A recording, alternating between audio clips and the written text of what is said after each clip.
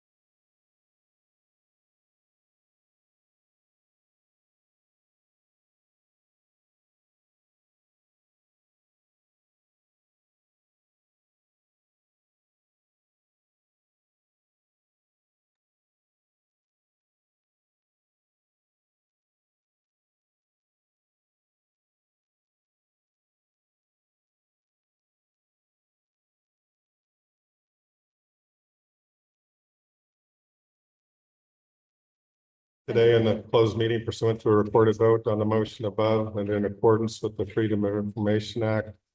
Section 2.2-3712 of the Code of Virginia requires that the board certify that to the best of each member's knowledge, only public business matters lawfully exempt from open meeting requirements under this chapter, and only such public business matters as were identified in the motion by which the closed meeting was convened were heard, discussed, or considered. Any member who believes there was a departure from these requirements shall so state prior to the vote, indicating the substance of the departure that in his or her judgment has taken place. The statement of the departure will be recorded in the minutes. Ms. Kilgore? Mr. Hanson? Aye. Dr. Seaver? Aye. Dr. Northern? Aye. Mr. Sturtevant? Aye. Ms. Holton? Aye. And chair votes aye.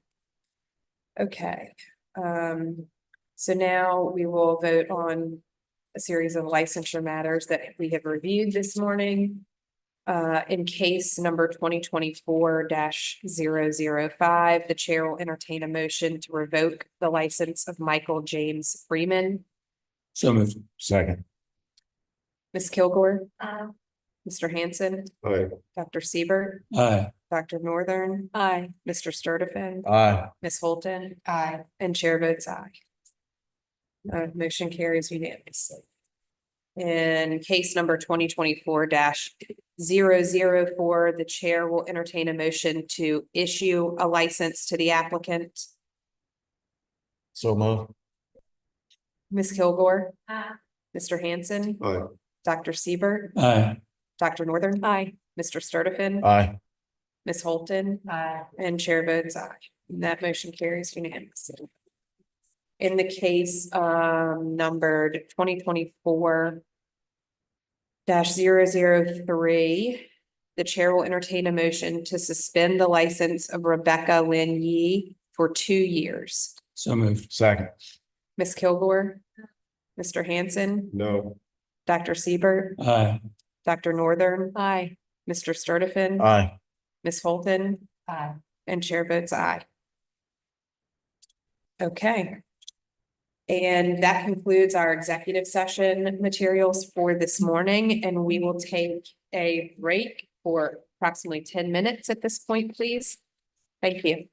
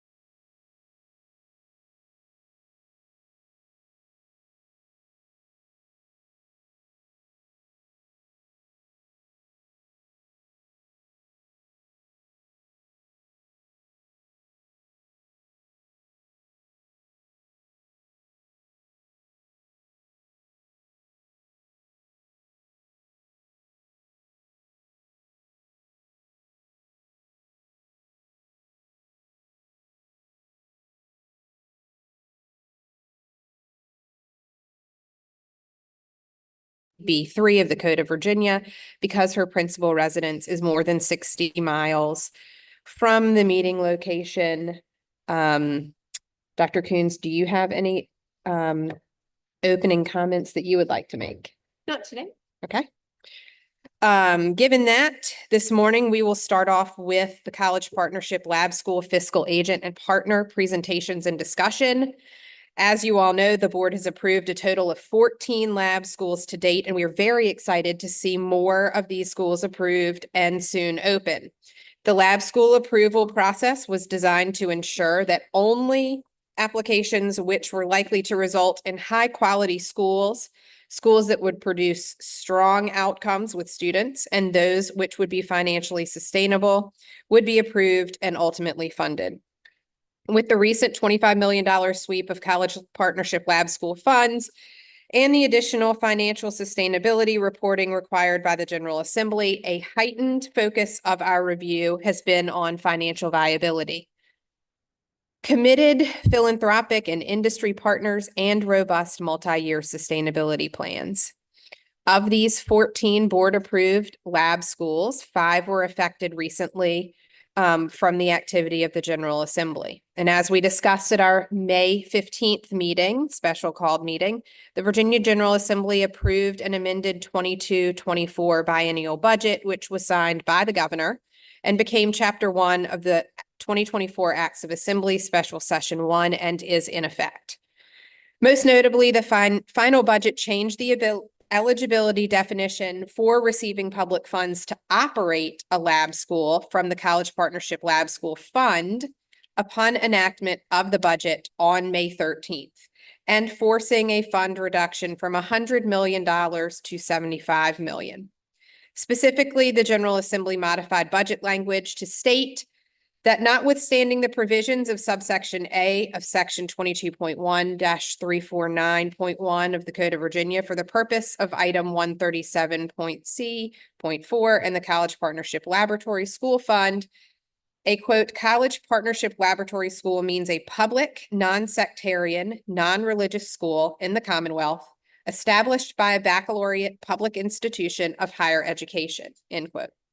This definition now excludes 5 previously board-approved lab schools from eligibility to access operational per-pupil monies from the College Partnership Laboratory School Fund to operate their College Partnership Laboratory School, since their lead institution of higher education was a private 4-year college or 2-year community college. Language in the May Caboose budget further provides that subject to specified conditions, institutions that are not otherwise eligible for funding under the definition may partner with a public baccalaureate institution of higher education in Virginia to access the operational per pupil funding from the fund. Budget language requires that, number 1, the public baccalaureate institution must have an approved lab school application to serve as the fiscal agent and partner by June 30th, 2024. 2, proposed lab schools must resubmit contracts to the Virginia Department of Education to meet such fiscal agent and partner requirements. And 3, that the lab schools must reach financial sustainability by the end of their initial approved period as defined in the code, again, 22.1-349.8. The 5 previously board-approved lab schools negatively affected by these new budget conditions set forth by the General Assembly include 2 private 4-year colleges, Emory and Henry College and Roanoke College, and 3 community colleges, Germanna Community College, Mountain Gateway Community College, and Paul DeCamp Community College. In order to access their previously approved operational per pupil funding, each higher education institution had to partner with a public baccalaureate institution in Virginia, or their obligated monies would revert back to the College Partnership Laboratory School Fund. To achieve this, they each had to identify a public baccalaureate institution of higher education and complete and submit a fiscal agent and partnership application to the Board of Education to amend their existing lab school contracts with the board. The budget language includes no caps on baccalaureate institutions of higher education as to how many fiscal agent and partnership agreements they could enter into or lab schools they could oversee, if they could appropriately handle the additional responsibilities. The board provided counsel to these previously contracted lab schools in collaboration with the Office of the Attorney General on May 22nd to provide clarity on the requirements for, quote, fiscal agent and, quote, partner, given the lack of clear definitions available in the final budget language. These schools, eager to provide access to their uniquely innovative lab schools to children across the Commonwealth, promptly set out to secure a fiscal agent and partner to meet these new requirements and the deadlines. I am pleased to announce that this call was answered by Old Dominion University. The Board of Education received 5 fiscal agent and partnership applications to review and discuss today, all of which came from and in collaboration with ODU. This will be the space to ask questions and discuss what we learned here today. So please, let's remember that today is discussion and opportunity to collaborate and consider what's being shown and discussed here today. The board must vote Friday, June 21st, whether to approve of these fiscal agent and partnership applications in order for the institutions to amend and resubmit an amended contract by June 30th. Following the board vote, they will submit these contracts to the Department of Education and the Board of Education to continue to remain eligible for their previously approved operating fund monies. ODU, who has put forth 4 of their own incredibly forward-thinking lab school proposals, has shown great leadership and care for our students, families, and has proven to be a leader on innovation in the Commonwealth. Not only has ODU collaborated with these additional 5 impacted lab schools to expand high-quality educational opportunities for their students, but ODU has also brought forth an expanded definition of what it means to be a fiscal agent and partner, going above and beyond in multiple ways. ODU has a clear vision of how to exceed the partnership threshold with the launch of an entire lab school network of supports that far exceeds baseline requirements for a partner set by the Board of Education, Office of the Attorney General, and outlined in the May fiscal agent and partner memo that I sent out to all of the impacted institutions. That's why it's my pleasure this morning to yield the floor over to Old Dominion University's Director of the Institute for Design Thinking and Leadership Development and new Center for Education, Innovation, and Opportunity, Dr. Karen Sanzo, who will give an overview presentation on what the partnership means to ODU with their 5 proposed lab school partners who they hope to collaborate with and serve as fiscal agent and partner to: Germanna Community College, Mountain Gateway Community College, Paul DeCamp Community College, Roanoke College, and Emory Henry College. Dr. Sanzo, are you ready to roll? Hi, good morning. Good, there she is. Can you hear me? Yes, you're at the bottom of our puzzle screen of faces, so yes, please go right ahead.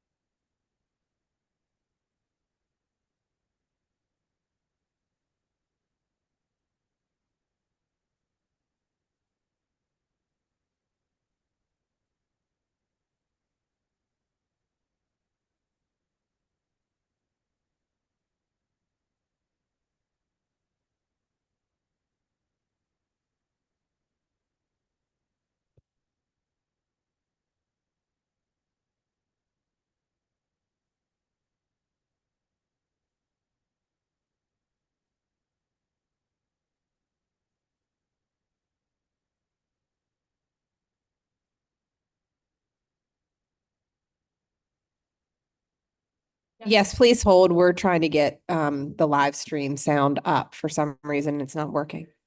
Back? Okay, Madam hold on. President, Yes. my colleague here is showing me there. One question is the sound, but the other is the public seeing the presenter and or their presentation? And I don't think They're they are. working on that right now. Dr. Sanzo, if you could just hold for 1 minute. Thank you.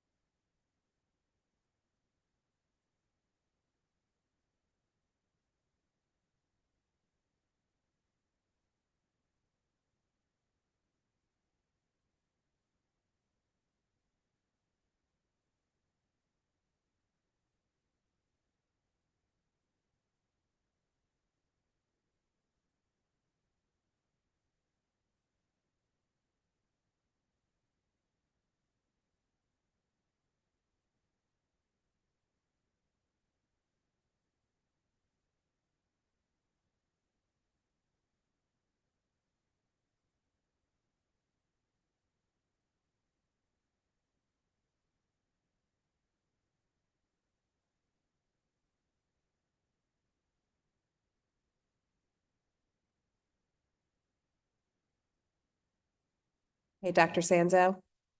Yes, okay, great, yes.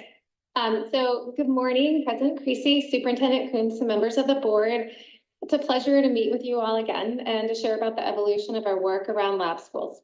Our goal is to provide a learning and collaboration hub for our lab school network, serve as fiscal agent or lead partner for the lab schools in the network, coordinate research to learn about and share best practices across lab schools, support lab schools through providing subject matter expertise, promote the robust culture of innovation we have here across Virginia, and identify through a networked improvement community, innovation and scalable educational strategies and programs.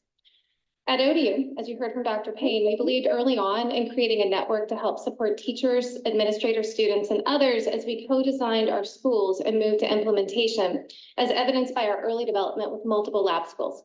Our ODU lab school partners have had the opportunity to engage with other lab schools through our connections with the International Association of Laboratory Schools. We've met with colleagues by phone and Zoom, attended ILS conferences in Toronto, Canada, and Muncie, Indiana, and visited the UTSA lab schools in San Antonio, Texas. While we know implicitly that partnerships are important, we were struck by the power of networking and collaboration and the ways in which the lab schools can come together and amplify their efforts collectively. Seeing this in action and drawing from our own experiences and backgrounds in cultivating networks, we've moved forward to create the network and engage in a collaborative partnership, not only with our own lab schools at ODU, but with partners across the Commonwealth, as you see here, represented on this map through our fiscal agent partnerships. This network will enable us to work together to not only ensure the long-term sustainability of our lab school initiative in Virginia, but also to help us generate powerful research around learning, innovative curriculum and teaching, and educator preparation. We are going to develop a networked community for lab school leaders, identify and connect subject matter experts with lab schools, provide a forum for data sharing and research support, develop professional development connected to identified lab school areas of need, and leverage our expertise in design thinking to engage with stakeholders through iterative design processes to identify and support best practices in education. Our partners will commit to sharing data and progress on goals, collaborating around joint research, sharing best practices, and participating in center events such as an annual Lab School Summit. ODU has a history of cultivating communities of practice and will be able to support this community. My own work around creating and cultivating networks at ODU began when I was the principal investigator for a 6-year school leadership program grant in partnership with Northampton County Public Schools. And this was a grant through the United States Department of Education. In my role as PI, I found great benefit in speaking with colleagues in other school leadership preparation grants across the country and proposed to the U.S. Department of Education to create a communication hub to connect current and past projects. The proposal was supported by the Department of Education, and I was able to create the School Leadership Preparation and Development Network. While the Department of Education provided the necessary ongoing and intensive work to support grantees around grant compliance across the lifespan of the grant, the network was able to connect K-12 and higher ed educators and their partners through conferences, webinars, joint research, and collaborative work around educational best practices. We were able to generate evidence-based research and share that with stakeholders through the different communication channels, both within and outside of the network. More recently, I served as the lead facilitator for the Faculty PLC with the Wallace Foundation's work around principal preparation pipelines. In this role, in partnership with the University Council for Educational Administration and the Wallace Foundation, I coordinated twice-a-year convenings and intermediate work annually to bring together 7 universities in each of their 3 district partnerships to learn from one another around innovative leadership preparation programs through a network community approach. I share this background with you because this previous work is similar to what we're proposing with the network. We're able to partner with our lab school colleagues to learn about and curate best practices, engage in joint research, and provide the data that we need to help others adopt innovative educational approaches from the lab schools. We want to not only support the partners within the network, but also provide ongoing opportunities to engage the broader educational community. Me personally, with my previous work with the network, I found this so powerful and was able to see transformations in practice beyond the life cycle of the grant. We want to, with the network, disseminate our findings and scale up these innovative practices across the Commonwealth. And this work will also contribute to the sustainability of our lab schools as we work collectively with schools and partners. In terms of structure, our lab school network will be overseen by an advisory council. Each member of the network will appoint 1 representative to the council. As interim provost, I'll select the chair. Dr. Sanzo will serve as an ex officio member of the group. They'll meet regularly to discuss ongoing successes, challenges, opportunities. Those that are part of the network will be expected to participate actively, share data, and adhere to all lab school statutes. Annually, our Center for Educational Innovation and Opportunity will host a lab school summit with network schools participating, sharing best practices, and learning from one another. We are excited about this network. Our shared purpose can be captured in this statement, which you may know is a paraphrase quote from John Dewey. As you probably also know, Dewey created the first lab school in the United States more than a century ago. The actual quote said, "Every great advancement in science has issued from an audacity of imagination." In the context of lab schools, the word education can replace the word science. Indeed, the purpose of lab schools is to identify and scientifically study best practices that can be replicated in other schools. In a very real sense, lab schools advance the science of teaching, the science of learning, and the science of partnerships. Some might characterize our lab school network as audacious. Having a robust network of lab schools dramatically enhances our ability to engage in the science of education at Old Dominion University. Connecting innovative practices across the network helps to attain our vision. Access to quality education for all Virginians.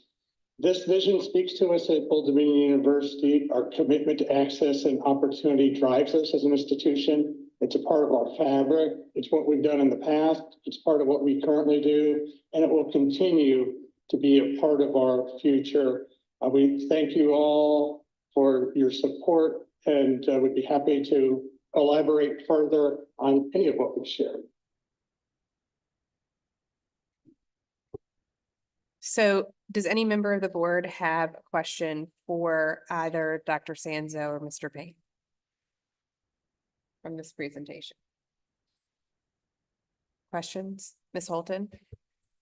Thank you all for that terrific presentation, and thank you, ODU, for stepping up to the plate on fairly short notice in this new role. And I can see how you were able to step up in short notice, because what you're telling us is you've been heading in this direction for a long time.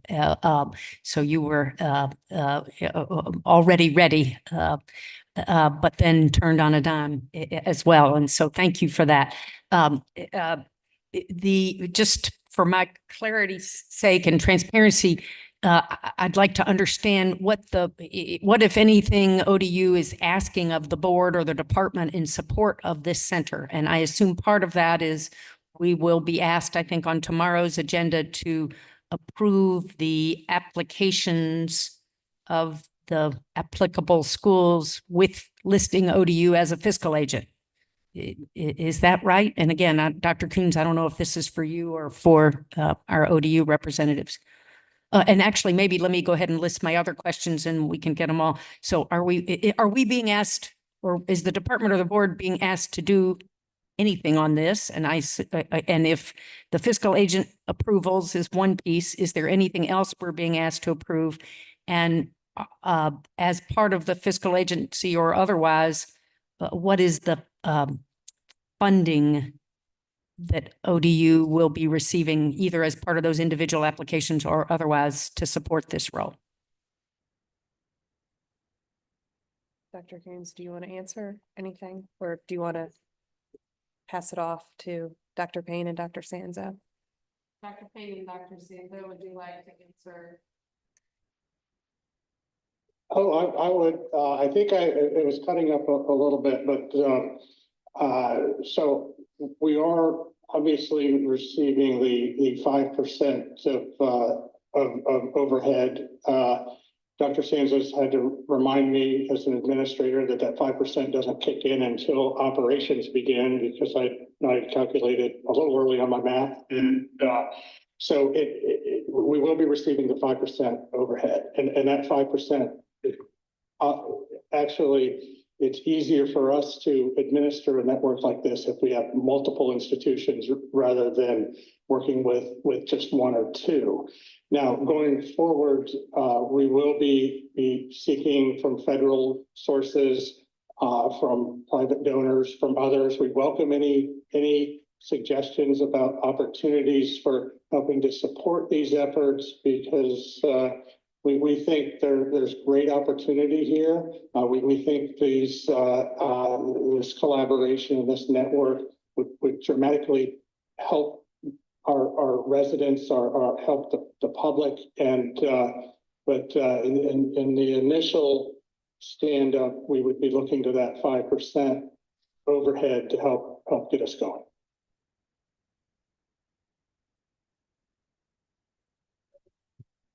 And so that means the only board action that will be before us related to this agenda item is the approvals of those applications that are on our docket for tomorrow. Is that correct? We do have the fiscal agent and partner additional the amendment pieces. So that is part of what you're asking about. Yes, as part of that Okay, thank you. action. Further questions? Okay.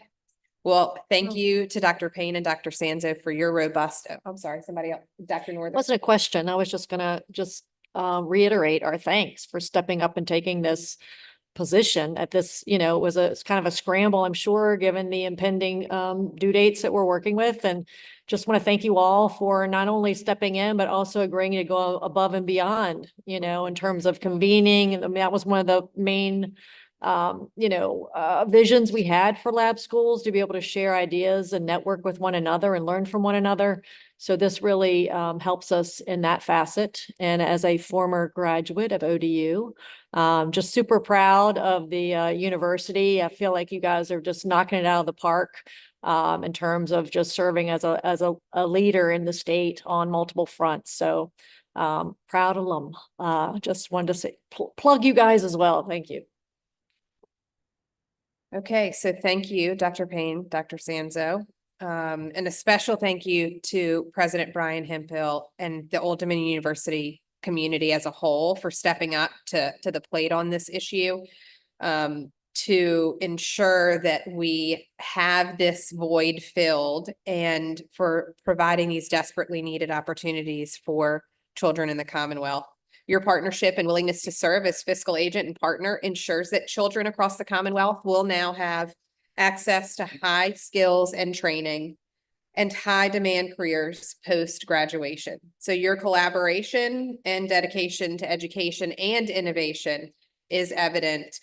And is very, very clear to those of us on the board, the time and effort and your thoughtfulness that you've put in to scrambling on this partnership and really seeing the value and the need here is a model to the entire lab school network across the world, frankly. So I look forward to seeing your expansive lab school network flourish. I think it's going to be extremely beneficial, not only to children, but to the professionals who are operating within those networks in schools. And so at this point, I'd like to introduce our first lab school fiscal agent and partner applicant, Germanna Community College and Old Dominion University, to briefly speak about how their collaboration, their collaborative proposal for the board consideration tomorrow.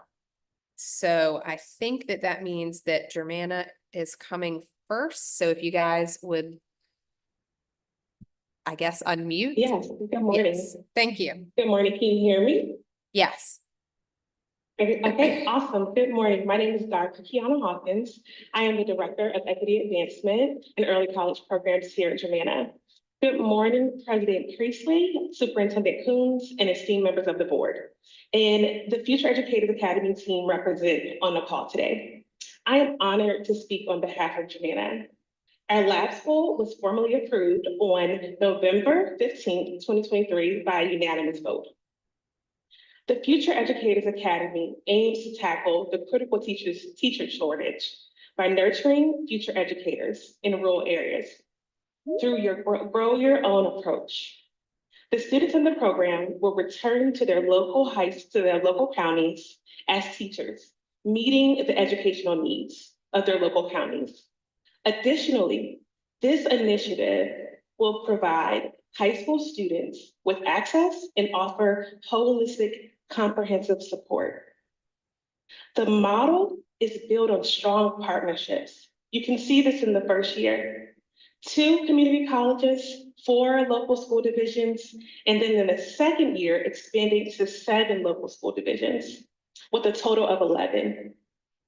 We have established relationships with multiple universities to create a streamlined transfer and mentorship opportunities for our students, which will eliminate barriers.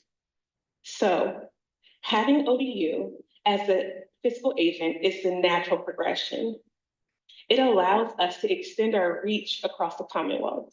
Believe it or not, ODU and Germanna has been partnering since the 1990s. Being a part of this lab school network allows us to learn from our peers and become thought leaders in innovation and learning approaches. ODU, a long-standing pioneer in distance education, offers academy students with the option to access their programs without traveling far. ODU has also developed the Educator Preparation Collaboration Hub.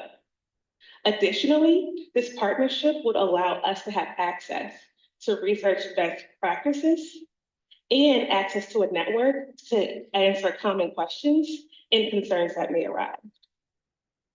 By partnering with ODU, we are not only helping students in the Future Educators Academy, but we're also benefiting entire school divisions, students, and their families.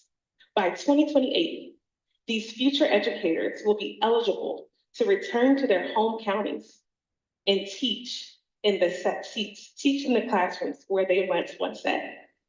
I just want to give a special thank you to ODU and the board for providing opportunity and access to the students in our region. And I'll answer any questions that you may have. Germanna, thank you so much for your thorough overview and your key elements of your fiscal agent and partner application. Are there any board members that have questions here?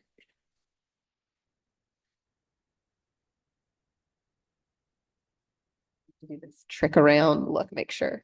Okay. So before we bid you adieu for the day, is there anything else you want us to know about your fiscal agent and partner application before we close here with Germanna and ODU?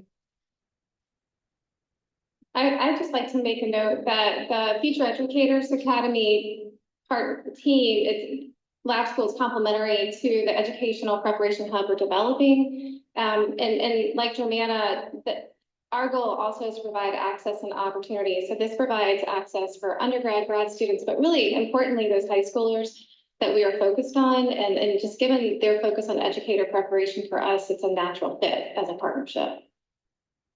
Okay, Dr. Coons. I just want to thank Germanna. This is something that school divisions have been talking about in the Grow Your Own Apprenticeship model and really looking at for their leadership and opportunity to learn and grow from the opportunities that ODU and Germanna are going to provide. So just want to thank you. Thank you. Mr. Hanson. I would just likewise thank you for your steadfastness in working with us as a member of the lab school committee. I really appreciate just the diligence that has got into this from the beginning, but culminating in this partnership and really just the outcomes that we're looking to achieve over the next couple of years. Really just appreciate the quality application and really where we're going to be launching with this. So just thank you for your persistence and patience with this process. Further comments, questions? Okay.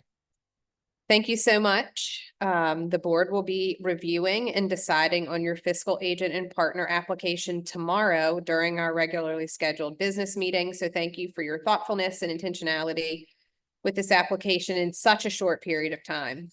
So at this point, we are going to move to Mountain Gateway Community College and their proposal for their fiscal agent and partner with Old Dominion University. Thank you. My name is Ben Worth. I'm the academic vice president for Mountain Gateway Community College. I've been part of the team developing our laboratory school from the very beginning. We're super excited about it. It was approved March 28th of this past year, and it's going to be a real game changer for us. We found a really unique way of delivering IT information. This name of our lab school is the Mountain Gateway Information Technology Education Center. It provides training in key areas in the IT industry, cybersecurity, cloud computing, technical support. One of the things that makes our lab school stand out from others are the industry recognized certifications that are at the heart of it, so that our students completing our laboratory experience will earn certifications that can put them right to work. Even while they're still in high school, we're exploring experiential learning for our seniors so they can work with local businesses in the IT industry, and they can leave high school with those certifications in hand. They also have pathways into associate degrees and into baccalaureate degrees, so there's opportunities for further education as well. We are a rural area. Many of our students have to travel many miles to get to our campuses, and we found a delivery method that will allow students to use some of the existing transportation networks in their high school to come on our campus. For those students where coming onto campus is a challenge, we found flexible ways of delivering our instruction to allow for our students to attend our classes either through video conferencing software like we're using today or asynchronously, and that can help reduce some of the time that students need to take to get from one campus to another. So both in terms of the certifications that are at the heart of the program and the delivery method, we think it's going to be a real significant change for educational opportunities in our area. The opportunity for students to be able to reside locally after they complete this and go to work in high-wage, high-demand jobs is really significant. ODU is going to be a great partner for us. We have a long history of working with ODU. They've been on our campus doing online video delivery of their instruction going back into the 1990s. We recently signed an articulation agreement with them from our Information Systems Technology Applied Science. It's a 2-year degree into their cybersecurity degree.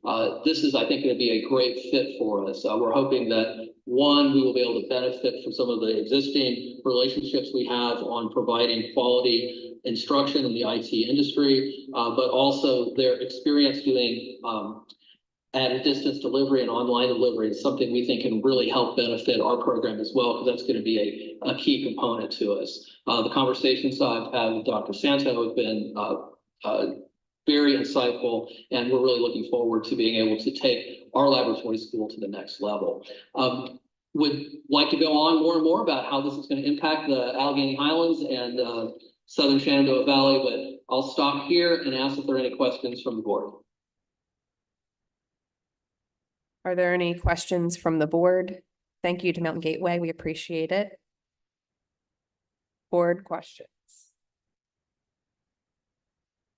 No?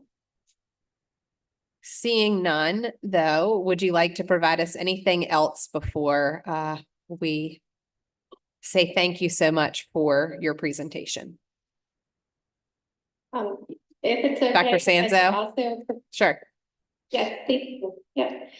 So for us at ODU, it's also an ideal fit. As you will hear in a presentation later today, I'm quite excited about the opportunity to collaborate around digital learning and looking at how we can provide educational access and opportunities to our students that are spread across regions and across divisions.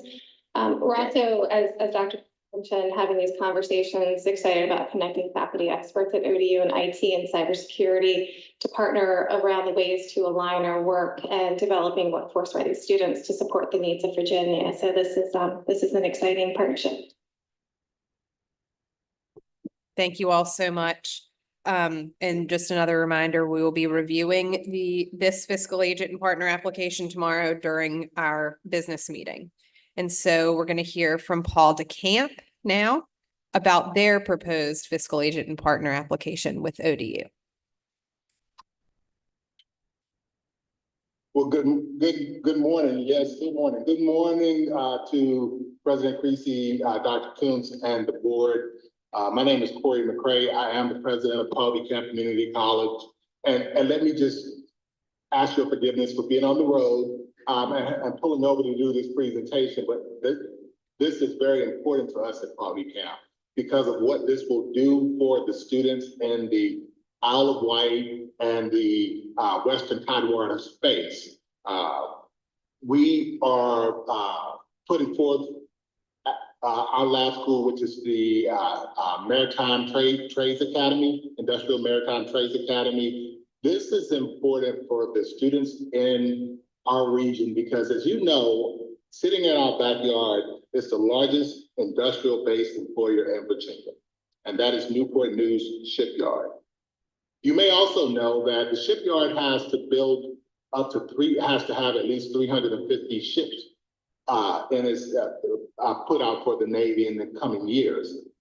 Well, the only way to do this is to engage with the region, the K-12 space and higher ed space to actually train up those employees. They're going to need 20,000 employees in the next 5 to 10 years. This provides a real opportunity for students in the Western Tidewater space to have a career that is sustainable without leaving home. We know that lots of students will leave Virginia. We want to keep them here. And so the way we're doing that is by partnering with Newport News Shipbuilding, Isle of Wight schools, and the other K-12 schools in the Western Tidewater region to provide a career pathway for students to earn, to have careers in the maritime space. And so through our partnership with Old Dominion, this is going to, it's a natural fit. And we've worked with the ODU as our largest transfer institution for years. Now we're working obviously in the education space, but we've done work with them in the healthcare space and continue to do so. Now we're also engaging with our skilled trades areas as well. And so for our students who come through the IMTPA, they will have the opportunity to earn credentials, get them immediately employed in the maritime space, also earn a technical studies associate's degree with an opportunity to go on at Old Dominion and transfer for higher education and the like. So we're excited about this opportunity. We are very excited about continuing our longstanding partnership with Old Dominion University, again, as one of our largest transfer institutions, but continuing to grow in the ways that we partner in the Western Tidewater space. I do want to extend an appreciation to Old Dominion University for their work with us, their willingness to work with us. This is, again, yet another way that we can we can ensure that students have strong career pathways towards success upon completion of the academy, high school, and moving on to ODU, and while still having gainful employment. And so I'll stop there, but I first want to also thank ODU for their work with us as a fiscal agent and partner. And I want to thank the board for allowing us this opportunity to work with Old Dominion University. Dr. Sanzo, do you have anything you would like to add there?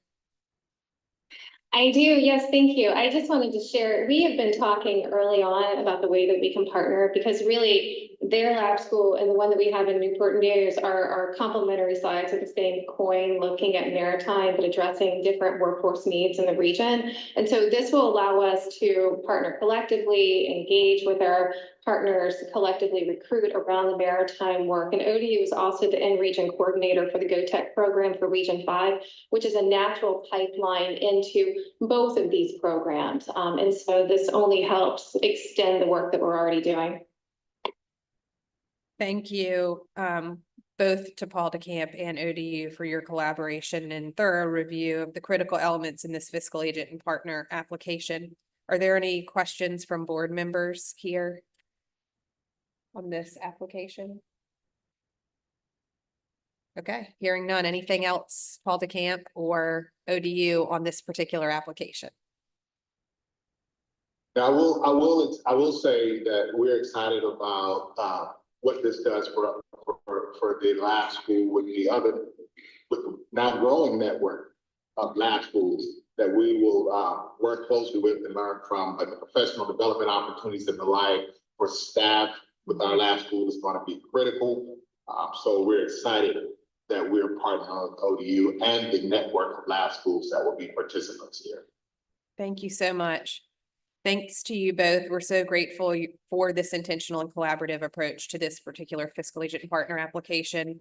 Again, the board will be reviewing and deciding on your fiscal agent and partner application tomorrow in our regularly scheduled business meeting. So again, thank you for your intentionality in this application in such a short period of time.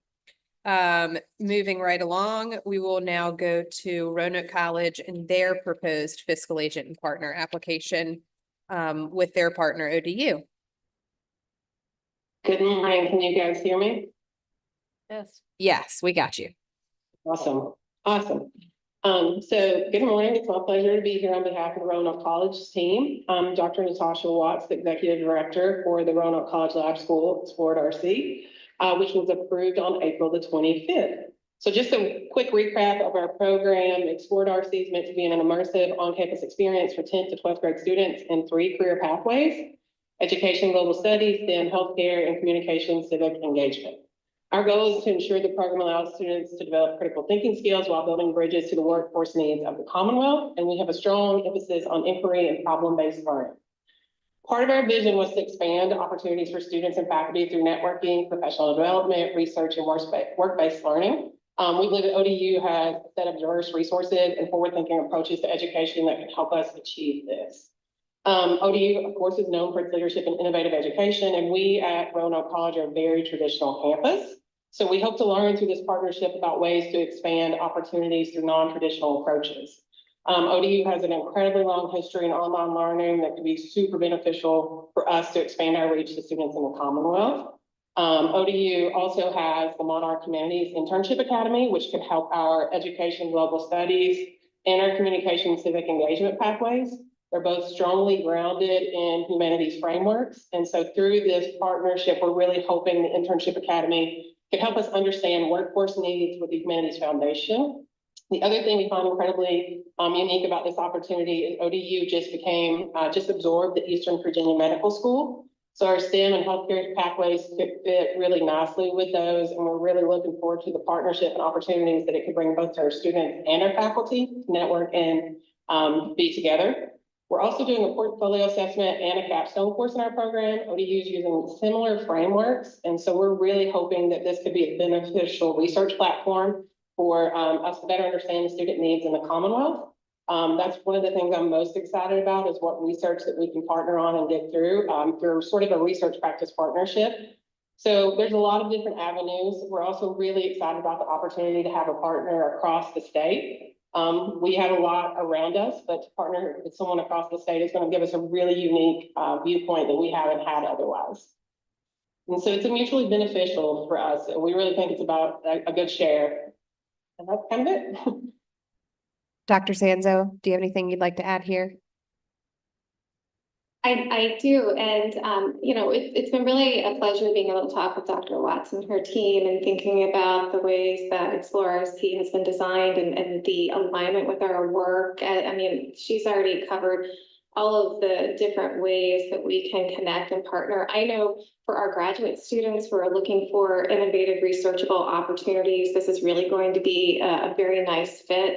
And it is definitely complementary to our merger with EDBMS, our exciting the humanities internship work that we have as well. And for us, with our different lab schools, is we look at pathways and the ways that we design pathways and ensuring that we're meeting student needs. I think it's going to be really important for us to partner and collaborate to learn from one another as we iterate and scale up the design. So yeah, I think it's been a very exciting ongoing conversation.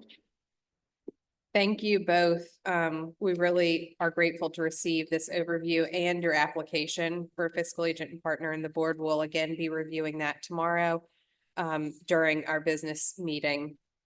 So finally, we're going to hear from Emory and Henry College on their proposed fiscal agent and partner with ODU.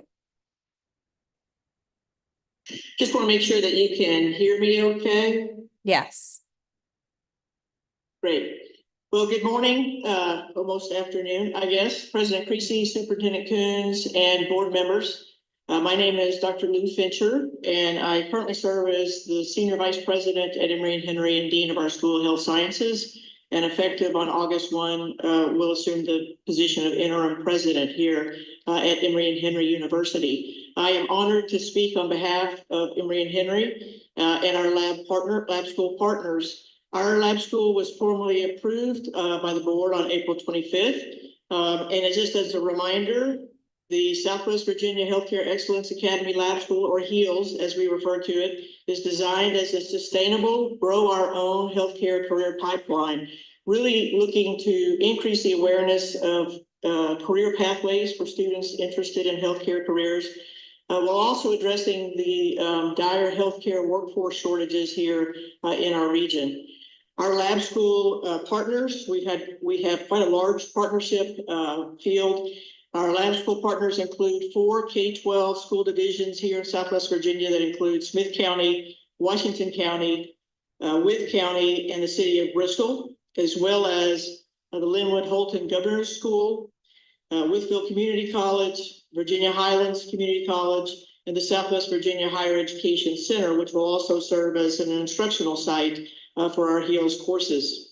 And of course, we are now excited to partner with ODU, both as our fiscal agent, but also as a valued educational partner, and the added advantages of being able now to partner with all of the lab schools within this new network. As a reminder, our program is so important to the kids in our region because of the increased college preparation and readiness for healthcare careers and the real world exposure they gain from healthcare professions and healthcare professionals through clinical shadowing opportunities in healthcare settings. And their instructional coursework will provide them with a strong foundation in the health-related sciences, but also introductory coursework in the healthcare field. We are excited again and eager to collaborate with ODU as our fiscal agent and partner to implement our innovative healthcare focused lab school. The fact that ODU is serving as the fiscal agent for their own lab schools, as well as now the 5 additional lab schools, allows for such synergy and collaboration across all of these lab schools. And this has been mentioned by each of the other partners this morning. ODU is a strong fit for the HEALS program for a variety of reasons. First, develop all their strong academic programs in healthcare, and of course, as has been mentioned, their recent merger with Eastern Virginia Medical School. But ODU has also been a partner in the Southwest Higher Education Center here in Abington, Virginia, for over 20 years. And again, this center will serve as an instructional site for our HEALS students. There's so many great benefits that come from this partnership. Many have already been discussed, but just the synergy from the network, to be able to be a part of this network and learn from our colleagues in the other lab schools, be able to identify the best practices and establish research information that can really help broaden and expand and strengthen the education the students receive from all of the lab schools. To be able to convene annually and to be able to meet with innovative K-12 schools and be able to partner with higher education institutions is just going to be a great benefit. The ability to be innovative and scalable and be able to create sustainable educational practices that benefit K-12 and higher education is a great opportunity. And just the fact that we can, again, be part of such a network, and clearly ODU has the experience in developing networks like this, which will only benefit our students and their educational experiences. And so with that, I want to say a special thank you to Old Dominion University and the board for providing opportunities for our students in our region to participate in our healthcare-focused lab school. Thank you. Dr. Sanzo, do you want to add anything here as well? Yes, please. Thank you. So for us at ODU, I think it's an ideal time for us to engage in a partnership. The ODU EVMS integration brings to the Commonwealth of Virginia the most complex and largest academic health sciences initiative. And this partnership, I believe, will really serve as a model of preparation for health-related sciences and those programs. And the possibilities for our K-12 students through this partnership and other partnerships will just yield powerful outcomes and help to ensure the quality and the long-term viability of the lab schools. And I can't emphasize enough how powerful networks and communities of practice are in helping to ensure that long-term viability. Just thank you for the opportunity. And I want to express my thanks to the partners as well. I mean, they have been just a pleasure to engage with, and I've learned so much, and I'm really excited to just personally and professionally. Thank you all so much. Are there any questions from board members here on this particular application? Ms. Holton? Yes. I have no question, but just a comment, if I may. But just by way of clarification, I do think it's worth making clear that that the General Assembly's position would be not that they changed eligibility requirements in the budget, but rather that they provided a pathway for the community colleges and private institutions that were previously did not have access to the funding pathway to have access to the funding pathway. And I realize there may have been a difference of opinion on that, but just want to note for the record that that the position of the General Assembly, I think, would be that they did not create a new eligibility requirement or did not change the eligibility requirements. Not that I don't think we need to resolve that difference today, but just noting the difference of opinion. I appreciate that, but we put a June 30th deadline on it. They put a June 30th deadline on this, so I do think that I don't think either of us should be interpreting their motives. So, but the June 30th date, I think, speaks for itself. Ms. Holton. Okay. Okay, thank you so much I'm sorry, Dr. Coons. I just want to thank you again, Karen and ODU. I think one of the things we work on at the department is thinking about networking and spread, whether it's early literacy work or early childhood. We have always worked on networks, and I just tremendously appreciate your expertise, your background that you bring to this, and your willingness to bring people together to help the things that are happening in lab schools be available to all students across the Commonwealth. So thank you so much for your leadership. Dr. Siebert. As a practitioner, I love it when an elegant solution presents itself. Last month we were wrestling with this and what would come and how to go about things. And so we wrestled, and then practitioners in the field just solved. And so I'm really excited. I think what we've heard throughout this approach and ODU stepping up to the plate is not only will there be best practices and sharing, but some of the other concerns that have been raised in the past involve the sustainability. I think what you're going to see achieved here in the years ahead is a critical mass of these organizations and the sharing that excellence will beget excellence, and I think that will actually help create help the flywheel move faster. It'll create some economies of scale. One of the challenges of sustainability of smaller efforts is people who wake up every day thinking about these things. And when you have an organization, a group like this, there's going to be opportunities for sustainability. And so the last thing I would say is that one of the things that I was worried about as some of these more rural geographic impacts were at risk was what are we going to do about that geographic impact, what I thought was so necessary. Well, now I'm thankful we now still maintain the geographic impact, but we've now created a Commonwealth-wide perspective. And so I'm very excited and look forward to supporting this tomorrow. Further comments or questions here? Okay, so to wrap this one up, thank you so much for the partnership between ODU and Emory and Henry. Very excited to review and decide on this fiscal agent and partner application tomorrow during our regularly scheduled business meeting. Thank you so much for the work that you've put into this in such a short period of time. So furthermore here, I just want to thank everybody, ODU and all of their partners in this, as they have robustly and comprehensively approached this fiscal agent and partner management and collaboration. The overview of the 5 institutions is a great reminder of the unanimous or near unanimous votes that the board previously made regarding your innovative lab school models, some that are even opening this fall.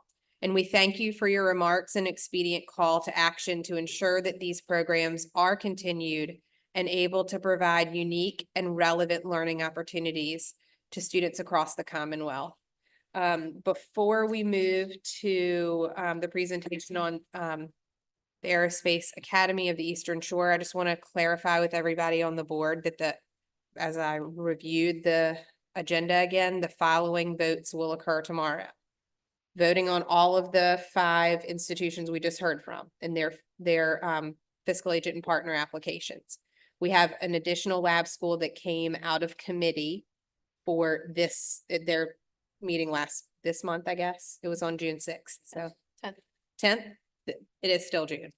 And then finally, to determine monetary awards, the carryovers from last month or from our special meeting in May. Shouldn't say last month. So those things are there for tomorrow. Okay. So I believe we will now turn to presentation on ODU's Aerospace Academy. And I'd like for Dr. Armstrong to come forward and give a brief introduction. I know this is going to be a little interesting with our tech setup over here. Okay, good. We can just turn it around. Thank you. Thank you, Mr. Nuttall. Good morning, Madam President and board members. On behalf of the Virginia Department of Education, I would like to provide an overview of the Old Dominion University Aerospace Academy of the Eastern Shore, AAES, Lab School Proposal, which is a partnership among Old Dominion University, Eastern Shore Community College, Accomack County Public Schools, and Northampton County Public Schools. I would like to again thank the members of the College Partnership Lab School Standing Committee, which includes our chair, Mrs. Joan Wadiska, Virginia Board of Education members, Mr. Bill Hanson and Mr. Andy Rotherham, and members, Mr. John Bailey and Dr. Pam Moran, for their time, their feedback, and commitment to lab schools and the additional opportunities afforded by lab schools on behalf of the students in the Commonwealth. And I do want to take a moment to thank the agency as well. This initiative has affected every office within our agency, everyone from the Planning Grant Review Committee to the subject matter experts to the folks processing grants. So I do want to make sure I extend a thank you to the entire VDOE for all of their work to establish our lab schools. Upon receipt of a lab school application, the VDOE does convene a subject matter expert team to provide detailed feedback in each compliance-related section of the application.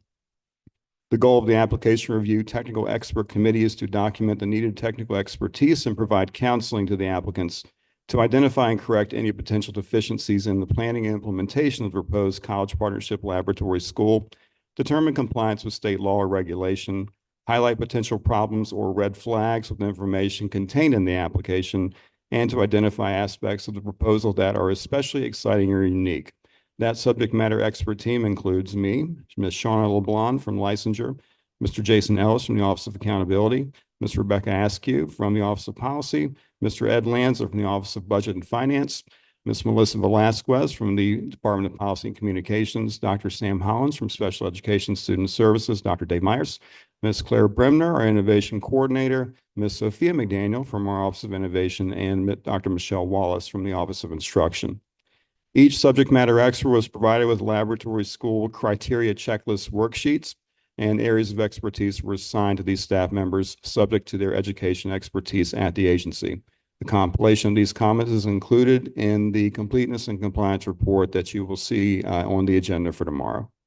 The completeness and compliance report corresponds to the lab school application and reflects the following dimensions of compliance: the executive summary, mission and vision, educational program governance, management structure, financial and operations, placement plan, and other assurances. The ODU AAES application presented to you today has undergone multiple phases of subject matter review. Additionally, the agency has engaged the Office of Attorney General and the Governor's Transformation Office to ensure that applications presented to the board and to the standing committee previously are complete and compliant, and that budget and sustainability plans are scrutinized for efficiency and effectiveness in the use of lab school grant funds and the higher ed partners' detailed plans to sustain the lab school past the grant fund window. You will find cover sheets from the OAG and VDOE, as well as consistent budget templates in the application, which reflect these additional efforts taken on behalf of the applications for your consideration. The ODU AAES application was presented to the Standing Committee on June 10th, 2024, and was approved on first and final review to be forwarded to the State Board today for your consideration. Joining me today from Old Dominion University is Dr. Karen Sanzo, the Director of the Institute for Design Thinking and Leadership Development at ODU. And upon completion of this report, I'll invite her to provide a brief overview of their proposal and to introduce any other special guests in attendance to support AAES.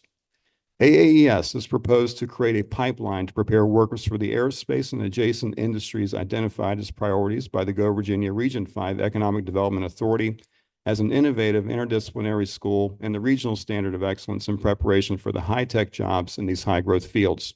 ODU and their partners, ESCC, Accomack, and Northampton, have presented a quality proposal that represents significant support and cooperation from among higher education, K-12 public education, and a variety of industry and philanthropic partners present in the aerospace networks that continue to grow in the Eastern Shore of Virginia, many of whom who will speak today on behalf of the lab school application. This proposal represents the beginning of an educational program that aspires to adapt to the needs of the aerospace industry and the unique communities of Accomack and Northampton counties through support of K-12 students and responsiveness to workforce demands. AAES is slated to begin operations in 2025-26, which provides a year of startup activities to ensure thoughtful and deliberate application of the proposed curriculum, facilities and technology improvements, and cultivation of these emerging partnerships. The proposed lab school is an innovative interdisciplinary lab school model that gives students career exposure through real-world problem solving in collaboration with higher ed professionals, pre-service college students, and industry experts. AAES seeks to develop well-rounded students by providing both the fundamentals of aerospace technology coupled with emphasis on critical thinking, ethical considerations, and developing strong communication skills. Students will remain enrolled in their home school division while being provided with several options to engage in career exploration, including innovative aerospace-focused curriculum with distinct pathways in aerospace engineering and in cybersecurity and IT, which is a critical need in aerospace. Additionally, AAES has engaged aerospace partners to provide summer and extracurricular opportunities to extend learning. The interest from partners for this lab school application is exceptional and is hoped to nurture further growth and support for ODU and the partner divisions as they create additional future pathways responsive to aerospace workplace needs on the Eastern Shore. We received the ODU application on May 29th, 2024, and prior to and subsequent submission, the agency has collaborated with the applicant as follows. Prior to submission, we held technical assistance calls between the DOE and this team on April 15th, April 18th, April 29th, May 21st, and May 28th. Following submission of the application, a technical assistance call was held on May 30th, and we conducted an on-site visit to Eastern Shore Community College that included representatives from ODU, Eastern Shore, Northampton, Accomack, the VDOE, and the transformation team on May 7th, 2024. The first round of counseling from our subject matter expert review team was provided to the applicants on May 31st, and a revised application was submitted to the VDOE on June 3rd, 2024. The applicant was responsive to SME feedback and questions and provided their edits to the application and addendums as required to meet compliance. The ODU team presented to the Standing Committee on June 10th, responded to the questions of the committee, and was approved by the Standing Committee on June 10th to proceed to today's session of the BOE for review in anticipation of consideration for approval at tomorrow's business meeting. The ODU AAES application was posted for public comment following the June 10th Standing Committee meeting on June 10th and remained available until June 20th. One comment was received from Dr. Jim Schaefer of Eastern Shore Community College, who stated that the Aerospace Lab School is a great addition to the Eastern Shore because it will create aspirations on the part of our students to become part of the aerospace industry and will provide the foundation for our students to go into good jobs and great careers.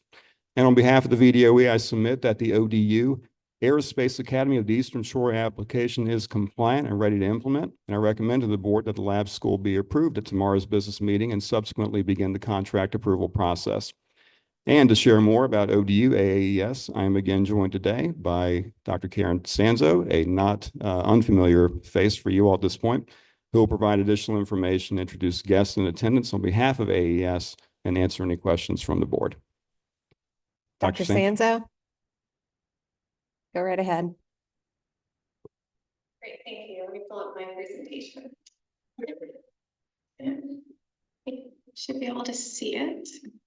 Okay, great. So good afternoon. I think it's almost noon. Again, President Creasy, Superintendent Kuntz, and members of the board. It is nice to speak with you again. And I'm also appreciative to my partners joining me here today in support of our lab school proposal, the Aerospace Academy of the Eastern Shore.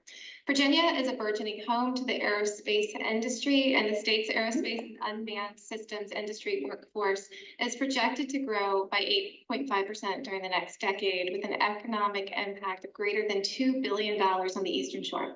The establishment of the Aerospace Academy of the Eastern Shore in Accomack and Northampton counties, where the poverty rate exceeds 40%, and the past 2 decades have seen an aging and decreasing population, can significantly contribute to the region's economic growth. An educated and trained workforce can help bring the aerospace supply chain business, can help bring more aerospace supply chain businesses to the Eastern Shore. And this is a strategic response to a critical workforce need in our community, and we're directly aligning with regional economic trends and job market demands.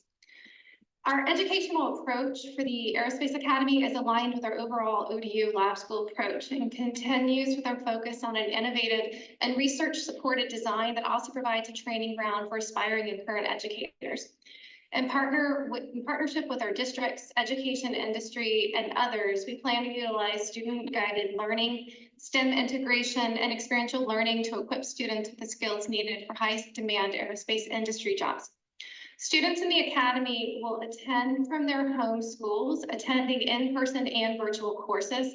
Throughout their high school experience, students will have opportunities to participate in site visits and other experiential learning opportunities in order to engage with and be prepared for aerospace industry careers. Students in the Aerospace Academy starting in 9th grade and launching in fall 2025 with an additional grade added on each year will have 2 pathways: aerospace information and security systems, or aerospace engineering and exploration. Additionally, in the aerospace engineering and exploration pathway, students can specialize in aerospace engineering and computer science, or in unmanned aircraft and geospatial technology. We've been engaging with business and industry partners to understand the workforce needs in the aerospace industry, and the response has been overwhelming with partners who want to be involved with this lab school. And we've been ideating around innovative learning opportunities for our students. During the design phase, we've connected with these industry professionals to think about powerful learning experiences, and students will have an opportunity to earn dual enrollment credits through Eastern Shore Community College, as well as ODU specific credits. We're designing the school in a way that provides students with work-based experiences and opportunity to network with potential employers.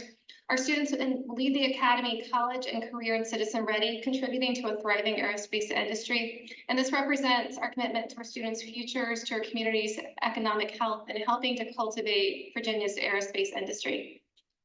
Our budget represents a need to provide innovative and robust educational programming for students, including summer learning experiences, experiential learning, and in-person and virtual learning opportunities. We also anticipate in the upcoming year and in subsequent years to have time around curriculum development, learning design, and designing our implementation into the program. Because of the uniqueness of this learning design, we tend to bring in together different partners as we iterate around this in our instructional approach. Our ODU lab school network design has focused squarely from the beginning on sustainability. As shared before in previous session presentations, ODU has a strong history of sustainability of initiative. Leveraging our research to demonstrate the innovations we want to continue as we move into our self-funded years. We intend to continue to pursue grants. Our education preparation program has over a decade of ongoing grant funding to support educator development that we'll leverage. And we have already begun discussions with potential partners to explore the ways in which they can assist with site visits out to Wallops Island, to engage in summer camps with the Virginia Space Flight Academy, with the Virginia Space Grant Consortium, and to think about the ways that our partners can help with sustainability areas. We're also working with our development office to identify key stakeholders that will be able to contribute financially as well as through human capital and other avenues such as field-based experiences, internships, and mentors. ODU is committed significantly to investing in our lab school efforts, including providing personnel resources, fiscal commitments, and technology in order to ensure the sustainability of our lab schools. As you can see here, these are our metrics, but they're just the beginning. We want our students to graduate having earned college credits, to having internship or other work-based experiences, and to graduate and then enrolling in secondary education, joining the military, or joining the workforce. We want our students to be college, career, and citizen ready. We are firmly dedicated to cultivating a robust teacher educator pipeline. And we want to continue our focus on generating research that will focus on interorganizational collaboration, effectiveness of lab schools, teachers and professional learning, student learning engagement, and college and career readiness. I thank you for the opportunity to share about our proposal, and we have different partners who are here to offer their support as well. Is it okay if I introduce our partners? Please. Okay, great, thank you. So let me pull up our list here. And partners, if I do not recognize you also, please let me know and feel free to chime in, but I'm going to invite Chris Carter to speak first. I'm just going to go down my participant list here. Thank you, Karen, and good afternoon. I'm Chris Carter. I'm Director of the Virginia Space Grant Consortium. Virginia Space Grant is a member of NASA's National Space Grant College Program. And our consortium consists of 5 Virginia universities: the Virginia Department of Education, Virginia Community College System, NASA Langley Research Center, and NASA Wallops Flight Facility, and other members with a strong interest in aerospace and STEM education and workforce development and research. We provide free STEM programs to students, educators, and researchers to build the STEM pipeline for the state of Virginia. Virginia Space Grant supports the Aerospace Academy of the Eastern Shore, being led by Old Dominion University and in partnership with Accomack and Northampton County Public Schools. We can be a strong partner in proposal development and the pursuit of funding opportunities to sustain this program. And we offer several high school student programs that specifically align with the vision of the Academy, including the Virginia Space Coast Scholars, Virginia Aerospace Science and Technology Scholars, and the Virginia Earth System Science Scholars. All 3 of these programs focus on increasing students' aerospace-related STEM knowledge and curiosity. Through online modules, students are encouraged to grow their creativity in designing new concepts in aerospace and NASA-related missions. VSGC will include Aerospace Academy students in these virtual courses offered during the academic year. For professional development, we'll provide educators training in the aerospace sector, workforce needs, and career pathways that can be leveraged by the Academy staff and partnering school divisions. 2 of these programs include Bringing Space to the CTE Classroom, a partnership with ODU, and STEM Tech SWAT Educator Training, a partnership with NASA Wallops. We can offer spots in these workshops for Academy staff and teachers in support of this lab school. And lastly, Virginia Space can provide students with free experiential hands-on summer academies hosted at both NASA centers in Virginia.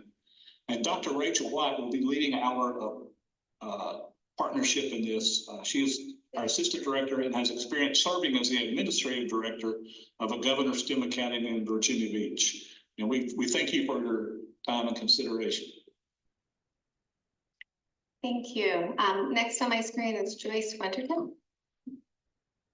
Hello, it's Winterton. I'm the Senior Advisor for Education and Leadership Development here at NASA Wallops Flight Facility. I'm very happy to report at 5:30 this morning, we had a beautiful sounding rocket launch with 50 experiments built by undergraduate students, including Eastern Shore Community College. And it's fascinating. Old Dominion University is doing 3D printing. So the rocket just got back. They're de-integrating it. So I'm anxious to go see. They get so excited about getting their science data back. And that's the kind of real world authentic experience we will build on. And we really need this Aerospace Academy of the Eastern Shore Lab School because there is such a critical need for this aerospace pipeline. Students here on the Eastern Shore will be able to prepare for a broad range of career opportunities in the aerospace industry with NASA and our partners, and have great paying jobs and have jobs that will allow them to feel rewarded and travel around the world. So this really is an essential component of what we need to build our future workforce and pipeline. So we're looking forward, hopefully, to supporting this. And we also have 2 educators from Accomack County here on site this week doing the Wallops Rocket Academy for Teachers. So they're going to take that, how to build rocketry, physics, science, and that real world application back in the courses. And of course, we've got 40 Virginia Space Coast Scholar students, high school sophomores around Virginia arriving on Monday. And I can guarantee every one of our employees at Wallops thinks this is the best summer ever when they can have these students on site. They said today it helps reinvigorate them and help them realize what exciting jobs they have. So thank you. That's so cool. Thank you. Appreciate it. Karen Taylor. Hi, good afternoon. I'm Karen Taylor. I'm the Executive Director for Secondary School, CPE, and State and Federal Grants for Accomack County. I apologize, our superintendent had an appointment, so she wasn't able to be on our Zoom today. But I will say we're very excited. We're always looking forward to new opportunities, especially for growth within our school division and any opportunity we can to offer new things for our students. As Joy said, she's actually on my CP advisory committee. And we've had a great partnership over the years with NASA, and it's great to see that we're getting more and more partners and more opportunities for our kids. If you were to survey quite a few of the employees currently at NASA, our students' parents already work at NASA. So it's nice to see, some of the parents are retiring and their kids are actually going in as new employees. I can say as a former student of Accomack County, I did my senior internship at NASA in their accounting department. So it's so many great opportunities for our kids here on the Eastern Shore, including the Northampton County and us doing this together. So we are very happy and looking forward to this new opportunity of given the chance. Great, thank you so much. And Dr. Martin, oh, there you are on my screen. Yes, hi.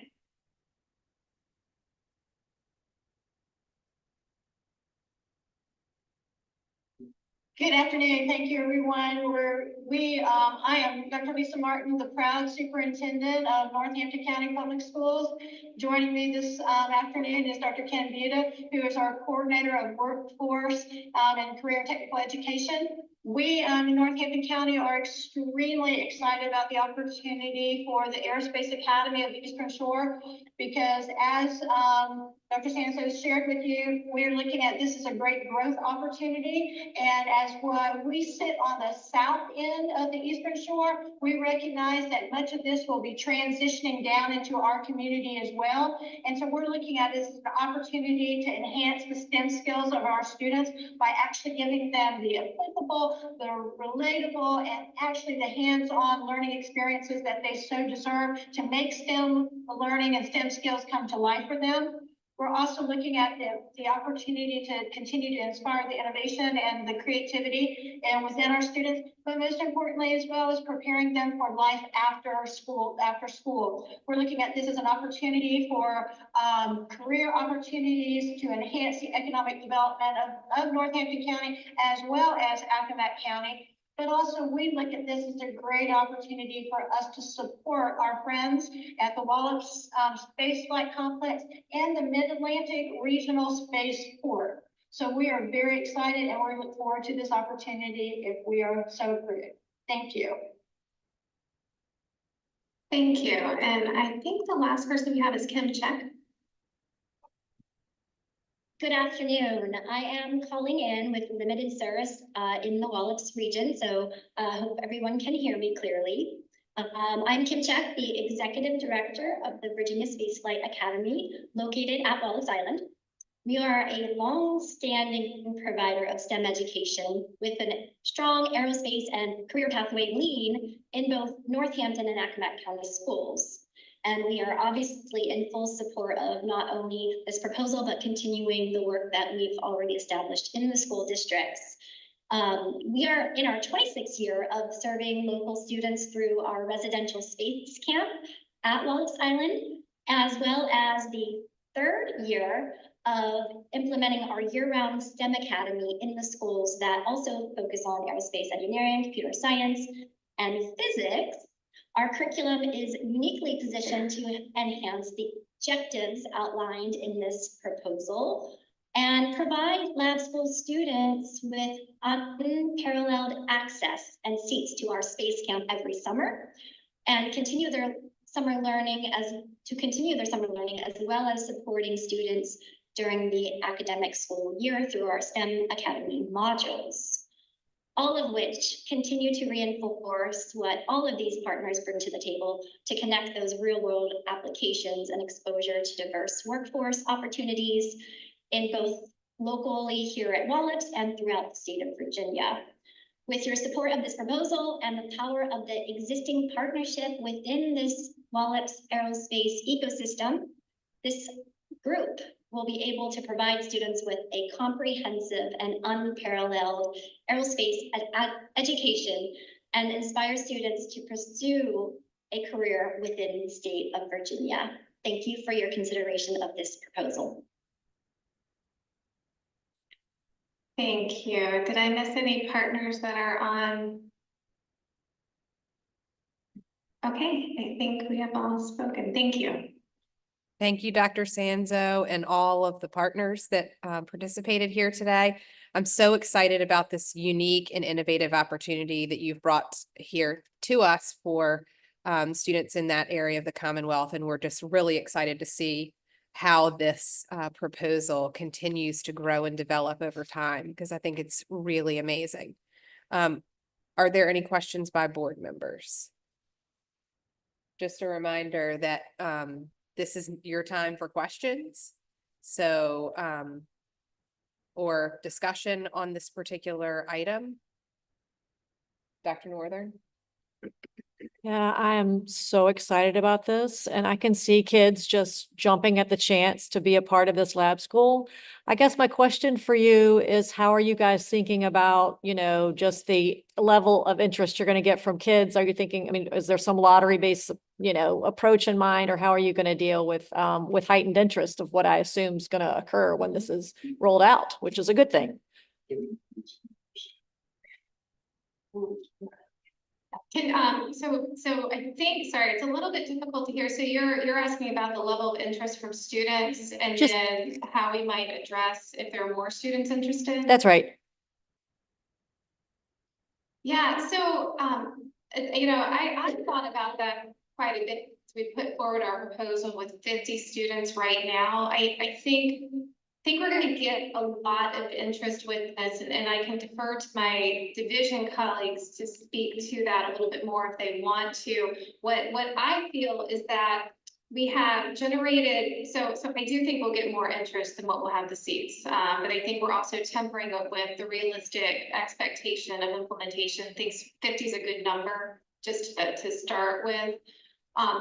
what we have been doing is working with potential partners already, and thinking about potential funding models. If we do have the opportunity to add in additional seats that are beyond the funding through the grant, because I think that's one of the things that we want to be mindful of is, are we looking at adding more seats down the road, especially because we have this virtual potential option. That's one of the pieces that we were going to study too, is looking at the ways in which we engage with that broader, with a wider footprint, which is why the partnership with Mountain Gateway is so intriguing and holds a lot of potential.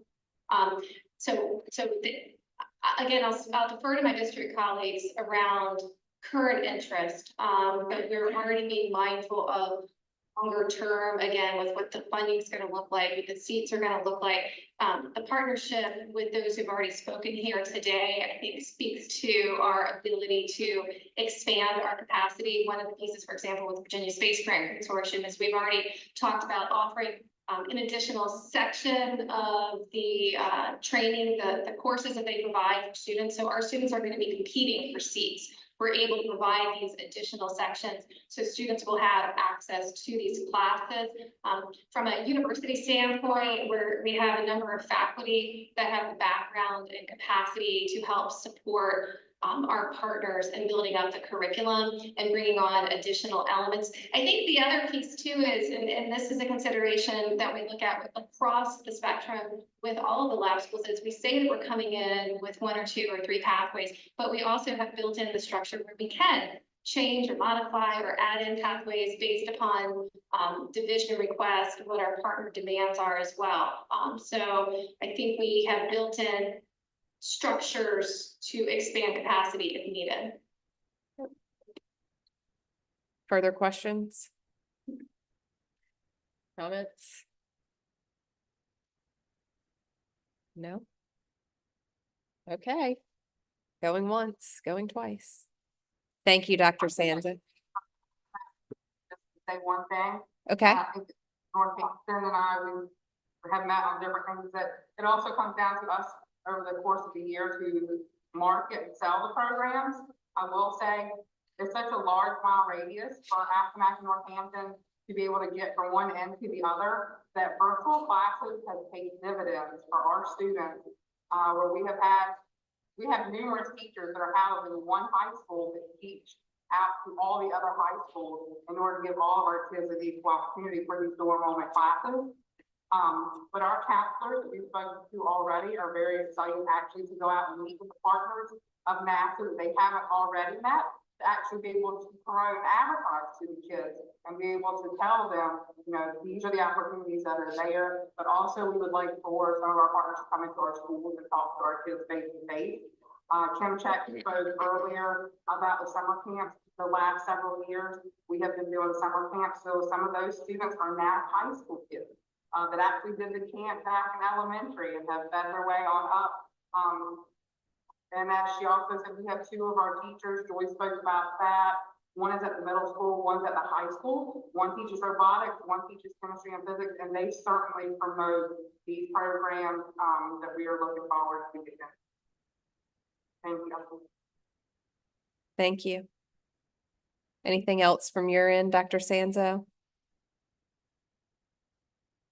I would just say that I think that this helps to enhance the work that we're already doing. And as I mentioned previously, I've really been blown away by the outreach and interest and engagement from partners who are aware of this proposal and have reached out independently about bringing in additional resources to it. So I'm excited, and personally, having started my career with a 6-year U.S. Department of Ed grant with Northampton County, I'm very excited about the potential to continue the work on the Eastern Shore. It's a beautiful, amazing community, and to be able to provide these types of resources and opportunities to the students there and the families and communities, it's just a great opportunity. It's as I mentioned, it's an amazing community out there. Thank you. And just for board members to know, I know we may get a copy of this printed that we'll be distributing to you later, but we do, and it may be already in our public comment folder. but we received a letter of support for this lab school application from Stephen McCall, who is with Firefly Aerospace. So just make sure that you all take a look at that also. So thank you so much, Dr. Sanzo and Space School team. We will be reviewing and deciding on the lab school application tomorrow in our business meeting. So thank you so much for your thoughtfulness and your intentionality here. It's just really exciting. And it very unique opportunity for the students in the Commonwealth. And with that, I think I owe everyone a lunch break. Thank you so much. We will take a break until 1 o'clock, please. Thank you.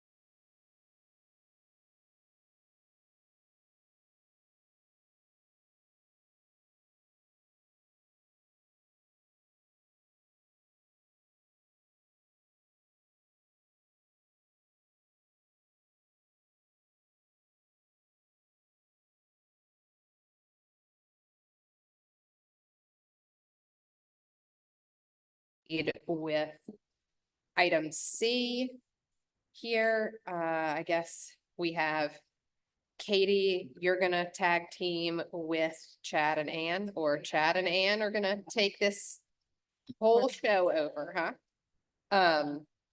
So we will be talking about our ESSA state plan and school support framework performance categories here this afternoon, and then we will have the opportunity for board discussion post presentation.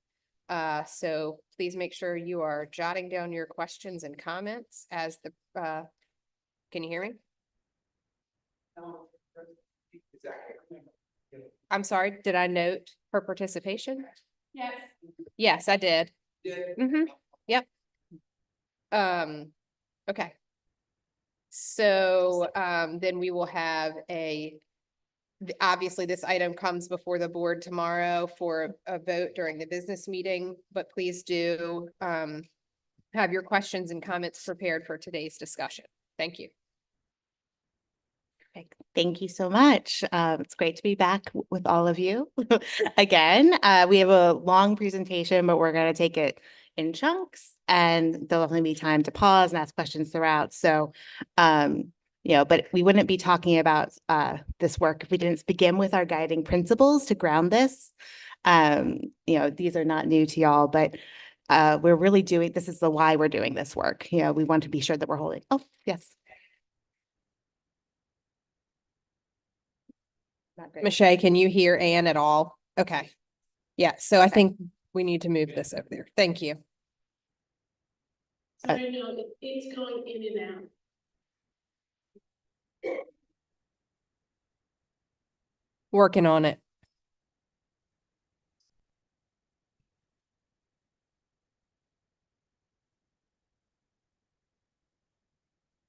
Is that better, Michelle? Was that better? Sing out, Louise. You can tell who's talking. I hear some voices. Let's go. Okay.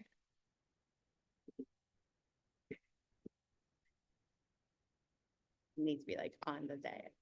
Or it's close. Well, is that better? Yes, oh, perfect. Okay. All right, we will move around the mic as needed. But I was just sort of starting off with the guiding principles for this work, which we've talked about at every single board meeting where we've brought this issue forward, that we really want to be doing this work, keeping an eye on holding high expectations for every student to create transparent and actionable information, and to really emphasize not just sort of growth and proficiency, but growth to that proficiency standard. That we are been taking into account stakeholder input and community input throughout the process, so that this system is about building trust between schools, communities, parents, students. It's not just putting out information, but what do we do with that information to be sure that all of the learners in Virginia are getting the supports that they need. We are sort of in the middle of the process now. As you recall, this work began many years ago with a lot of discussion amongst the board. We have now had sort of 2 big formal periods of stakeholder engagement across the state in every single superintendent's region. And, that sort of culminated in between those 2 with the board voting on a regulatory framework in March that is now out for public comment to develop a new school support system, so that it's sort of separate from the accreditation system. This summer, we are continuing to have stakeholder engagement. We are getting comments on those proposed regulations that we'll talk about, and then moving forward in the July meeting and into August, and really getting to some of the details of the plan that is going to need to be submitted to the U.S. Department of Education in the ESSA state plan. And then that's going to enable us to start collecting the data this coming school year, so that in the fall of 2025, we would be able to fully implement the system. So that's just a little bit about where we are in the process right now. I have a question as to that slide. Can I, the first, go back to the timeline slide, if I may? Thank you. May I, Madam President? So just to be clear, as I understand this timeline, the plan is that the initial ratings under the new framework will be announced in the fall of 2025 based on schools' performance in the 24-25 school year. Do I have that right? If all goes as planned? Yes. So that means that for all of us to be clear, that the 24-25 school year is not an experimental year or not a crossover year. It is year one in the sense that schools' performance in the school year that starts this fall will determine the school's initial ratings under the new framework that we are now working to finalize. Have I got that right? Yes, that's correct. So that we'd be using the 24-25 school year data to make those determinations in the 25-26 school year. So the 24-25 school performance data will determine initial ratings. So that means that we're really at the point where we are working to finalize between now and the beginning of the FY 24-25 school year, all the elements that are going to determine schools' ratings so that schools know what they're going to be graded on in this school year. Yes. Okay, thank you. And, there are certain pieces that are required to, we'll address in the ESSA state plan. So that's kind of the plan, which gets into some of those details about, describing each indicator, describing the overall system of differentiating school performance, as well as the types of supports that different schools will receive. So that's really why we needed to do the regulations obviously first, but that state plan, which will be coming forward in July and then in August, that has to be submitted to the U.S. Department of Education, includes a lot of those details. And Madam President, we need to finalize the regulations. We need to finalize the ESSA plan, and we do need some kind of document that contains the state plan all in one fell swoop, right? I mean, not just the ESSA plan, the federal system, but the state system. Hopefully, we're going to have some kind of document that the school divisions can read and understand what our new framework is, ready for them for fall of 2024. Yeah, so I would say that's I would consider that guidance documents. It might not be one document, it might be different documents. And I think that's something that the VDOE team would be building out based on some of the decisions that we're making today, making in August and July.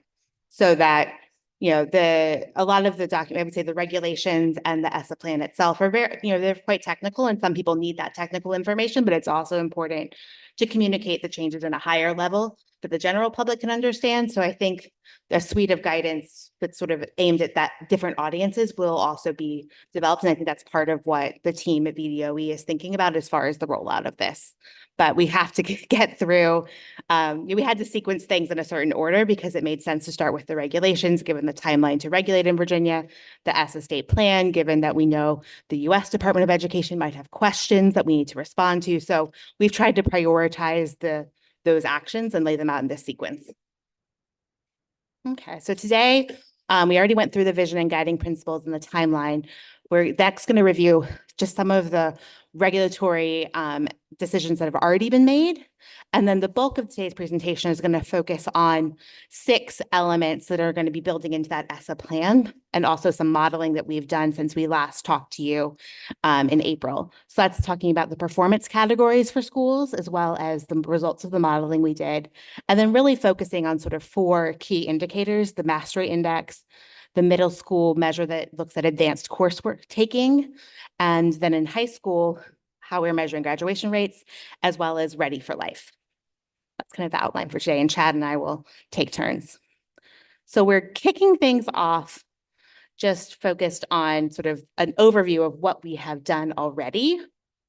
So as a reminder, this is the new framework that the board voted on in the regulations, which really splits the accreditation system with the school support and performance framework on the left side. And this school performance framework is going to be meeting both state and federal purposes. So rather than having two systems and two lists of schools that need support, there would just be one. The board obviously determined the big categories of indicators that would be included in that performance framework, focusing on growth, readiness, and mastery at the elementary and middle school levels, and at the high school level, focusing on graduation, readiness, and mastery. That then feeds up into those performance categories, which we are going to discuss in a little bit in the presentation, as well as the federal support categories of schools that need that comprehensive support at the whole school level, or schools that need additional support for a particular student group, all aligned with the support that the OSQ team provides, as well as federal funding for improvement. The accreditation system, on the other hand, is really going to focus on more operational input components that are part of the SOA. So that's not just performance, but looking at graduation requirements and course offerings and educator credentials in the school. And schools will still be either fully accredited with conditionally accredited, or could potentially have their accreditation denied. And that's really just to sort of meet those state statutory requirements. The board has, as I said, voted already on those high-level categories to be included at the indicator level: achievement or mastery on state assessments, growth and readiness, and as well as graduation rate in high school. The regulations also lay out sort of the weighting categories of between those three buckets, and the fact that there would be 4 performance categories that those weights sort of roll up into. Unlike our current system, where performance on a single indicator is what sort of determines the outcome. In this case, in this new system, all of the indicators are weighted together to determine the result, and that, this is going to be braiding that federal system with the state system so that the VDOE can align their supports around a single system of schools that either need support for whole school challenges or for a particular student group. So just a little update on the current status of those regulations. They have been posted to the town hall for public comment. That comment period closes in 2 weeks. As of June 10th, so this was not most recent, we had only received 1 public comment through the town hall, and this was actually related to the fine arts, the potential creation of a fine arts diploma seal. There was also a public hearing held on June 4th with 12 people providing comments, and the majority of those comments were also focused on this fine arts diploma seal. There may be additional public comments that come in. We know often people wait till the last minute to submit comments. So we will be back in July with an update, I'm sure, on the public comment period, but this is what we've heard so far. So I'll pause, be sure no questions before moving on to the next topic, which I think this is going to be the bulk of our discussion. So our first category that we teed up for today is really focusing on the school performance and support framework categories, which were part of the regulations that say there need to be 4 categories. Voted in September, of course, to have some kind of summative rating measure to communicate the results of this new system to the public.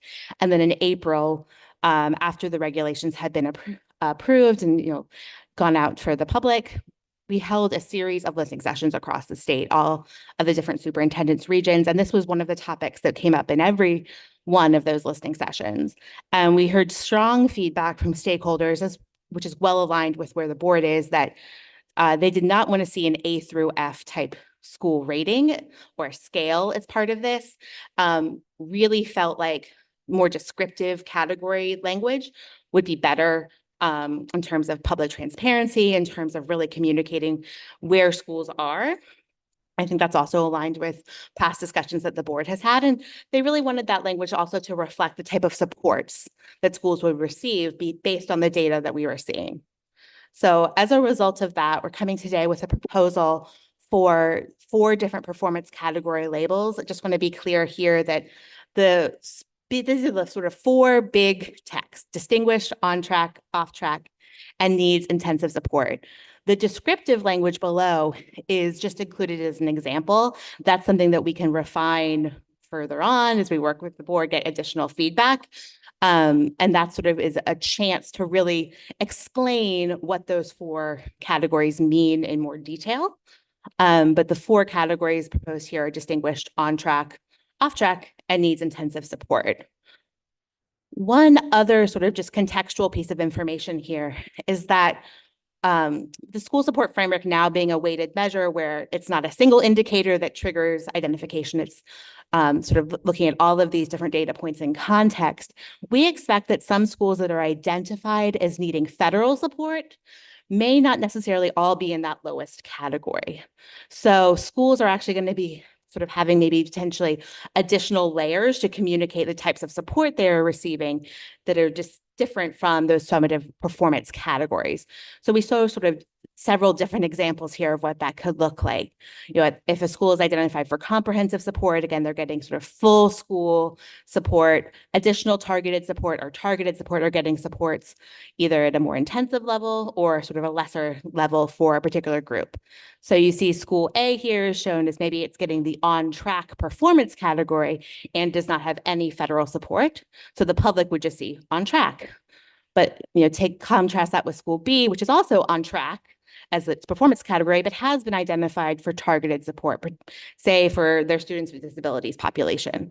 So the public might see on track and then receiving student group support. So both pieces of information would be communicated publicly. Yes, Dr. Coons. Dr. Coons. So my question is on this on track receiving student group support, would it identify the student group? So the federal law does require to say which student group is sort of the reason why a school has been identified for targeted support. So that is something that the public would see and be communicated. And it could be multiple groups. You might see a school that has been identified as needing to provide extra support to its Black students and to its Hispanic students, or to its economically disadvantaged students and its English learners. So to however many different groups would be included as well. I'm sorry. Ms. Holton. So two questions, I'll combine them. One is, am I right that the regulations actually said 4 or more categories? So we have not actually made a decision that we're going to have a 4 category. It said at least 4. And so I would submit that that question is still up for grabs. And I've just looking at other states that have a summative rating. I've seen ones with 5. Ohio is one you've used. They have 9. I'm not sure I've seen anybody else with 4. And so my first question is, why 4? What's the rationale? And that may be the right number, but how are we deciding that 4 is the right number of categories? What's our decision-making process that's led to that? That's the first question. And the second question is related, and that is when and how and who is going to determine the lines between the categories. So if the second category is on track and the third category is off track, one of the bigger decisions that needs to be made at some point is what is the dividing line between on track and off track? Like our current system has clear dividing lines for what meets the state standards for a school. So if you're at 75% on English language, 75% of your students are passing English language assessments, then you're on track, basically. And there's some nuance there, but it's basically 75% for the English language, 70% for math, science, et cetera. At some point, we've got to draw these lines, right? And who and how and when and on what basis are we going to do that?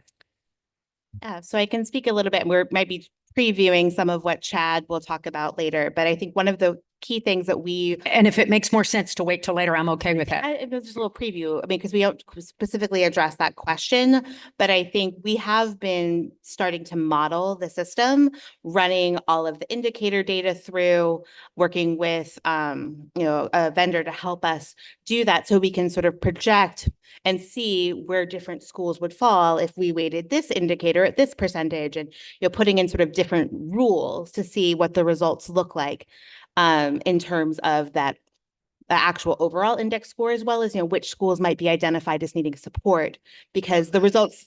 Oh, sorry. sorry about that. The results look different, depending on the decisions that you make. If you weight an indicator more or less, or if you tweak some of the parameters, you might get different results. So that's one of the things that we are doing. And, we want to be sure that we're using, for example, indicator weights that the board feels comfortable with. So then we could say, okay, now that we know what the indicator weights are, here's kind of what the overall system results look like. Here's the range of scores that we're seeing. And it might make sense to think about having, a cut point here or there. So it's a process of, we had to first run and model the system with making decisions about indicator weighting and things like that in order to even be able to come forward with ideas for what the overall picture might look like at the end of the day. That said, I think it would be helpful for us to have some input and ideas here around, when you look at different states, they might have sort of their results of how they map schools onto their summative ratings or performance categories. It looks kind of like a bell curve, a very similar number of schools are in the top category as are in the bottom category. In other states, they might have a smaller group in that bottom category and the results are sort of skewed higher. If that's something where they have, more schools maybe lumped in the top 3 categories than in that bottom category. If there's a preference here or discussion that the board would like to have about what might make sense, that would be useful guidance for Chad and I and the team to be able to then take back as we look at the data that we see in the models. Madam President.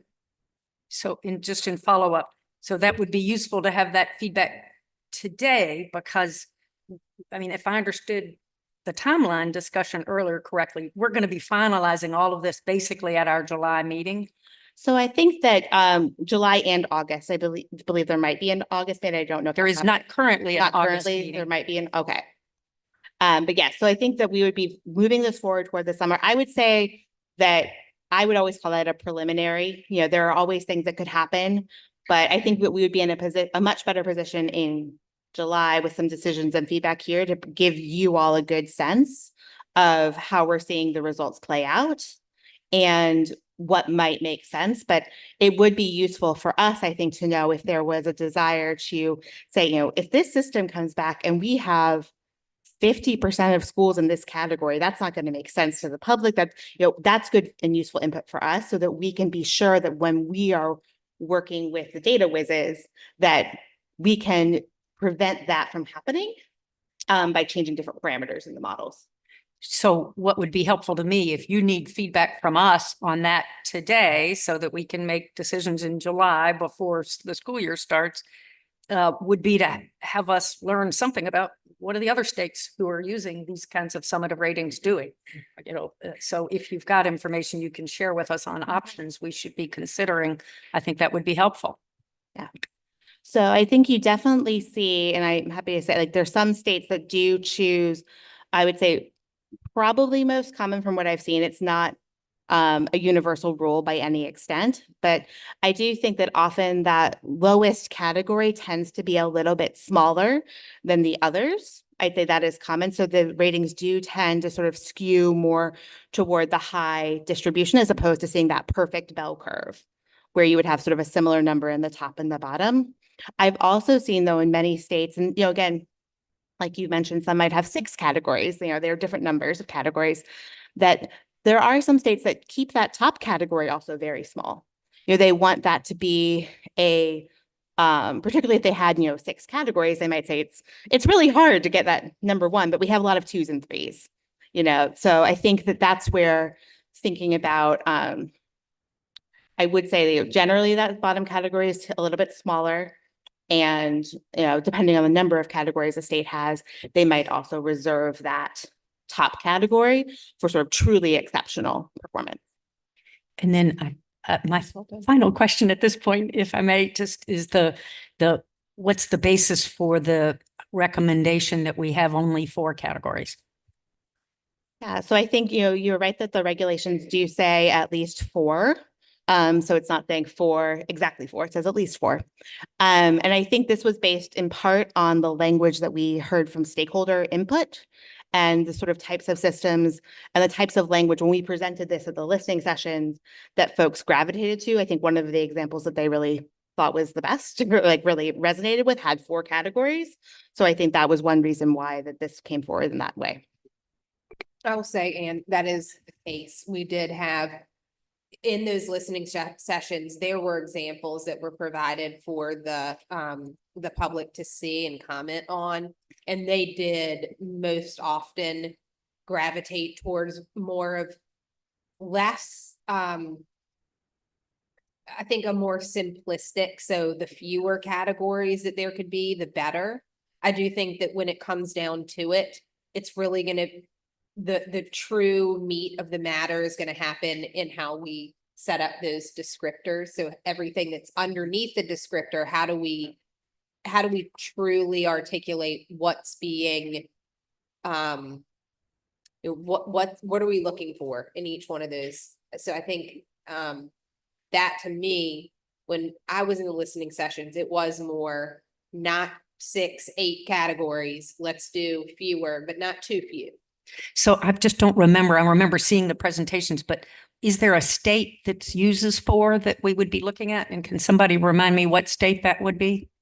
We looked at Maine and we also looked at Nebraska in our documentation. We also, I just want to go back to our North Star, South Carolina.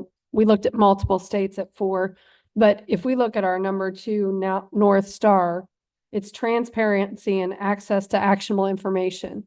So making this transparent and clear means simplifying it. So one of the pieces we heard during feedback was, as you're thinking about these words, as you're thinking about these categories, less is more, keep it simple, be clear. And so we heard that time and time again. So we heard making this easy to use, simple and clear as hallmarks around that North Star and the translation into these categories. Third. So I'll put a little finer point on it.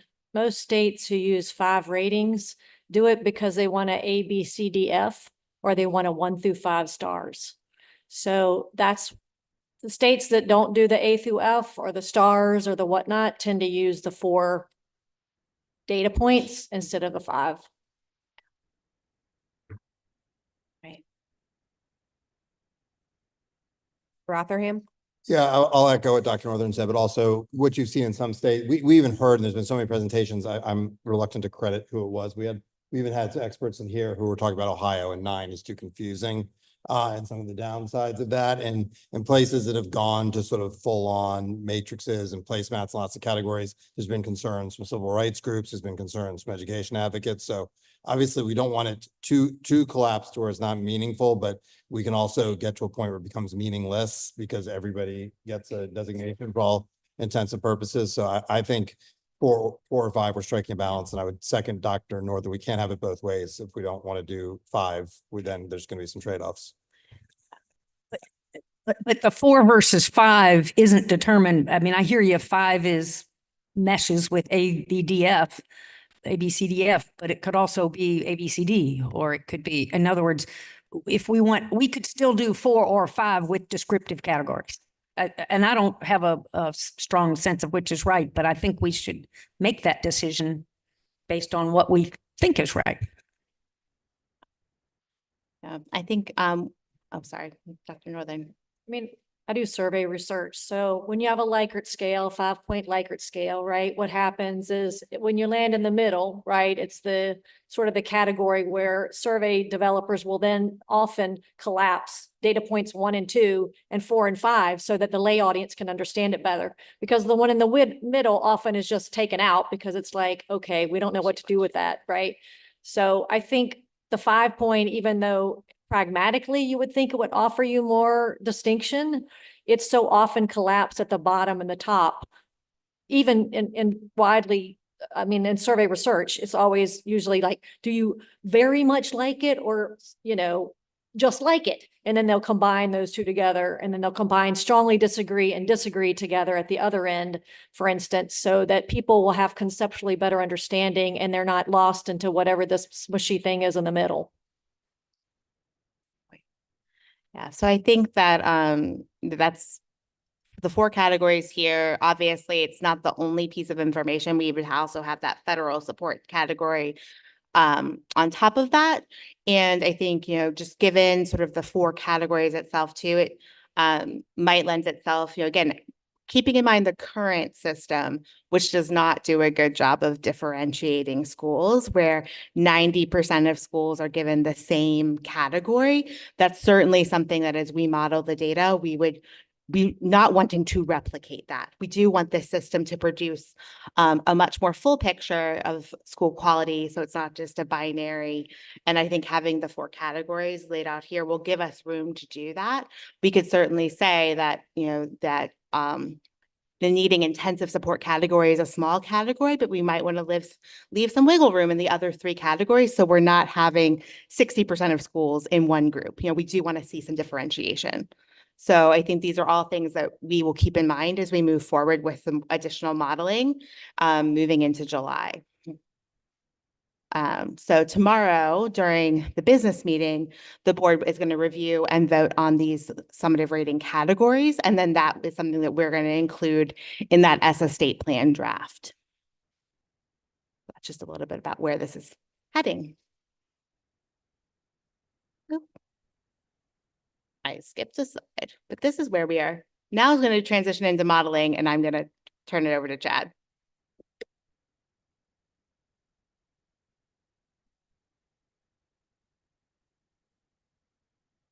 All right, good to see you all. You all have been asking for data from the very beginning, so I'm excited. We actually have data to show you today on the full system. We're going to start with 2 models. We worked with SAS to run the models on all schools in Virginia. The 2 models are slightly different, so I'm gonna explain what's different about the 2 models. They're meant to give us information, give you all information as you give us feedback. The results today, I'll be breaking them down by grade band. I'll also breaking them down by some of the different categories that are included in the system. And then the plan is that once we have feedback on these first 2 models, that will give us information to go forward and keep writing the ESSA state plan, and to Ms. Holden's point, to eventually have a technical workbook for divisions to work with.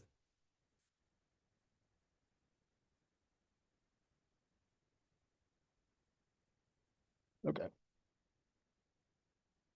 So why do we want the data? Maybe this is self-evident for folks who really like data, but this will help us make decisions about how to balance different indicators. We've decided on a blueprint at the high level, but there are other indicator level decisions that we still need to make that we've been talking about. So that will help us with that. It will also help us with some of the distribution questions that my colleague Anne was talking about earlier, and in terms of both the distribution at the school overall, as well as different subgroups and how to model and how to include them in this system. So I'm going to talk first about what was in the models, and then I'm going to show you the results. Please stop me if you have questions along the way. There are a lot of details and numbers in here, so there's a lot of technical aspects to it. What I'm going to show you I'm going to start by talking about the component, the high level, indicator level, and then I'll show the what was in that model or what was in that indicator, the definitions, and then any other things that are included in it, sort of the subweights as well. Like I said, we ran 2 models, so there'd be times when there were different weightings, and what we did was try to give you a range so you could give feedback and sort of see how to weight different factors. So the board voted to include the indices. As a reminder, the current system, the state accountability system, is an indicator-based system. So if a school is low performing on any individual indicator, it can be flagged for identification for improvement purposes. This is an index, so it has weighting across different categories that will roll up into a total score for the school. At the elementary school level, the mastery is worth 65 points, growth is worth 25, and the readiness is worth 10. Middle school is slightly less. Mastery is 60, growth is 20, and readiness is 20.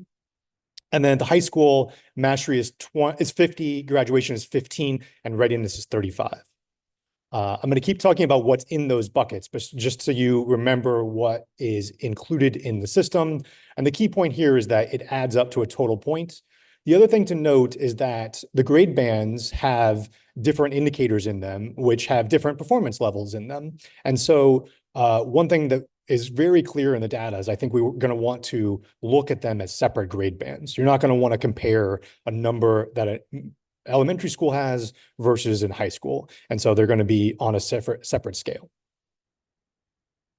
All the total scores will be out of 100. There's some components where, based on the way that they're designed, they can get more than the full credit, but we're going to talk about that as well. So this is what you've seen before. This is the familiar diagram of how it looks like, and the sort of the placemat approach for what it looks like.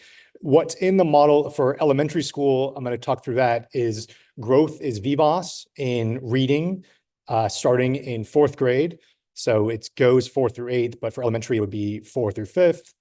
Readiness has the chronic absenteeism in this model. We weren't able to model any performance tasks. So just so we know, we've had that conversation in the past, but it's not included in the models that I'm going to talk about today. Mr. Rotherham? I just have a clarifying question because I've heard there seems to be some confusion. VBAS is in there as the growth because that's what we're using right now, but we are not linking, like a future board could adopt a different growth model, correct? We're not anchoring in that into perpetuity or into. It is our current vendor that we are currently under contract. Okay. Yeah. So the regulation says that the new system will include year-over-year growth. Right. So how much students grow from one to the next. It doesn't say anything about SAS or a particular vendor or anything like that. Okay, I just want to clarify. There's been some confusion in the community about that. Thanks. Yeah. So the current, I'm going to talk a little bit more about the growth. So I'm going to put a pin in that and come back to when we talk about growth specifically. Yeah. Good question. So this is all 2022-23 data. So mostly spring of 23. Yeah. We don't have the spring of 2024 data yet. That will be something that we could use to decide cut points to the earlier conversation, or maybe not even that yet. All right, so we're going to go a little bit deeper into the specific components of the system. The mastery index uses a weighted index. For the purposes of our modeling here, we chose one of the models that we discussed at our last board meeting. And so we're going to talk about this later if we need to finalize exactly what that is.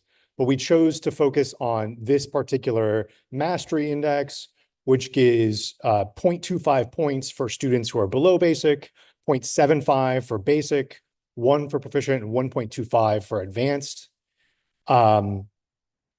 And then for tests, there are some tests that Virginia has that only has 3 performance bands. And for those, they just use the top 3 numbers. So they're the same numbers, but just cuts off the other 2 bottoms. The other thing to note is that they include the SOL, the Standards of Learning tests. They also include the VAP results, the Alternate Assessment Program. So these are included in the mastery component as well. The mastery also has multiple subjects. So we've been talking about it as one high level, but we also needed to figure out how to balance across different subjects. And what we started with was using math and reading at a higher weight than science. There are more kids who take the math and reading tests. The science are only in certain grades. And it's also more how other states do it, is they have equal weight among math and reading, and then science at a slightly less weight. The one change between Model 1 and Model 2 is how we included English learner progress. And so we tested it out at 15% at the high end, and we tested out 5% on the low end. And so that is going to change how the results are. And that's a big factor that we're going to talk about of the results.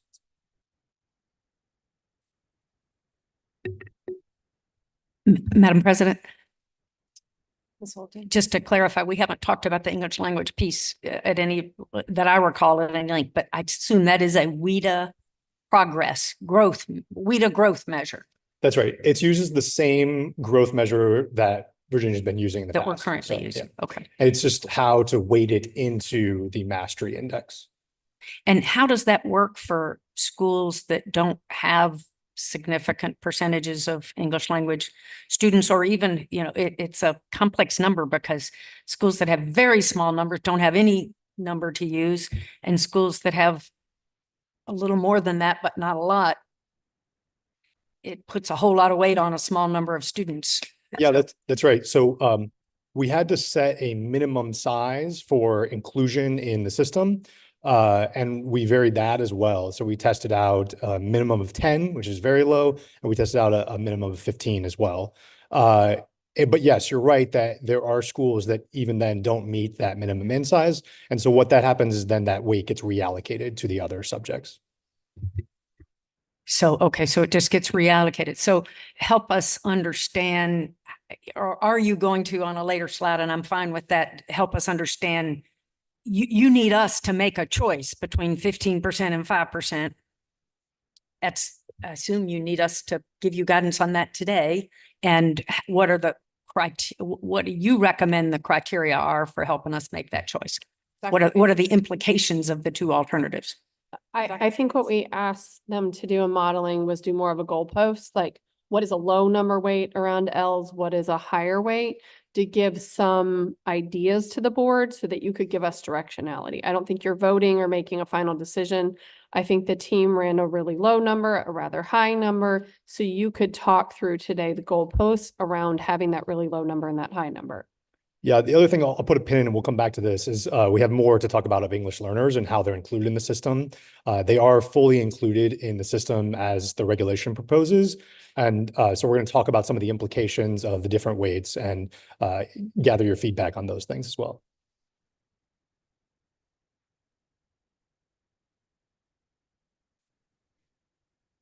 Did you also reallocate the performance-based task, or did you change the denominator so you wouldn't be dealing with it at all? The performance test is, we don't have a test, so we don't have a result, so it's not included at all. Yeah.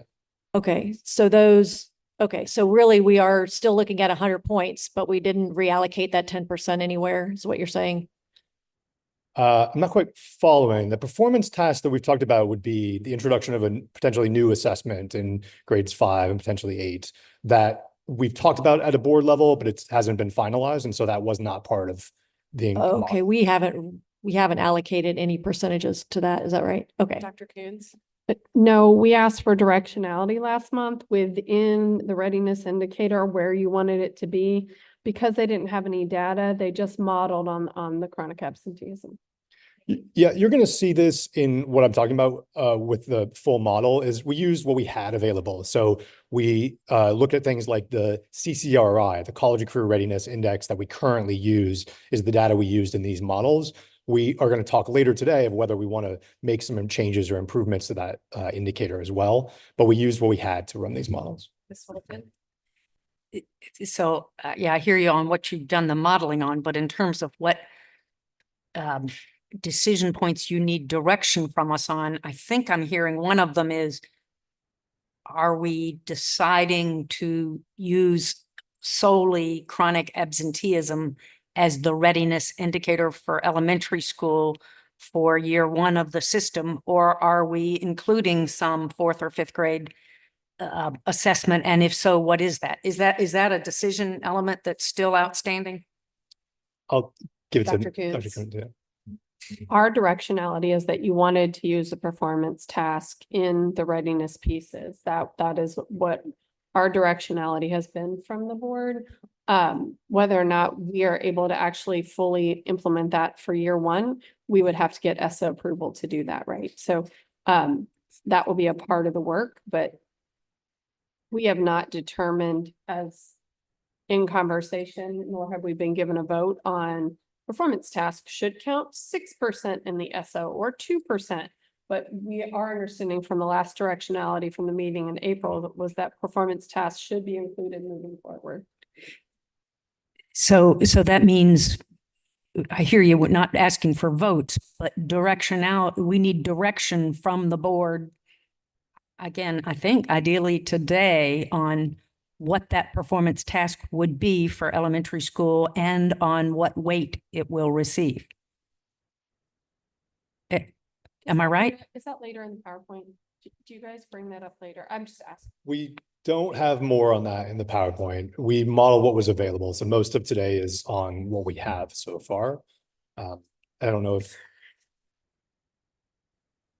that's right. One thing we did hear from the board was suggestion last time of keeping chronic absenteeism as the same weight across grade bands. And so that is part of the current models today. So that would mean dropping any weight for anything other than chronic absenteeism in the elementary school readiness. Because that's the 10% chronic absenteeism. So in other words, That's what's in the models today. Yes. and what's in the model today is what's going to fold into the framework proposal unless we make some changes? No, Dr. Chad said they modeled off of the data we currently have. So for example, he said they use CCCRI because that's the data we currently have. He also said we don't have alternate performance tasks at this point in time. So when the board asked us to model, they modeled off the data that was available. They're showing in this slide what the data was available and what they use, not a signal that because the data is not available, we're not going to use it moving forward. So really, we've got two things going. Modeling, which I'm very excited to hear and is going to help us on decision making, is one thing. But the other thing, I'm sort of trying to make a list of what are our outstanding decision points that we need to resolve soon in one fashion or another. And this elementary school performance task, what is it and what is its weight, are outstanding decision points, if I understand correctly. I understand the answer. We didn't use them in the model because they don't exist yet. Got that. Yeah, thanks. So we jumped ahead a little bit. This is the readiness bucket of what's in the models today. The chronic absenteeism was included at 10% for all grade bands. And that is in the model what we had available for elementary. For middle, we also have a middle school advanced coursework, which we're going to talk more about the indicator level and sort of the choices that we could add or adapt later. But for now, we used a model that we discussed last time, including advanced math in 8th grade. At the high school level, we use the current CCRI, which is the data we have available. And then we also modeled two different graduation metrics, completion metrics. So high school has the 4-year adjusted cohort that is already included. We also looked at two other potential completion metrics. One of those was the current GCI that we've been using in Virginia for 20 years, and also another 5-year rate as well. So we looked at those implications too. We skipped growth. So just so I say it out loud for all of us, the growth has looks at elementary and middle school 4 through 8. And for some clear grade bands, it's easy. We in the first model, we used all the schools that had very clear grade bands of K-5, 6 through 8, and 9 through 12. The second model, we were able to add more schools that had different grade configurations, and oftentimes they were very similar, so they were easy to categorize into one of the elementary and middle grade bands. Just so you're all aware, we are using VVOS in the current system. It's whether a student meets their expected growth target for that year or not. So it's a binary measure of whether they met growth or not. It does not include the VAP for the growth measure at this point in time. We are working to try to add that over time.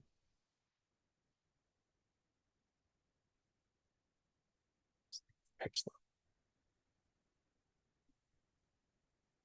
Okay, so here's how it's weighted for all the models. We also had it weighted, we did it equally across elementary math and reading as well as middle math and reading. Okay. I mentioned this already. We included the graduation. All the models include the 4-year rate, which the board voted on. It's weighted at 15% in the models, and it has the 4-year adjusted cohort rate, which Virginia has been collecting. Separately, we also modeled out other completion indices as well. All right, now I'm going to give it over to Anne to talk about English learners and their inclusion. Yeah. Are there any questions? You good? Okay. All right. So just wanted to delve in a little bit in particular on the way that English learners are included in the new framework, because it is one of the bigger changes potentially that's sort of maybe under the radar between the way the current accreditation system works and our current federal system. So because we're switching now to one unified federal and state system, what we're currently doing in the federal system is now going to be what's used throughout the system. So just some context here is that, English learner performance has been a challenge for the Commonwealth over the last 20 years. You can see here the red line shows English learners. The gray line shows students who are non-English learners. The population has grown somewhat in that time from about 6.5% of students to close to 10% of students in the Commonwealth are identified as an English learner. But the achievement gap, the gap between our EL students and our non-EL students has grown significantly from 12 points to now 39 percentage points. So just sort of keeping this in context, as we are moving forward with this new system to have that one state and federal system, we are going to be including more English learners under the proposed regulations. The current accreditation system says that all English learners can be excluded from the accreditation system for 5.5 years. So that means that a student who is an English learner in elementary school who is not proficient in reading or math and not making progress on their English language proficiency. So that's two different subjects. They take the reading and math test, but they also take an assessment that measures their acquisition of English language content. If a student is in elementary school and is not succeeding and not growing and not showing growth, they're just excluded from the system. They're not counted at all. Under the new system, the regulations, it would lower that adjustment period to 1.5 years, which is consistent with federal requirements since 2001. Actually, this is not an ESSA requirement. This has been in place for over 20 years at the federal level, where all recently arrived English learners must be included in the accountability system in their second year. So Virginia has been significantly out of line with sort of the national standards for quite some time. And the majority of states do, follow this rule as well. So by making this change, we're now going to be including about 35,000 English learners who were currently excluded, but are now going to be measured as part of this new system in terms of, again, our first North Star principle, high expectations for all students. Ms. Holton? So I thought under our current system, the English language learners were not, their scores were not included up until the 5-year level on the primary SOLs, English and math, but that their WIDA scores and progress on WIDA scores were included all along. Am I wrong about that?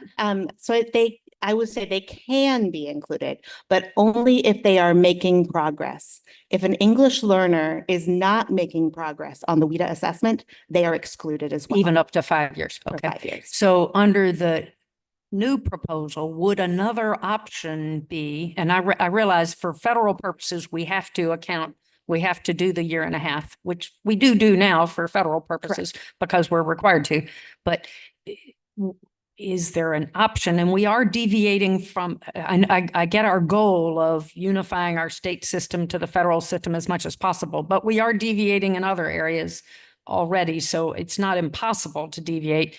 Would it be possible for us to include WIDA scores, but not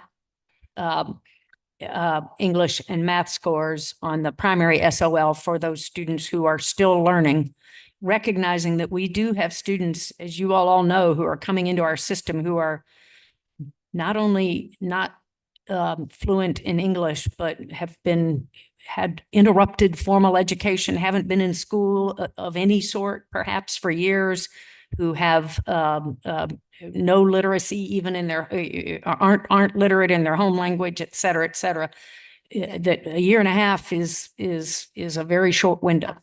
So, and that's the basis for why we made that decision previously. I can say with pretty certainty that the U.S. Department of Education would not approve that. Virginia actually asked for that in 2006 and was denied from the U.S. Department of Education. I think has asked since. So, but they did approve our current ESSA plan, so they do have some But the current, Flexibility. so the current ESSA plan, I'll just sort of clarify, what is allowable under federal law. So recently arrived English learners do not need to be assessed on the reading assessment in their first year in the country. That is fine. They don't need to take the assessment and they don't need to be included.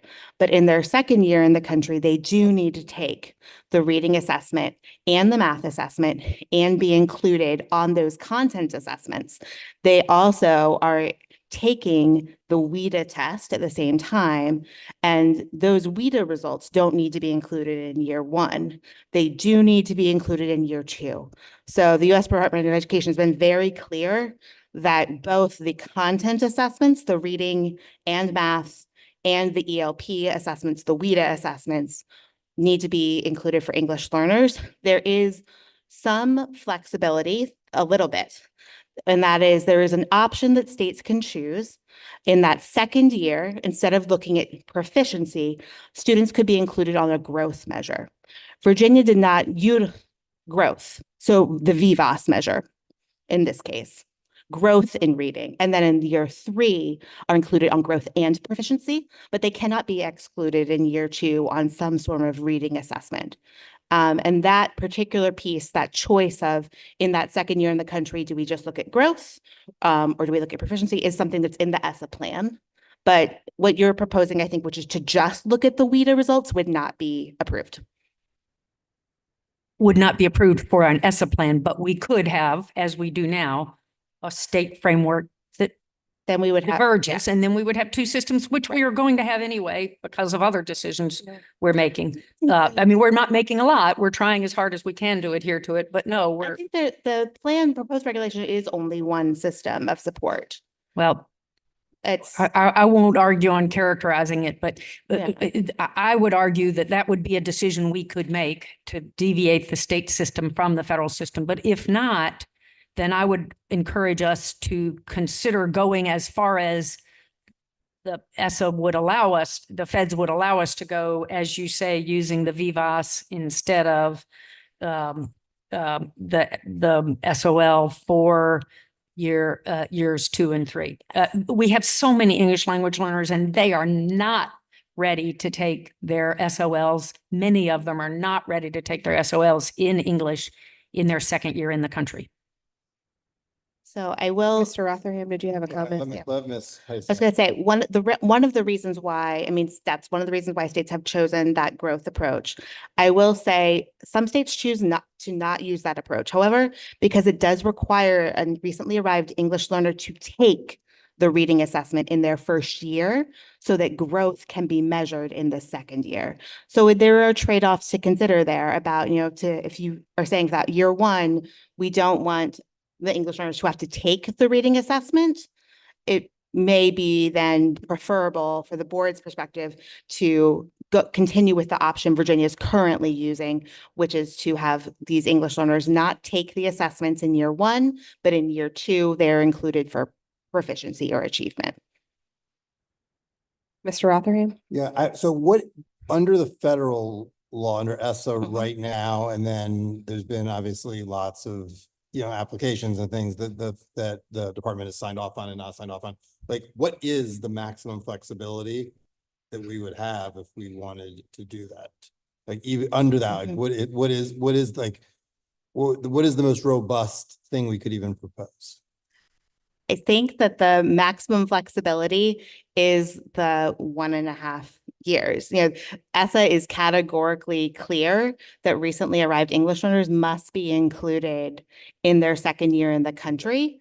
And it is just that choice about, do we include them on the growth metric, which then might require them to be assessed a year earlier, or do we include them on the proficiency metric in that second year? And so with that, and I mean, it's a trade-off, like in assessing kids on the growth assessment when they might be really recent arrivals, there's one trade-off there.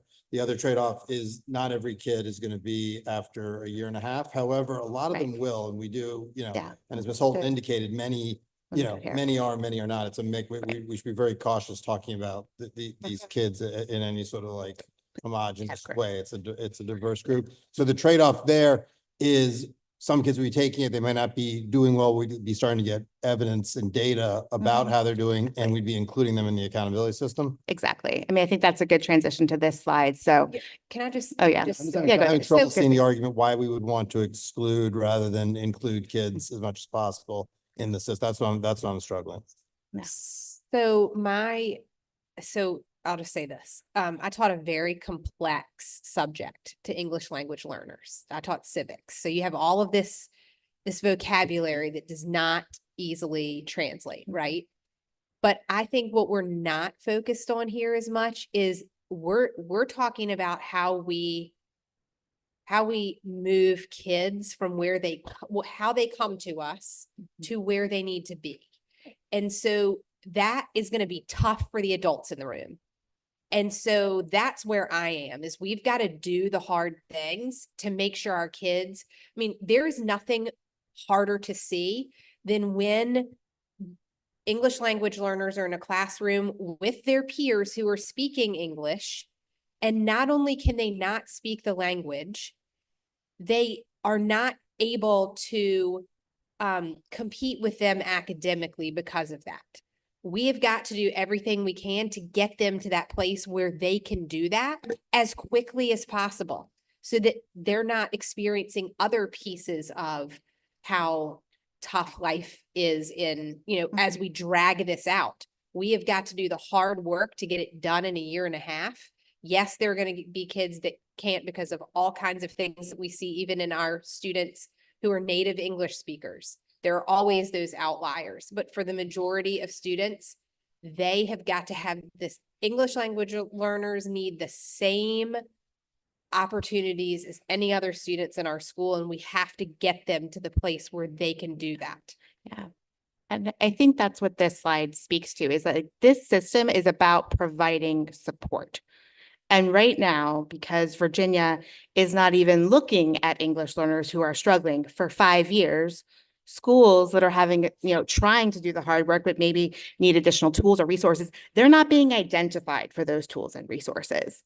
So, and we also know, if you look at the research, it does, depending on where a student is coming from, the time for an English learner to attain proficiency varies. It could be as short as 2 or 3 years. It could be 6 or 7 years. It might just depend on that student's circumstances.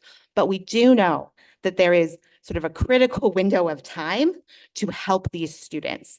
And that if a student becomes what's called a long-term English learner, they are most likely to never attain English language proficiency, more likely to drop out of high school, more likely to, not have the post-secondary outcome. So it's really important to get to these students and to these schools that are doing the work as soon as possible. And by measuring them and including them, we're able to see which schools need support. So the VDOE team and the Title III team, which is the federal program to support English learners, can go in and work with those schools during that time. And it's also rewarding schools that do the hard work. Right now we're sort of just ignoring the problem as opposed to trying to really provide the supports they need. So we're talking about two different things here, right? WIDA is assessing where the child is relative to learning the English language. And an SOL test is assessing their content knowledge of reading and math. And the debate around ELL is that sometimes we don't know whether we're testing their ability of language acquisition on a state test, or we're testing their content knowledge of what we're testing. So that's why it's so important to have the right modifications. Once we do the WIDA, if a child doesn't know English, then the accommodation is to give them a bilingual dictionary, give them a translated version of the test. I think if anything, we need to make sure that the supports and modifications for taking that test are aligned to the supports that the WIDA is saying that child is operating under, right? Because we know there are different levels of English proficiency. Nobody in this room wants to, get conflated between measuring their language acquisition and their content knowledge. So we just have to make sure, and whether we need to put that language somewhere, I don't know. But that's how you get around this, is you actually provide them what they need to understand and get over the hurdles of the language acquisition, whether that be a bilingual dictionary or a different, translated version of the test, and so on and so forth. Yeah, testing accommodations are critical. Yes. Any other questions on this? All right. I think it's maybe back to Chad now.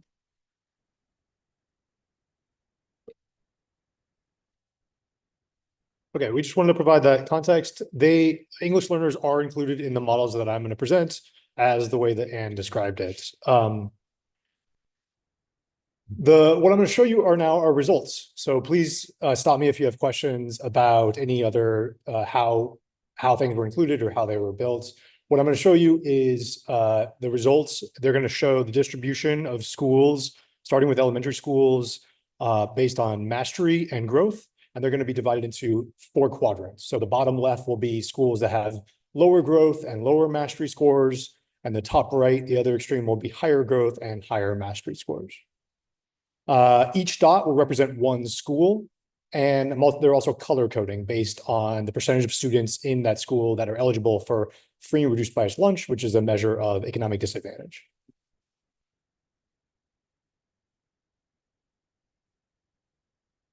All right, so this is the elementary school results. Again, the quadrants are divided based on the median results across all schools. This is elementary schools. The orange schools, each orange dot is one school that has a higher percentage of free and reduced price lunch. So think of like low income schools are the orange schools. The blue dots are the other extreme. They're the ones that have fewer students that are eligible for free and reduced price lunch. And those are the blue dots. The gray dots are in between. So they are somewhere in between those two extremes. And there's a couple things to note here. One is there are types of schools based on poverty in all the 4 different quadrants. So it's not necessarily that one type of school is necessarily in one other quadrant. There is some relationship between achievement and growth, mastery and growth, but it's not a huge one. I think that's an important takeaway from the data. The other thing to note is that, as we would have expected, schools with fewer disadvantaged students tend to score higher. So they're higher above, but it's not universal either. It's a little more of a scattershot approach, if you will. The way to look at the graph is from left to right is the mastery index. That's out of 65.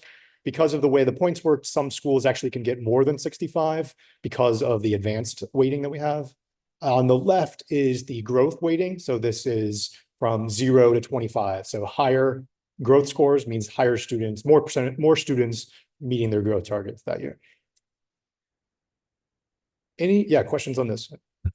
So if I'm understanding, I'm trying hard looking at the graph here on my laptop and up here, but I see no blue dots. So no wealthier schools in the bottom left quadrant.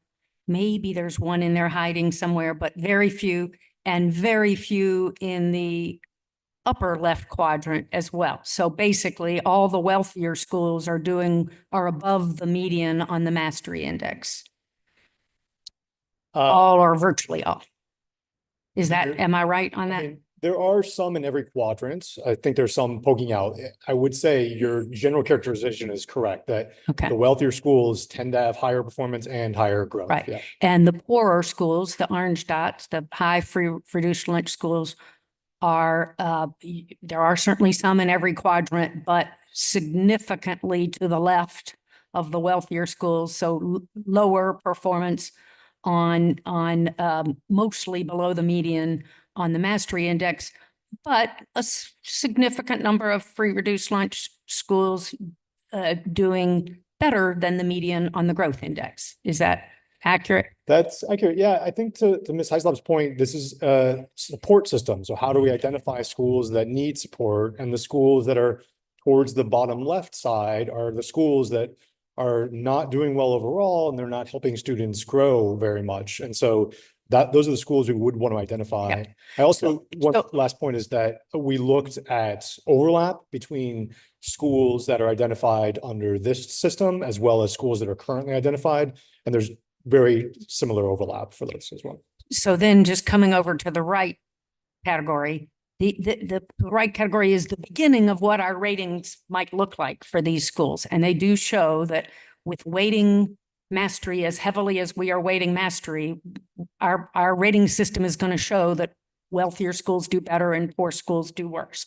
And I hear your point is that that's what we want it to show if we want to get support to those schools. And so leaving aside the support question for now, I just want us to be clear that our rating system is in significant part rating based on schools' finance, schools' families' finances. And am I right that if we changed the allocation of growth and mastery, which we haven't made any final decisions on yet, we would end up with a much less, a system much less tied to poverty.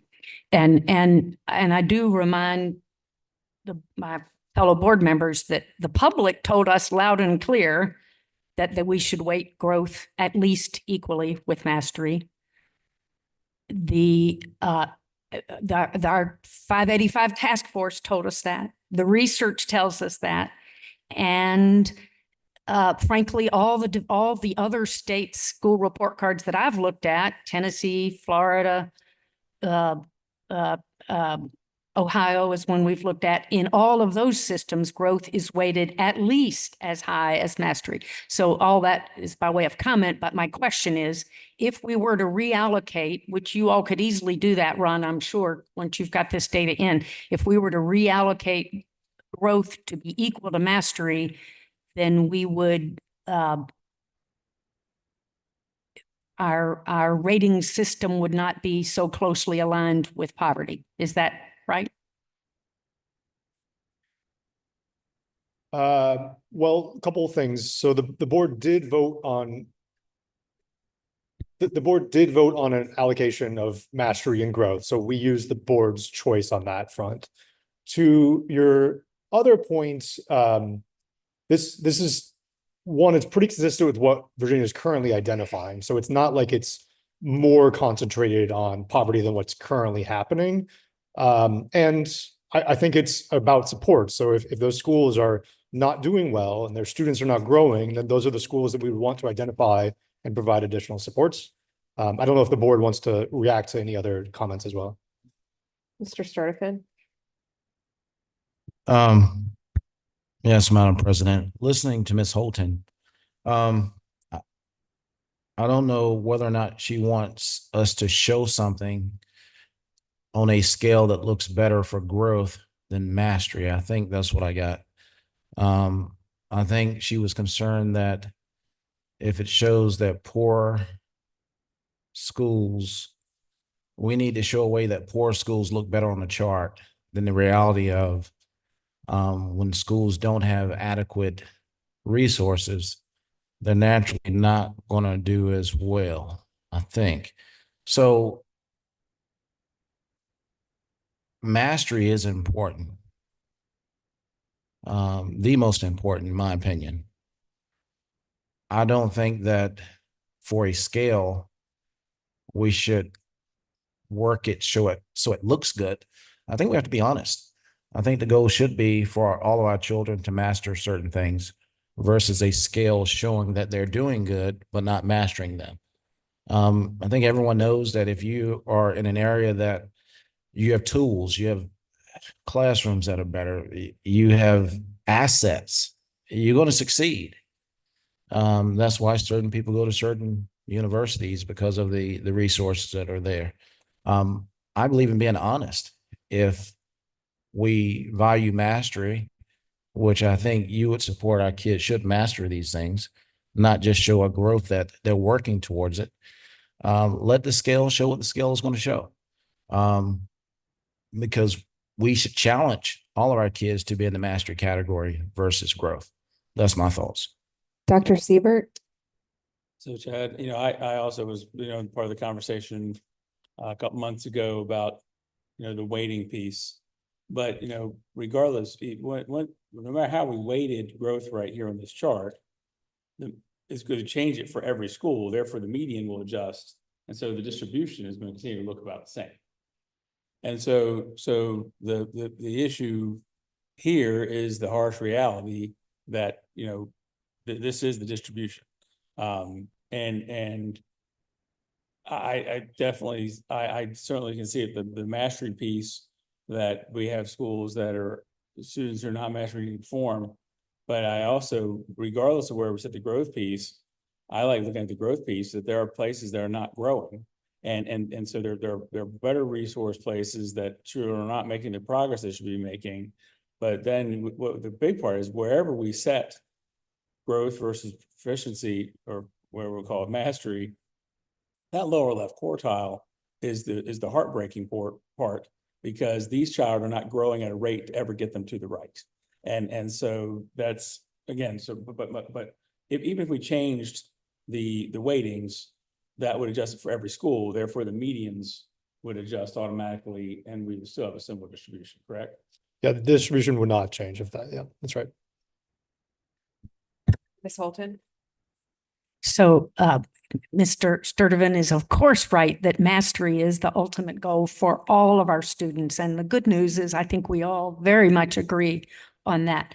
The question is, how do we get there? And I submit that the evidence shows that rating systems that weight growth, that recognize schools that have succeeded in helping students grow towards mastery are the most likely to help all students succeed.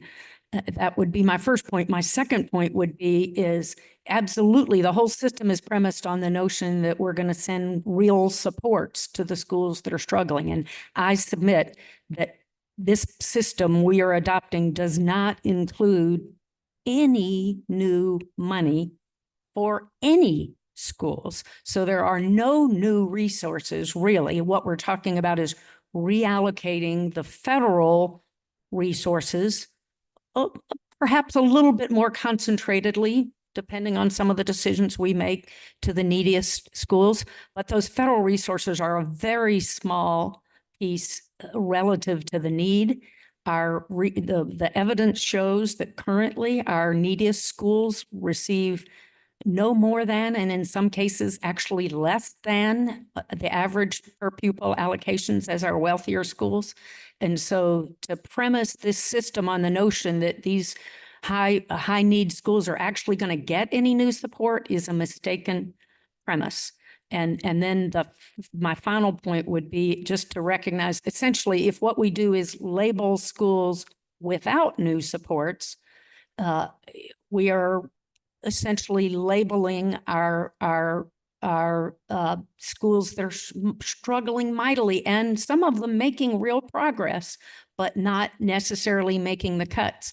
We're labeling them in such a way that will have a punitive consequence, will cause families and teachers to flee those schools. Those schools are already, as we've seen some recent reporting in the Richmond paper, already our most segregated schools by race as well as poverty, and it will only increase the pressures towards racial and economic segregation of those neediest schools. If we're labeling them and not supporting them, which is where this system is heading. So I'm gonna start with the entire purpose for this new system was premised on support and how we are to get to that support. I recently sat with 2 different school division superintendents and much of their support staff from their central offices, who told me from 2 different school divisions, both that have a number of high poverty schools in their districts. And they said, we are stuck with our hands tied in many circumstances with the money that is sent to us because we can only use it for certain things. We've got this issue over here that we don't have money for because this money over here is just sitting there. And so the entire purpose of this system is to be transparent about what these schools need. And then we are able to direct. We can go to the General Assembly and say, we know that these schools need this support specifically. Right now, our data points are so vague that simply throwing money at the problem is clearly not fixing it. And we're seeing that right here. Dr. Coons? I would add that We are actually putting, if we blend the federal and state system, we can actually spend the federal dollars. We have sent an average of $10 million over the past 5 years in federal dollars back because of the constraints that President Creasy talked about. That's $49 million that we haven't spent in our current budget of federal dollars for our students in schools that need support, because we can't direct the funds to the schools in a way in which they use them because our federal system and our state system does not align. Mr. Rotherham? Can I take us back? I have just two clarifying questions, then a couple of comments.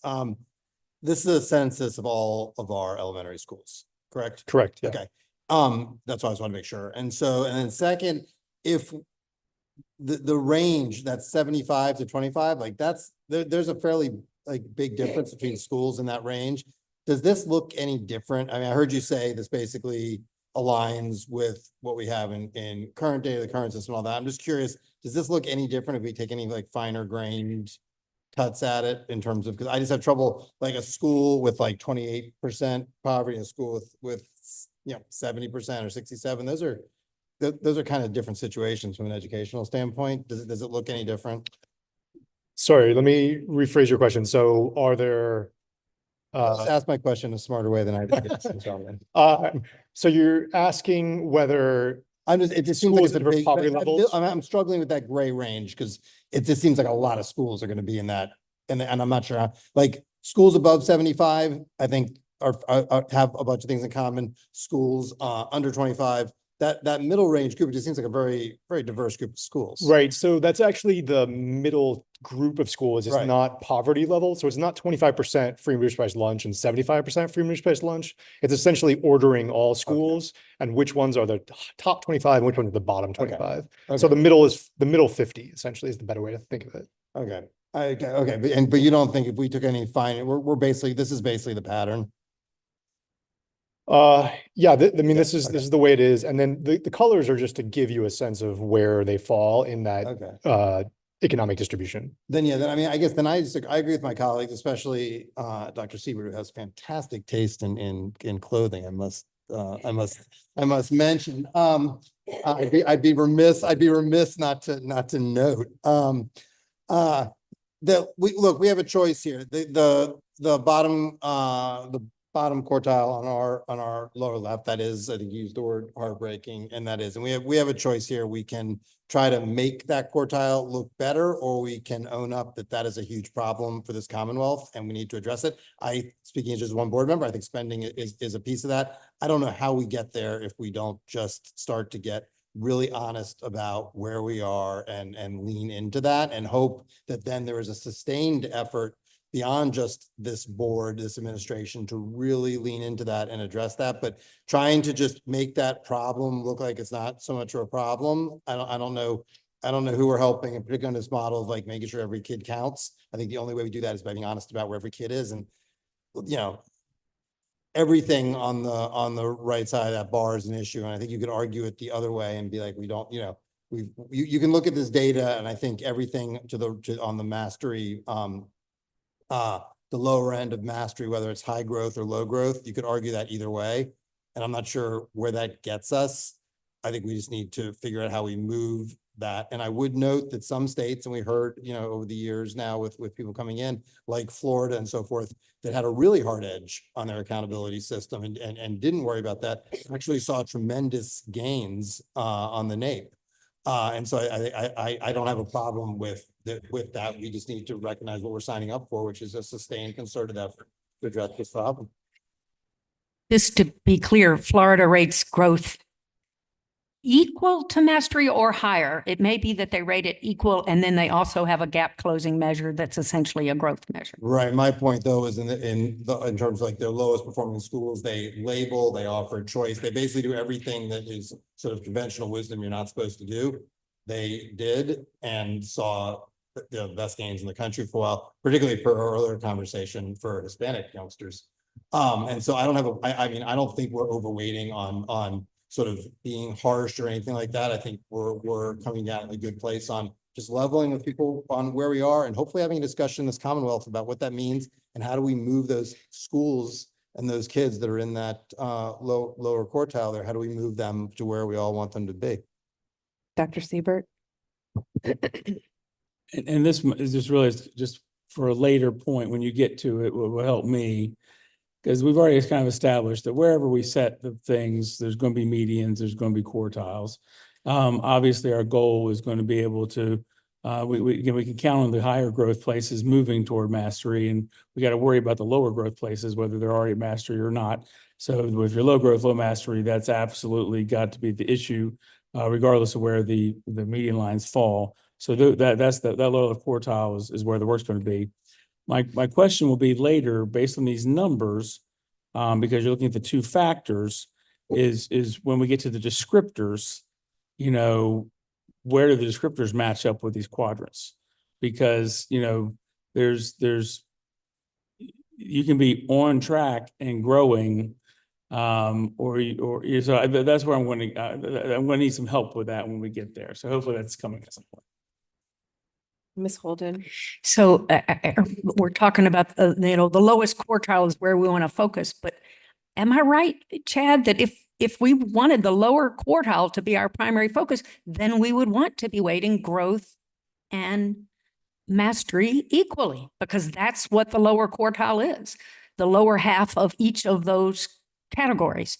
So frankly, with us weighting mastery more heavily, essentially what we're doing is taking a good number of the schools that are above the median for growth, but below the median for mastery, and shoving them down into the lower quartile, lower left quartile.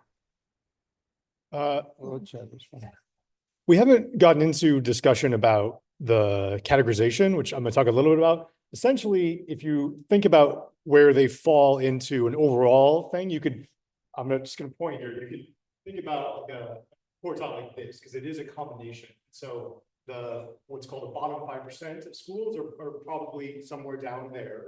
And then from there, if you're thinking about the different performance categories that we had earlier, it'd be like, where do we set those thresholds? And this is only looking at two variables. So the mastery and growth. There are readiness categories as well, but that's sort of one way to think about it, is where we set those lines, if you will. And we've already sort of set, the board has set through the regulation, it has set those weights. And so if a future board were to change those weights, it would be like changing the sort of directionality.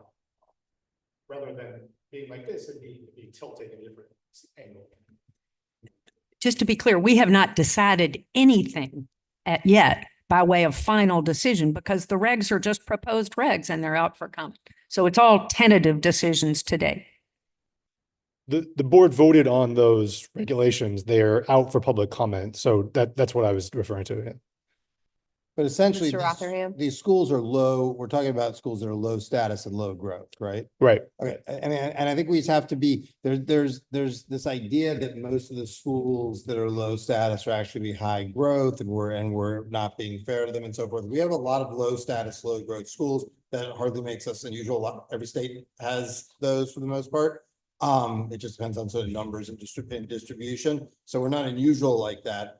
But that's a reality. Those schools exist. I worry we fall into this idea that if we focus on mastery, proficiency, status, sort of all these high growth schools are sort of going to be unfairly labeled. But we're looking at data that is showing we do have some low status, high growth schools for sure. You can see them, but we also have a lot of low growth, low status schools, and that's a crisis.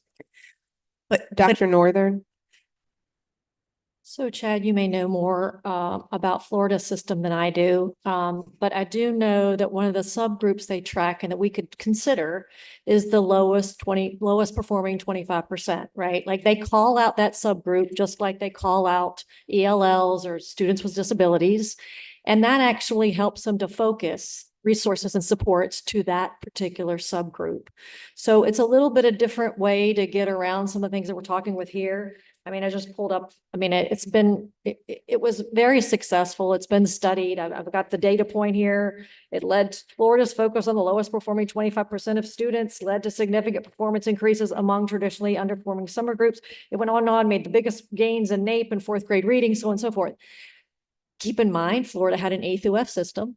Okay, so it's very hard as researchers to disentangle, was it the A through F or was it this performance on the 25 lowest percent, or was it both?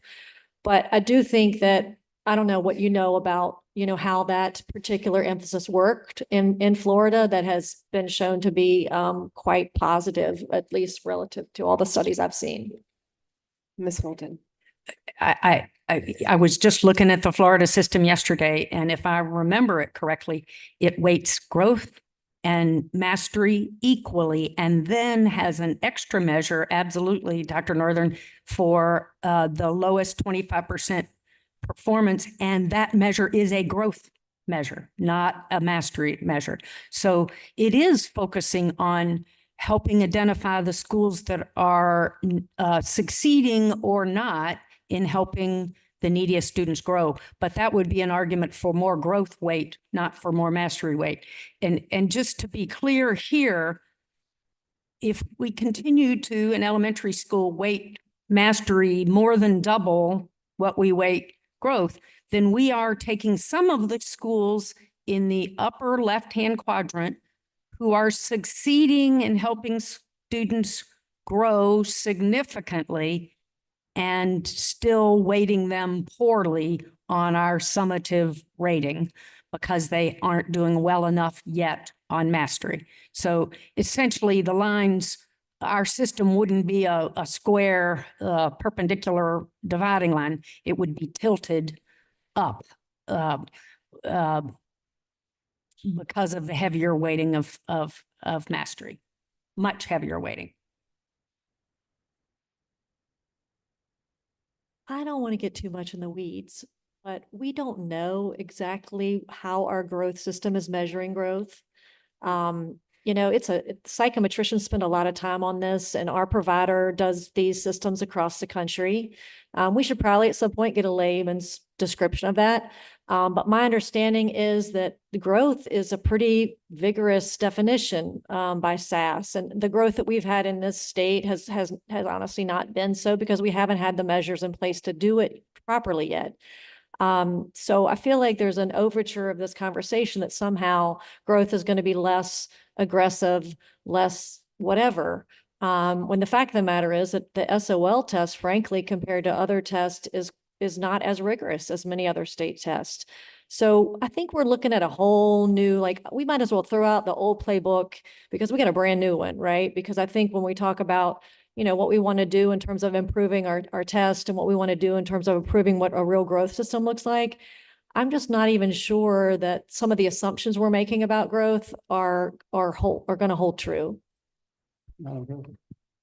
Rotherham? Yeah, I'd agree with Dr. North. I just want to add, we have to, Bud Spillane, the longtime superintendent for Everett, he said, you gotta make sure the main thing is the main thing.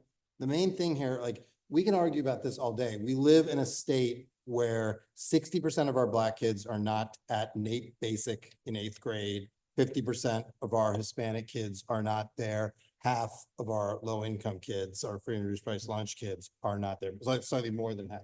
We can go around and around on this all day, and we can argue all these different things, or we can say, in any other context, we'd be saying that is a crisis. That is an absolute crisis. And why is there not lots of attention on it? Why aren't we talking about it honestly? Why isn't the governor out every day talking about why isn't this front page in the media? And instead, we just spin on where are we gonna draw these lines? Those kids don't get to those outcomes. And I would remind you, the Commissioner of Education Statistics stood before us and said, people can argue about NAEP advanced, you can argue about NAEP proficient.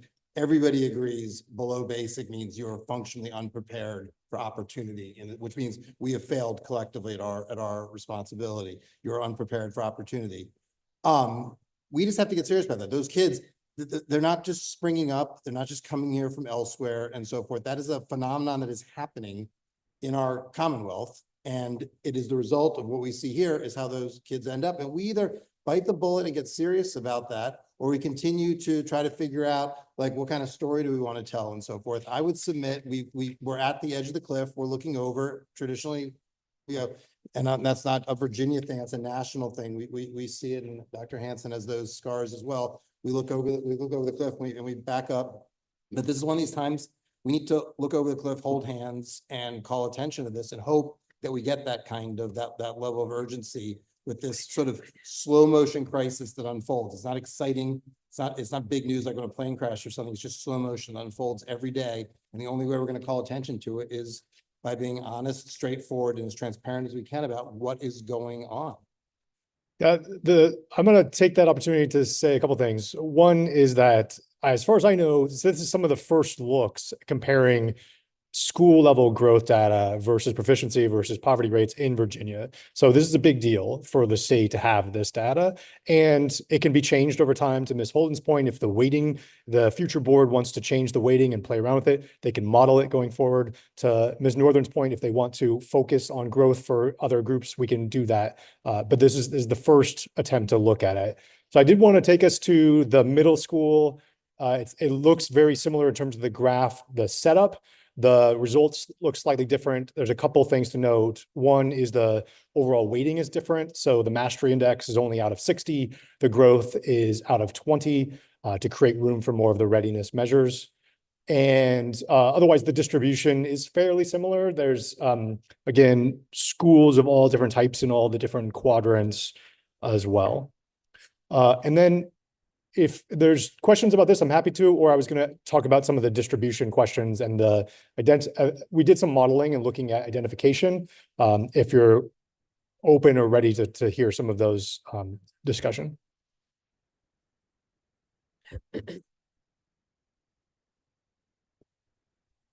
I'll start, and please interrupt me. The first, in the federal regulation and in the proposed regulation, there will be a category of schools that are called comprehensive support and improvement, and those will be the bottom 5% of Title I schools. So Title I schools are a subset of all schools statewide. So it works out to about 3% of all schools, 2 to 3% of all schools in the state will be identified for that category.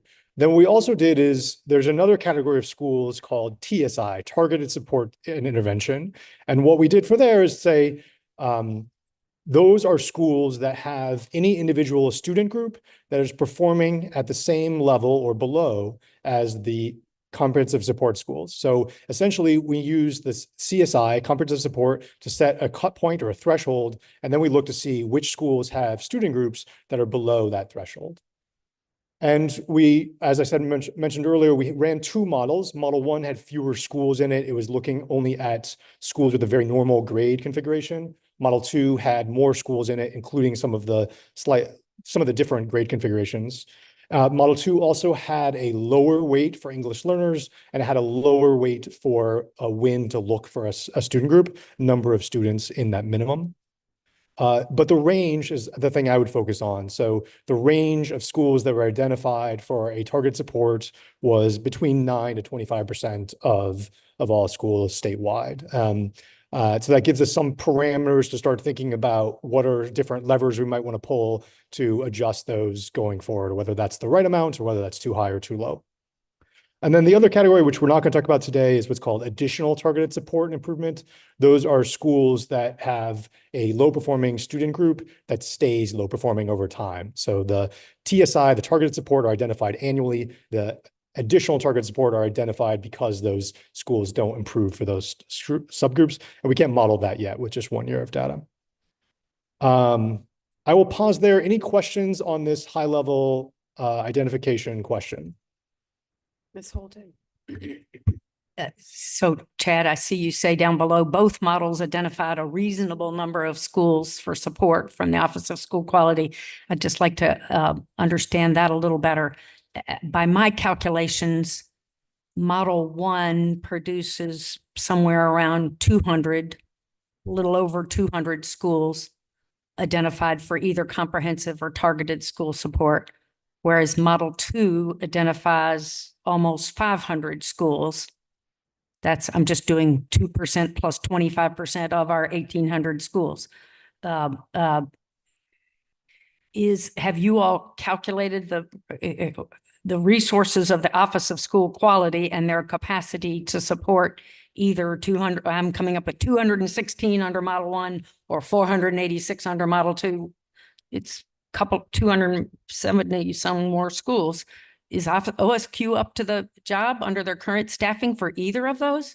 Well, I can't answer that question. What I can answer is, it's tough to compare exactly to what's currently happening in Virginia because Virginia has two systems for identification. There's the state system as well as the federal system. And both of these models identified similar numbers as the cumulative numbers that are being identified already statewide.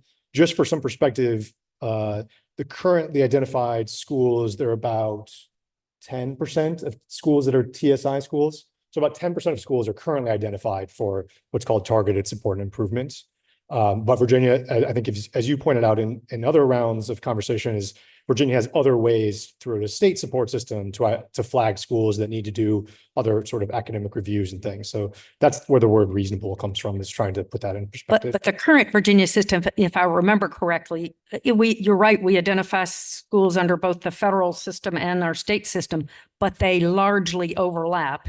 And together, I think I remember that it's something like 250 schools that are identified. That department would, I'm sure, know that number and could give it to us. But to me, it looks like Model 1 would probably be consistent with that, and Model 2 would be double that. And what the choices are that get us from Model 1 to Model 2, I don't know or understand, and would love to understand more. Dr. Coons, would you like to speak to that? Yeah, so we already identify 5% for Model 1 and Model 2 for CSI. That is no change at all. I just spoke to this. I'm going to say it again. These are federally identified. Right now, because we run two parallel systems, we are sending about $10 million back for the past 5 years of federal dollars to support these schools. That's almost $50 million over the past 5 years. We have not accurately or well used the dollars we have because we have not had the opportunity to use them effectively. So to predict whether or not we need more money or have not had more money, we have not had a coherent system to drive supports because our federal dollars we have consistently sent back. So I want to push on the fact that quantifying the number of schools, doing that, saying this is more than that, is regardless because we haven't had one coherent and cohesive system to provide support. And when we have talked out in the public and gotten public feedback, we have repeatedly heard about frustrations of having two systems and how to spend the money. As Chad indicated, sometimes I have money for this, sometimes I have money for that. How do I send that money? We are sending a lot of that back because we are not focusing on the students who need support, regardless of whether or not they need support. And Mr. Rotherham said it's time for us to be honest and support. So we have got to be able to have a system that allows us to derive the federal and the state dollars and the funds we have to support our students, which we have not done well over the past 5 years. And it is about 50% of our budget that we have been sending back because of the separation between federal and state systems. I think you mean 50% of the OSQ, of that federal support budget, which is a very, very small percentage of our overall $18 billion school system. I mean, it's, 1/20th of 1% or something. So it's not. It's a large portion of our support budget. Right, because our support budget is from the state basically zero. So our only federal support is the federal money. The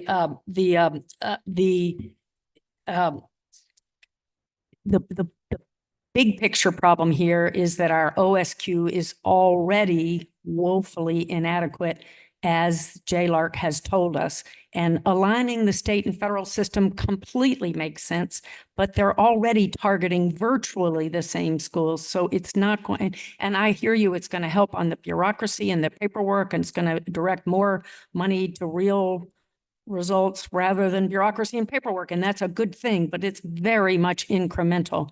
The big picture is we're not sending any real new money to our neediest schools to our schools that are most struggling. And we're not funding the Office of School Quality. So we need to fund the oversight system better.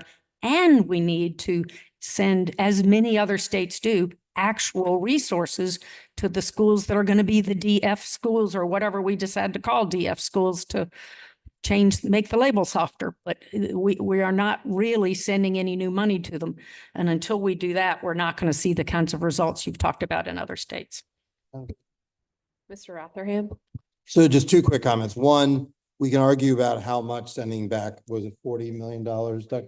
$49 million is, I would note that is high leverage money because we can actually use it for, it's less restricted than other money. Somebody mentioned earlier, school principals talk about how the money comes down. That's money we can actually use. So it's higher leverage dollars. And again, we've had this discussion. I think like most people hear $49 million. I hear $49 million and I'm like, that's a lot of money. And I think, and we should not be sending $49 million of our education money that's allocated to Virginia to help these schools. Under no circumstances should we be sending that back to Washington. That's insane. And so we need to fix that. I think we're back to it. This is a conversation we've been having on this board for quite a while now. It's a basic chicken and an egg system. I don't disagree. We need to spend more money on school improvement. We should do more there. The question is, does that happen just by, I don't know, osmosis, or it just sort of comes into being because we keep doing the same things? Or does it happen because we say, in our role as a policymaking board, we're not the appropriators, we're not these other roles. We say, here's the problem, here's what's going on. Let's focus on this. And as I said a minute ago, hopefully that then drives people to start asking questions of why isn't this a bigger focus of attention constantly? And it is, I say chicken and egg, just because some people are going to argue, well, no, that first we had to do all this other stuff, then we can have an accountability system. I think that's backwards. I think the experience of other states shows that's backwards. And what we need here, and we've been hearing that, including from Dr. Coons, shows that that's backwards. We've got to put in place a system that honestly says what's going on, and then we can expect things to start to go. And hopefully people will see that, whether it's in the General Assembly, it's citizens, it's education leaders in the state will see that and respond. We've tried the other way for a long time, and here's where we are. We ought to try a different way of just being really straightforward about what's going on, and then hoping, and I do trust in the leadership of this Commonwealth, that we will see the response commensurate to the nature of the problem.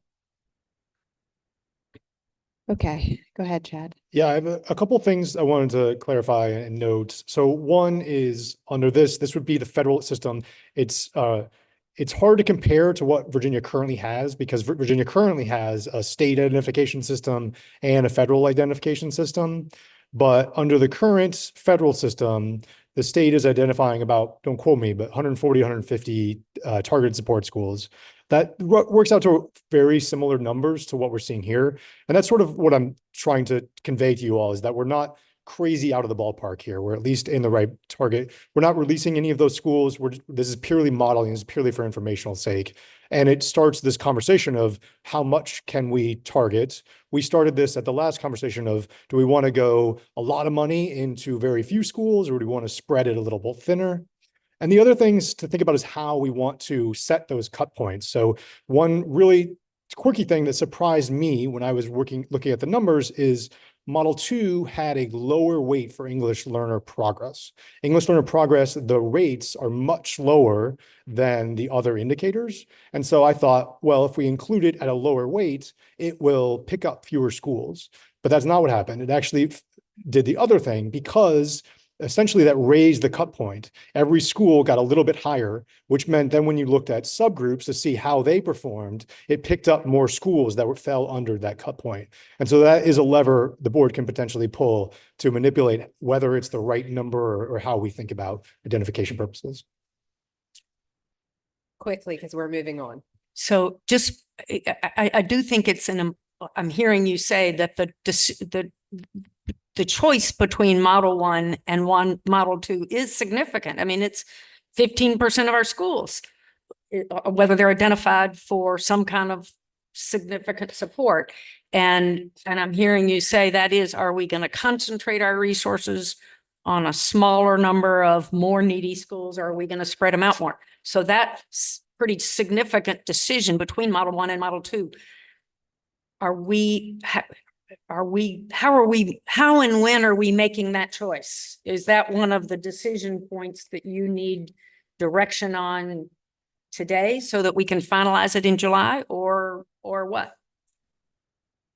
I would defer to Superintendent Coons a little bit here, but I would say it would be helpful to hear the board's feedback on, does 9% sound too low? Does 25% sound too high?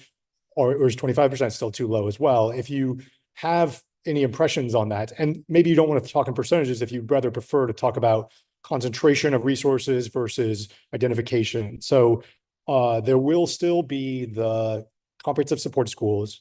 The money will still go to those schools, but how much do we want to also have resources for schools that are struggling with a particular subgroup? So those sort of nuance and discussion points, I think it would be helpful for the board to weigh in on if you have thoughts. If you Is feel this equipped. that right moment though, or do we have more modeling that is going to lead us to that particular discussion in the next few slides? This is the extent of the full modeling. So this would be the time, if you would rather take some break time to digest it, that would be something we could do as well, potentially. Okay, let's do that. Let's take 10 minutes. We'll be back at 3:06.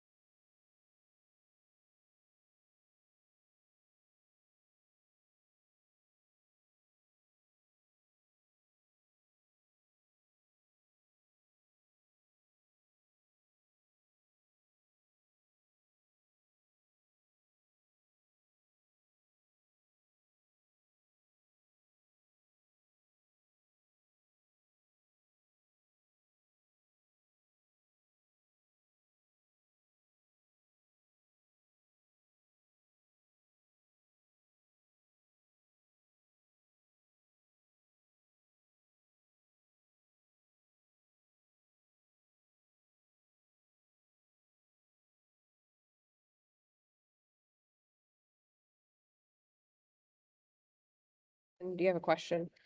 Yeah, maybe if we go back to slide 21, and I'm not sure if I have my math correct on your modeling, but if we there on the English language progress of the 15 to 5%, if we just ran it at 10%, would that give us obviously between 9 and 25% that it would fall, but it might be a rational approach to be looking at, or would that might be helpful just to know what it is so we can look at the data?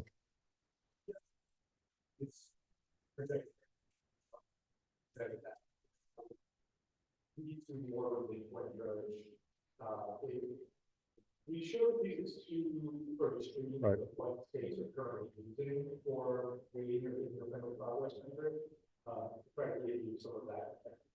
But what I'll say is, all one also we're not perfectly apples to apples, because policy that will be used. But I think that we're roughly away from the topics.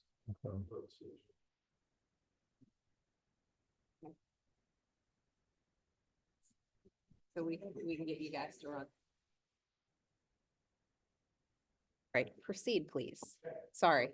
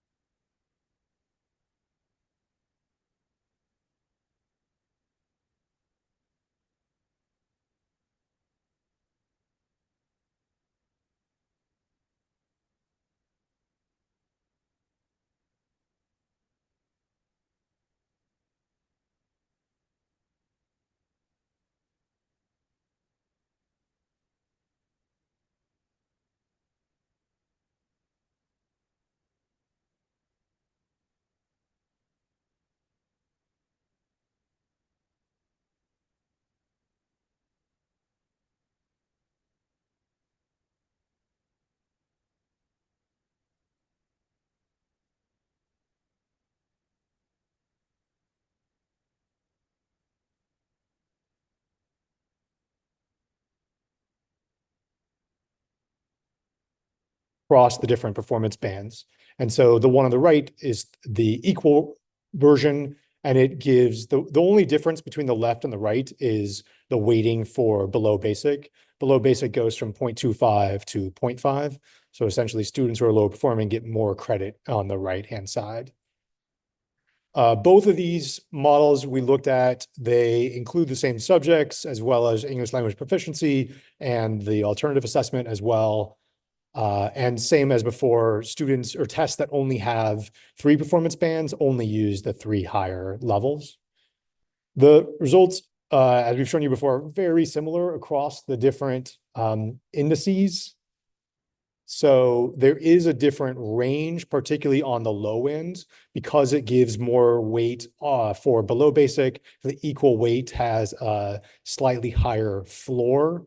So if you can see, it goes from 12.4 up to 16.8 is the floor for the equal weighted version.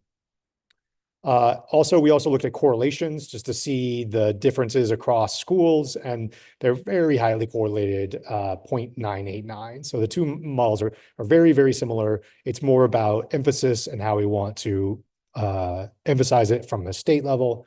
The other thing I will say is that to my earlier point about English learners, anytime we're raising the scores overall for schools, that potentially puts the risk that we will identify more student groups for the targeted support category.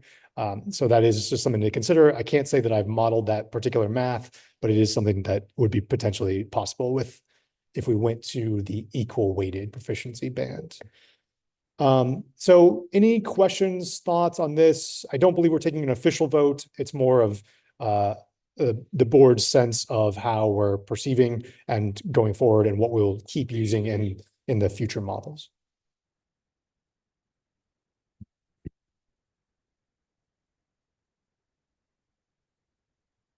Chad, you restate what you just said about. Dr. Siebert.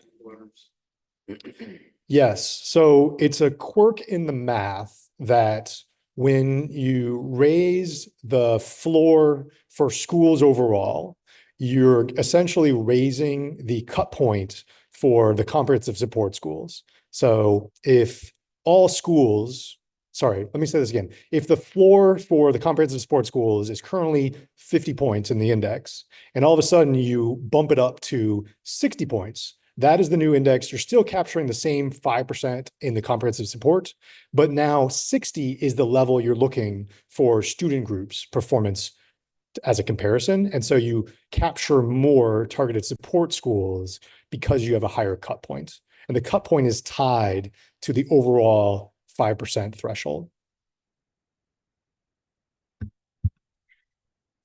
Ms. Holton? So I'm still confused. Which of those two, how does this choice between these two options relate to what you just described about comprehensive schools, and what would be the criteria by which we should choose between the two options? Yeah, they relate because the equal weighted model gives more credit and gives more points. So it would essentially raise the cut point, the comprehensive support cut point, that then we would look to identify low performing schools, subgroups of students, and on a higher threshold. And because it's a higher threshold, it would likely capture more schools as well that would fall under that range. So the equal one would capture more schools for targeted support. Correct. And that does not determine anything necessarily about our accountability categories. It just determines how many schools for targeted support. That's right. That's right. Dr. Siebert? Chad, could you go back up 2 slides, which is the same thing, but it's in a chart form? One more, there you go. So I just like this one because it's more side by side. Sure. So I think that's an interesting point you raise about what the floor does. And so thank you for sharing that with us. And I just, this is more of just a thought out loud. I'm interested in what my colleagues think. Going back to, our conversations back in the fall about understanding the importance under the NAEP thresholds of what basic means. In my notes from our April retreat, I wrote down the ones on the left, and Dr. Northern, I called it Amber's. I don't know if I attributed it correctly or not, but at that point in time, a little bullet note I made then was that it almost incentivized moving people out of below basic to basic. What we've just heard is that it doesn't really impact, a lot of things. It's highly correlated, et cetera. And maybe it has an added advantage of not over-identifying some other things. But so the idea of incentivizing move from below basic to basic was a note that I made at the time. I don't know if I made the note that was a good incentive or not. So I'm just kind of curious if any other colleagues have better recollections of the April meeting than I do.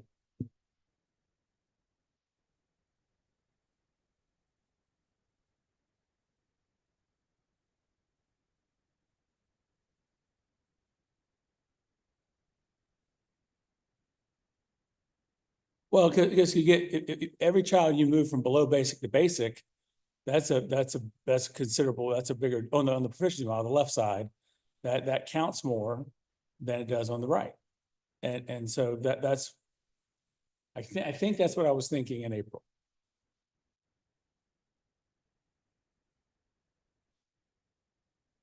Below basic is getting more weight in the system and less weight in the other system, right? So I don't see it as incentivizing. I see it as, do you want to say a child who's below basic counts more or less in the system, in terms of the weighting? Oh, I'm sorry, Doctor. I think I'm saying the one on the left incentivizes moving a child from below basic to basic. Is that? So this was your argument when you brought this, was Right. that if we had below basic at 0.25 and Mhm. basic at 0.75, you have more incentive to Oh, move a child from below basic up because to you're going to basic. get more weight at the basic level. Correct. Yeah, sorry, I wasn't tracking. So what's the question? Madam Chair, I was asking if that's what point you were making in April, and then I think I described it poorly, but I think you fixed it for me. Thank you. No, yes. I think you guys fixed it for me. That's what I said, yes. So the decision point here is you want us to give you guys feedback on whether or not we want to use proficiency or equal Correct. in the mastery index. So we use the proficiency in models 1 and 2, and if the board would prefer us to move to the equal weight, we could make that change going forward. And I think this, right, we had asked for more modeling. So as we move forward and as you finalize the modeling, I think you're asking which one, is that right? Yeah. Okay, sorry, I was just asking. Thank you. Yep.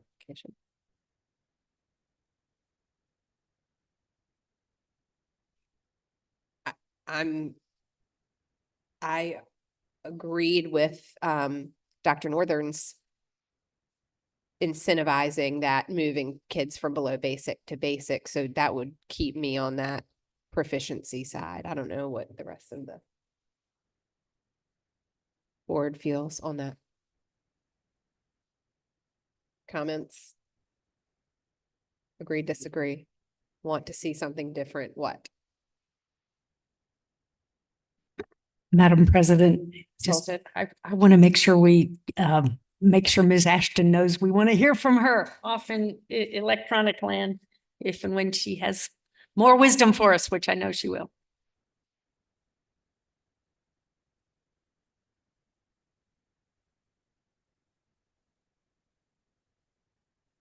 I couldn't hear the last thing you said.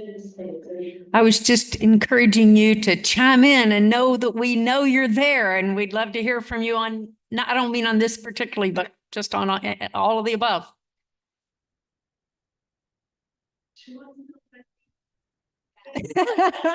Yes. Oh, has so many thoughts. So I'll just share a couple, and I really do apologize for not being in person. And I think I've said this before, as a school leader, I am going through this exact process right now for myself and my school. And the one thing that I think is incredibly important is just the transparency in terms of the how. So what we're going through in terms of what's in the scores and the how and the points and the weights, I think is incredibly important for leaders, district leaders to understand. It is obviously very complicated, but I think this transparency is really important. I think too, what's really hard is building the plane while you're flying it, because we want to use real data to be able to predict real stories and be able to make real decisions, but we're getting data as we go. So it is helpful for me to see the dot plots like that. It's really helpful for me to see where schools land. Not surprising, it's pretty standard. But for me, I saw so many bright spots when I saw orange dots in the right top column, which was high mastery, high growth, which is exactly, for me, what we want to be able to see, which is there are some schools that are serving the most at risk, the most at promise students, and who are having high mastery and high growth. And so I think that, to me, is probably, the most helpful tool, because I want to know what are those schools doing, what resources do they have. Now, how do we make sure the schools that are in the bottom left are getting those resources? So I think that is incredibly helpful. And then the last thing, and I think this is where we're going, is it's gonna just take more time for schools and divisions to kind of process this. But again, I'll tell you, what I'm doing with my accountability part is I am really looking at the scores right now, and I am directing resources towards those priorities, like chronic absenteeism versus in-school attendance. So I think the transparency around the way I think you guys call it the MAP approach is exactly what schools need to understand where to prioritize the resources that they have, where to, identify the bright spots across the state. And then, the last part I will say is, no one is surprised by the most researched schools having the highest proficiency and the highest growth. I don't think that's a surprise. I would like to know what they're doing too. and how do we transfer their best practices to other schools across the state. So I find the update promising. No, it's, you know, I have a sense that the group is like, give us all the information now, tell us exactly what it is so that we can make sense and make decisions. I can say it's a messy process, but I appreciate the transparency around creating the process, and believe we will get there. It's just gonna take time with even more data. So those are my general thoughts. Thank you, Ms. Holton. I am sitting here at the edge of my seat, with my dog at my feet, listening to everything you all are saying. Thank you. Thank you. Well, hearing no objections on the mastery index, we're going to keep proceeding with the proficiency index, the mastery index, and we'll have that in model 3.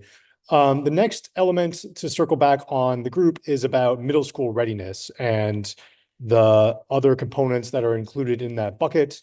So just as a reminder, growth is 20% for middle school, mastery is 60%. We're going to talk about the 20% bucket. So chronic absenteeism, we weighted it in this model at 10% to keep it consistent across grades. And we're going to look at the advanced coursework. Well, that's a cool feature. All right. There's been a lot of feedback on this particular indicator. One thing that we discussed at the last meeting was focusing in on the denominator, making sure that it is limited to students who are ready to succeed in advanced coursework. So we call it the Florida denominator. It's something that the Florida system uses of limiting the denominator to students who show proficiency in 7th grade, then looking to see whether in 8th grade they are taking and succeeding in an end of course assessment. And we're agnostic on which particular end of course assessment they take. We included different ones in that. So it does include algebra, geometry, and algebra 2. Algebra is by far the most common that's taken, but just so you know that we are agnostic to that. It is a cohort model, so we're looking at students take it by 8th grade and it does use students who had a 7th grade test score to see whether they're proficient to include in the denominator as well. We started by looking at math. So we looked at, this is just math, this is sort of the distribution of school level results. A couple things to note. One is that most schools have at least, almost all middle schools have at least some students who are taking advanced math. So the pathway exists in most parts of the state. That doesn't mean that all students are taking it.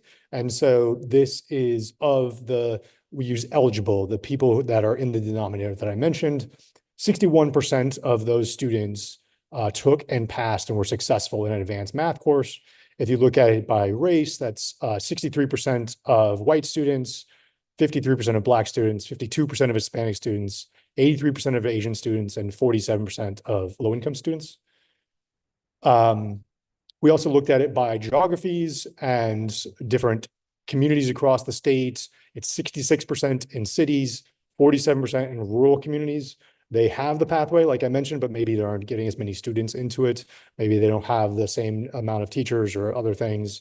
69% in suburban schools and 43% in towns. And as I mentioned before, 96% of middle schools had at least one student who was passing an EOC math course in 8th grade. We also looked at other subjects. The board was interested in how to incentivize other subjects as well.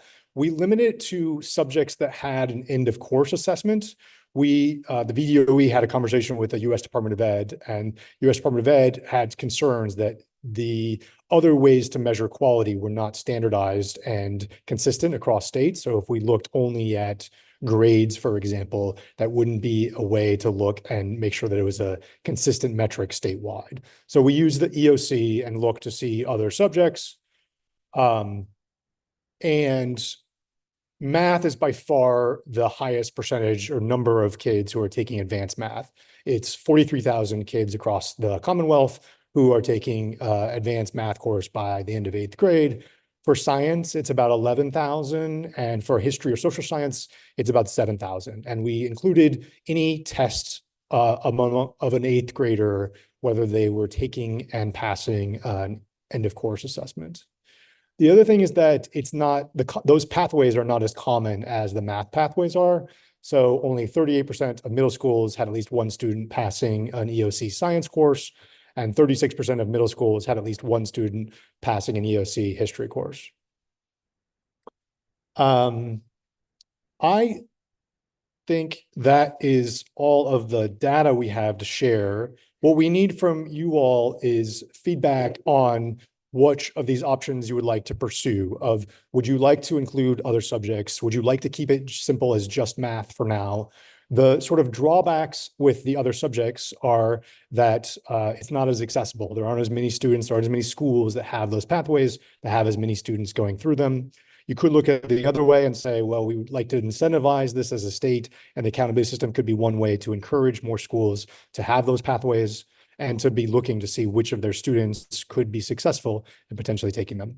So those are sort of the pros and cons of the different approaches. We're here to get your feedback on those questions and hear your thoughts. I know we had discussed, aside from just math, but having some kind of humanities subject that we would include here. And so I do think, while we're giving that tip to math, I do think we need to include a subject in the humanities area as well. I don't know how the rest of the board feels. Dr. Northern? I guess I just want a definition of what an advanced course looks like in history and social science. So I get it in math, you're taking the next course in the sequence earlier than you typically would. What does it mean in science? So you're skipping ahead to the next course outside of your grade level, and how are advanced defined in science and history, social science? Science, the vast majority of those are earth science as what students are taking across the Commonwealth. And that's advanced because they're taking it earlier than they normally would? Yes, yeah. And it's an end of course assessment. It gives them high school credit as well. So normally you take it in what grade, and you're taking it in what grade instead? I'm just trying to really get this. Yes, but it's tied to the credit that the students accumulate as well. I think when we originally discussed this, the loose parameters were advanced meant you got high school credit in middle schools in some way. Okay. Yeah. I think when we loosely talked about this early on, it was, and in the slide, we asked for public feedback. We tried to align some of the EOC courses, but to a lot of your points, there isn't necessarily a match there in that space, which makes it hard for the data and the prediction of what we could or may do there. Dr. Siebert? So I'm just going to think out loud here, which is dangerous in an open session like this, but I share the president's idea that, it'd be good to have more here. I just don't know if we're ready for more yet.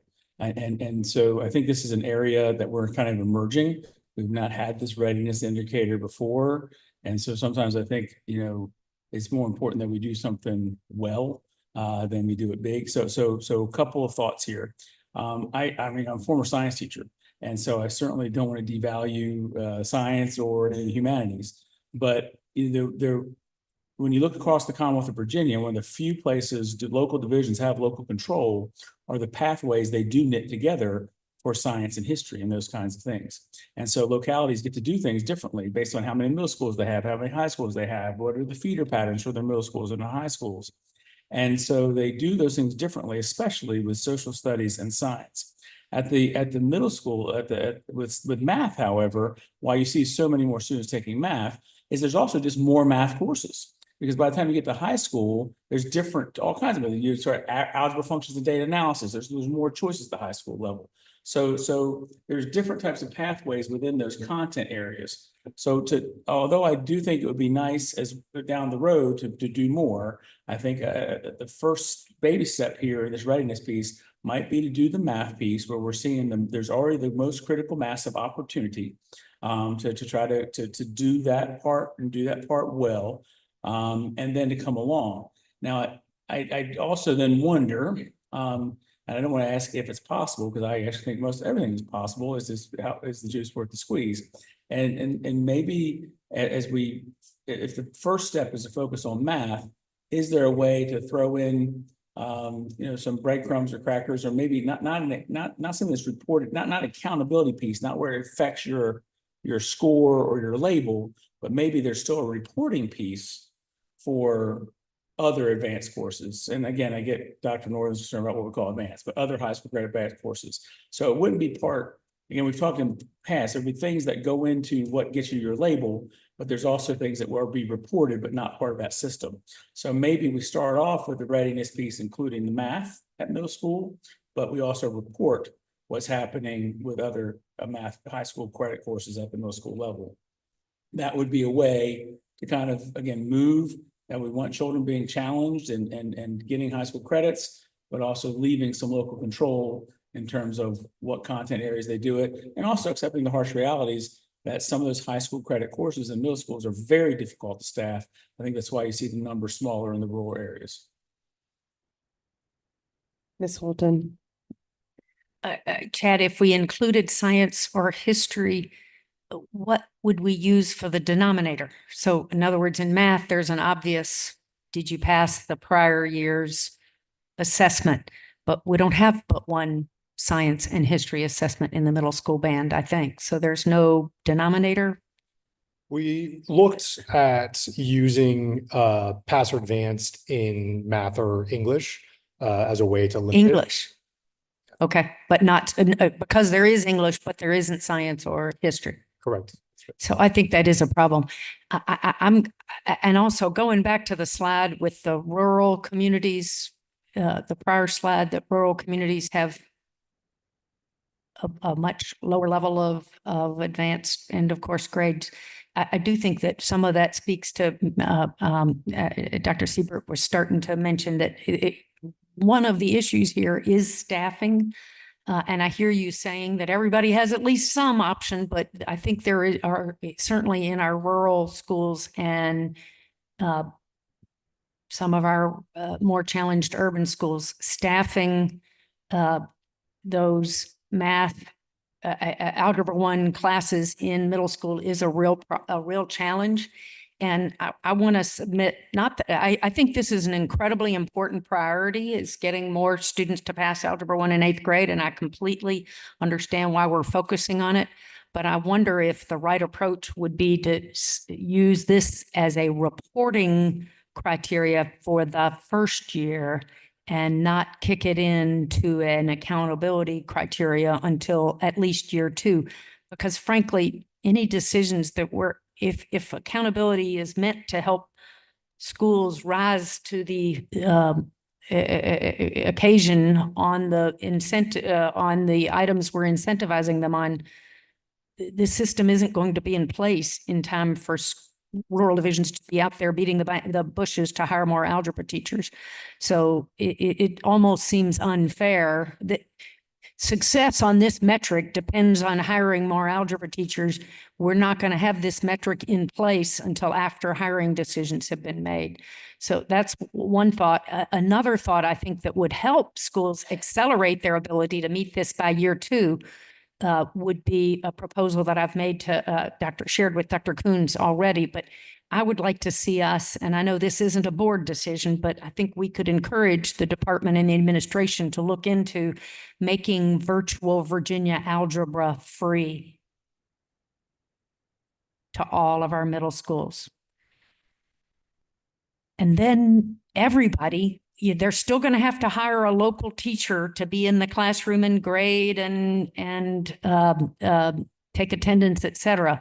But basically, the issue of availability and accessibility of Algebra 1 in 8th grade, we can solve that with a solution that we have in hand. We have virtual Virginia algebra. We just charge divisions for it, and it's not cheap. And so why don't we solve that problem before we start holding schools' feet to the fire on this criteria? So my suggestion would be, is it a possibility to make this a reporting requirement for year 1 and not kick in to be an accountability requirement until we've tested it and done more to make given schools more opportunity to rise to the occasion.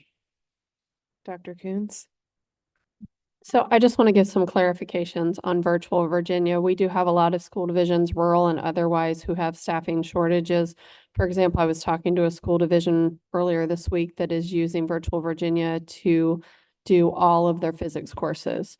They are not hiring a second teacher. Virtual Virginia scores their own work. You do not have to hire a teacher to score. They are also using a funding model that is in legislation around how we fund virtual Virginia, and it is based on an LCI component. But when we modeled out the funding with innovative models to staff the in-person section, that is less than it costs for a full-time teacher. So we are working with Brian Mott, who is the executive director of Virtual Virginia, and have a meeting next week to promote options for school divisions across the Commonwealth. We also met with the Leadership Council of Superintendents and talked about what they would like to see in Virtual Virginia. Dr. Ms. Coons, so Walton? am I right that even if they don't have to have a teacher locally, they're going to have for, shall I say, crowd control purposes, there's going to have to be an adult in the room locally.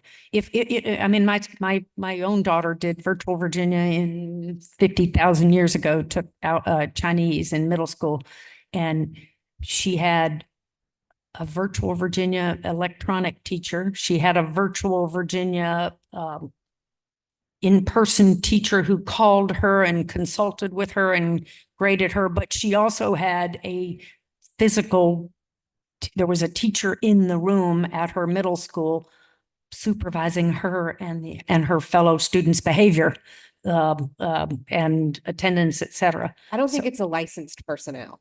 It might have been in that case, but it wouldn't necessarily need to be, but it's still a warm body. It's a responsible adult.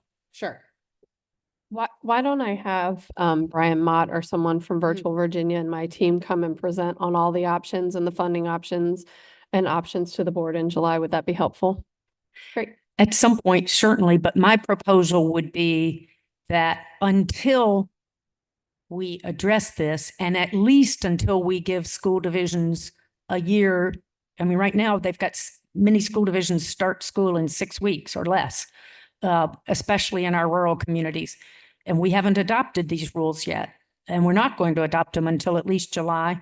So do we really want to hold schools accountable in year one to these criteria when they've had no opportunity to respond to these challenges by hiring accordingly? Dr. Northern? So I guess I'm just trying to think this through. Right now, readiness is chronic absenteeism, advanced coursework, and 8th grade pathways, performance task. So we don't have the performance task yet, and we'd say we'd only be reporting on advanced coursework, and then chronic absenteeism is nobody's favorite indicator. So I guess, then we'd be saying it'd be all on chronic absenteeism, I think. Well, you know what I would do would be to move the points over to growth. Mr. Rotherham? I'm a little confused by this conversation because, Chad, the data we're looking at here, this is student data, not availability in these communities data, correct? You're saying that it's 96% of schools had at least one student passing, but the data we're looking at here is just the pass rates across various communities, which is concerning, some of it for sure, the gaps, but it's not percentage of schools that are offering this. That's what I mean. Right. I'm a little confused by the conversation. Yeah, 96% of schools have at least one student who passed, not took, but passed middle school EOC math. The gap would be students who are performing highly in math, but aren't necessarily taking that class. So actually, that's not a gap at all. That's a different number of like how they get up to that level, how they boost their scores would be finding more of those students and making sure that they take and are successful in those math courses. So the pathways exist in most of the Commonwealth, the vast majority. I'm struggling. I don't doubt we have a shortage problem in some communities. The data on that's clear. I don't doubt that there's gaps and that's a problem and so forth, but I'm having trouble getting to where this is an acute shortage problem based on this data. I'm having trouble. I'm having trouble. You would have, if you talk, Principals, superintendents would tell you there is a significant issue staffing advanced math classes in middle schools in many parts of the state. It may not be reflected fully there. Those 96%, some of those may be using Virtual Virginia, which costs the local division. Some of it may be that they can afford one algebra class, but not two when they need it. Et cetera, et cetera. So if, for instance, the 47% in rural areas doesn't mean that 53% took the class and failed. That means some percentage didn't take the class and some percentage took the class and failed. So the denominator is the number who were eligible for the class as Chad has defined it. And then the numerator is how many of those took it and passed. Right. I don't doubt any of that's a problem. I'm just struggling with from this data, how we can necessarily be diagnosing beyond anecdotally. Yeah, there are 2 points that aren't in this slide, but one is that the pass rates for these students is very high. I mean, said this at the last meeting, I can't remember the exact, it's 98% of kids who are taking a EOC math course in 8th grade are passing. So that to me suggests that schools potentially aren't giving the pathway to as many students as that would be successful in those. And so I think the way this would work in an accountability system, it would only count for a school that had a sufficient number of students who met the denominator. That means that they had enough students who were passing or successful in 7th grade math that deserved an opportunity to be successful in advanced math in 8th grade, and whether the school actually met those students' needs or not.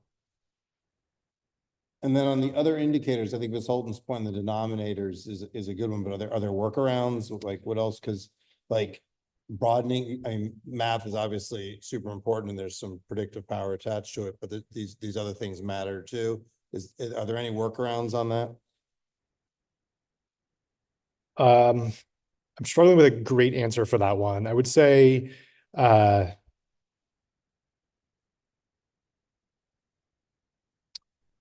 yeah, we've looked at. Go ahead. I think the way that we were thinking about this, if we added the science and the history and social studies in, is it's not 3 separate calculations, it's one calculation. So you might consider the eligible students in the denominator to look at not just were you successful in 7th grade math, but also were you successful in 7th grade reading. So that might be your denominator, but your numerator would just be if a student passed any of these EOC. So it would likely raise the rate slightly from just math. Sort of like how when we were talking about the mastery index, going with the equal approach would have raised that number a little bit. This would also probably raise that number a little bit because you're going to be catching, students who were successful in science and history as well as students who were successful in math.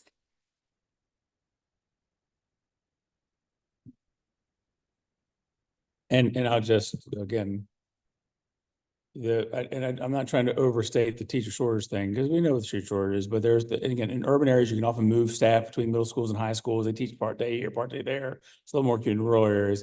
The other thing is that, unlike math, where you can get a middle school teacher with a middle school license can get an Algebra 1 add-on. They can get the endorsement to add on the Algebra 1 endorsement. That doesn't exist for the other science areas. So a middle school teacher can't just add on. They have to actually go get the endorsement for earth science, or have to get the endorsement for high school history, or so that there's also licensure pieces there that I just would caution. Again, I like that idea. I think there's some potential there, but that might lead to more modeling, which we've already done a lot of modeling. I think if we're going to tread lightly into this, it looks like math is the lower hanging fruit, maybe with fewer snares.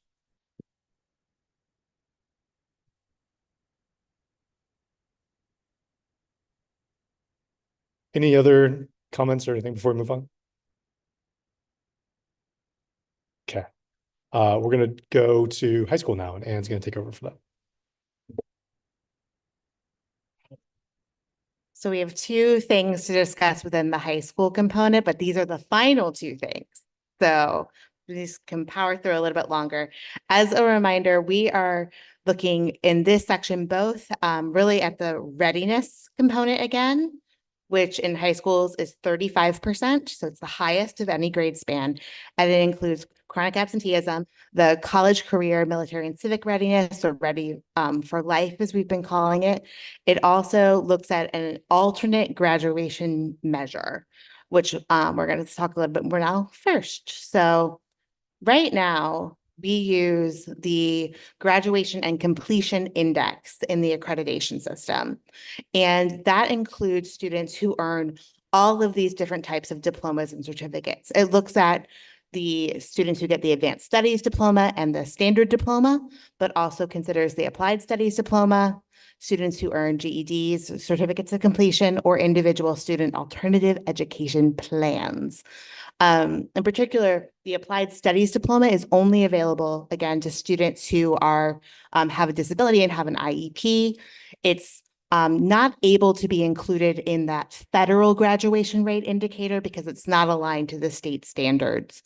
So that's why in that graduation component, we're just using the FGI. But we do have the ability in this readiness component to consider an alternate metric like the GCI. So these are all the different types of diplomas that are recognized in the GCI. In addition, it does consider sort of students who might need additional time. So those students are called sliders. So you can see 70 points are given in the GCI to a student who might be an English learner or a student with a disability who is able to have more than 4 years to graduate. So they're given sort of 70 points for remaining in school. The GED is given 75 points. A certificate of completion is 25 points, and then 100 points for any type of diploma, applied studies, standard diploma, or advanced diploma. And that also includes students who maybe weren't in that cohort.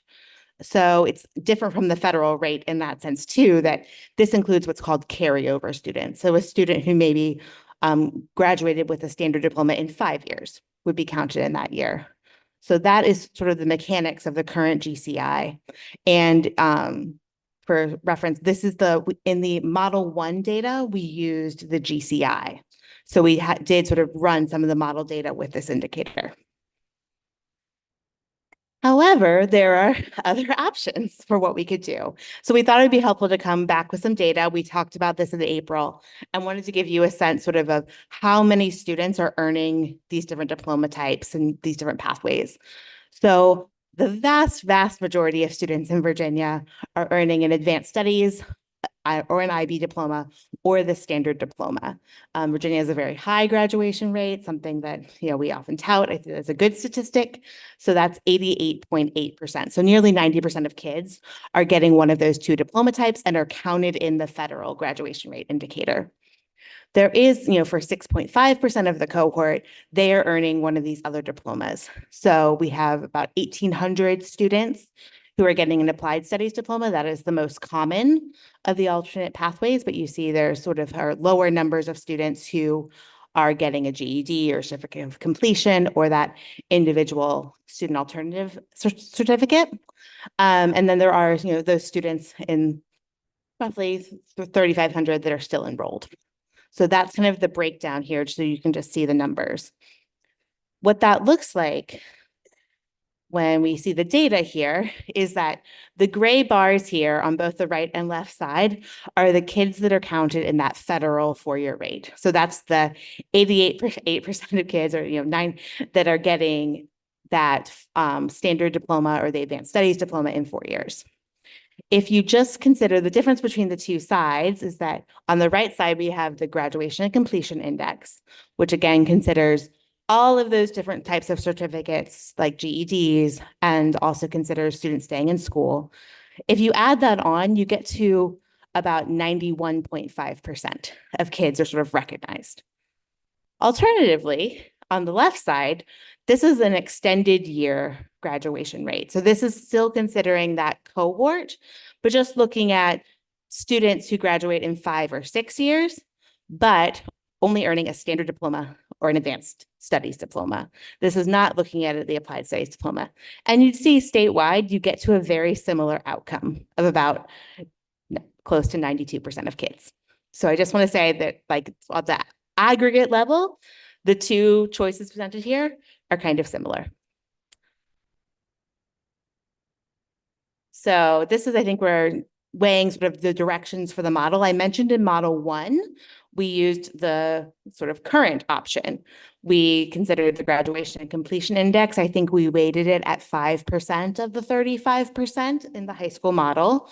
We're recognizing all those different types of diploma options, GEDs, certificates of completion, students who stay in school. In model 2, we actually included a different graduation metric. So for model 2, we looked at an extended cohort rate. So those students who maybe graduated with a standard diploma or an advanced studies diploma in 5 years, but we also included students who earned an advanced studies diploma. We excluded students who had a GED, we didn't, or another certificate of completion, but we were looking at the advanced studies diploma. So that it's still kind of that cohort measure. It's not necessarily bringing in kids who were in a different class but graduated, but we're just saying, we know some kids might need more time, particularly students with disabilities need more time. So let's include that option. So that's what we included in model 2. So I think, all of this is, and I think they were both weighted at 5%. So we didn't change the weighting, we just changed the measure.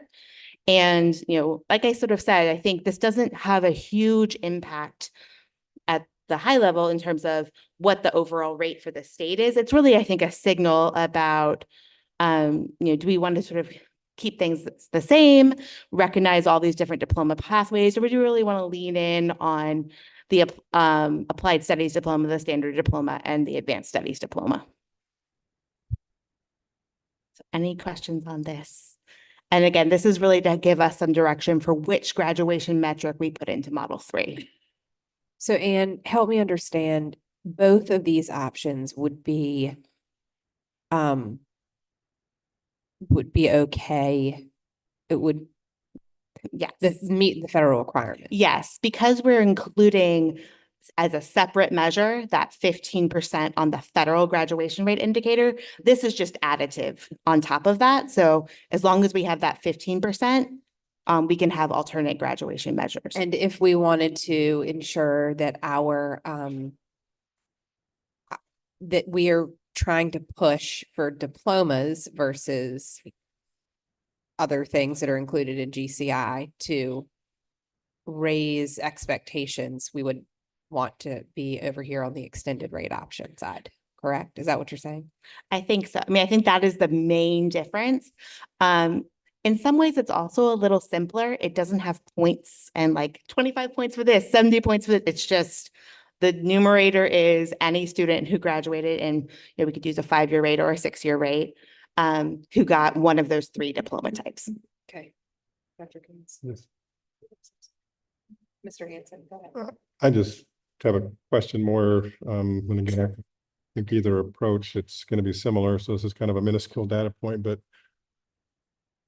what are we seeing in the state right now in terms of the last 3 years of chronic absenteeism and the learning loss and the potential need for some of these alternative graduation opportunities, whether it's default or dropout recovery programs or other things? Are we seeing data that are just kind of where we are now? Is it going to change the dynamics of even what we might want to prioritize or have them accountable for?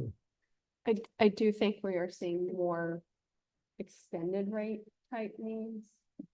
I think it's hard to determine if learning loss per se or attendance is impacting the other certificate options, especially since one of those options are students with disabilities. But I can have the team run that kind of information as you're thinking through this.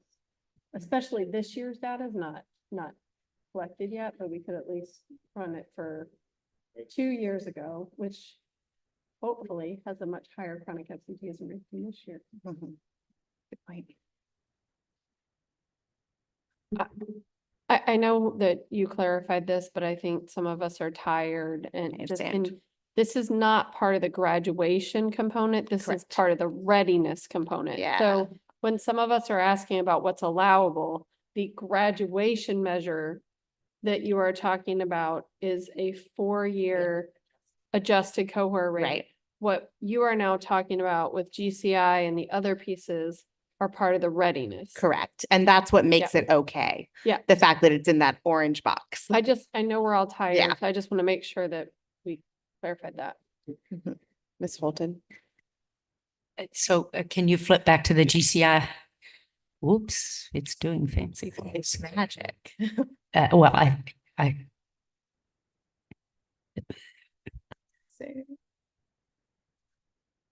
This slide. well, that's wasn't the one I was looking for, but I can ask my question without it. The proposal, either version, the current, I was looking for the slide with current option. Okay. Or the alternative option. Thank you. This one. That one. Thank you.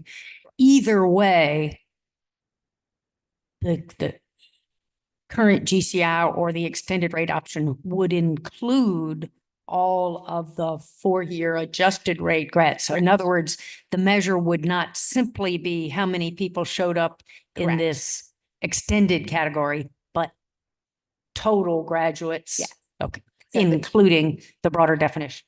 Yeah. Thank you. I mean, if that's the case, and I said this last meeting, I really like the Louisiana approach where they have the diploma index, where they've represented the whole spectrum, because, you still have the 4-year adjusted cohort rate in there. You get extra points if you got a high school plus associate's degree, you get 160, high school plus AP. I mean, like, it actually marries all the other pieces that we've been talking about in the college and career ready indicators and what we want to prioritize there. And yeah, you also are counting the GEDs, which I think I've heard is not getting counted in this calculation. So I guess what I would like is just a little bit more, I don't know what kind of modeling I have in mind. But just maybe some additional thoughts about what you guys think about the Louisiana diploma index and whether it's a little bit more elegant, because right now, if we're already, like, I had the same question Ann had. So if you are a school that didn't happen to have a lot of kids who were getting these alternate measures, and it seems like default, then your 35% would be allocated between 2 categories instead of 3. But if that's not the case, and those kids are also being counted, then why not just put them all in one graduation index?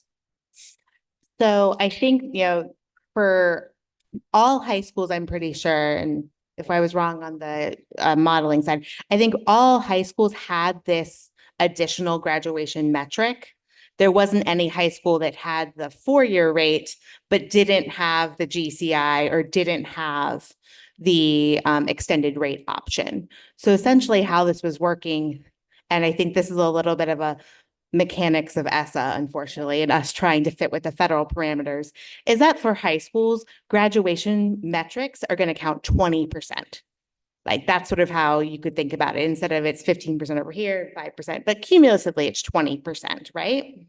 And for that, for schools, if a high school is basically having the vast majority of their kids, or all of them, are getting a standard diploma or an advanced studies diploma, that rate is pretty much the same.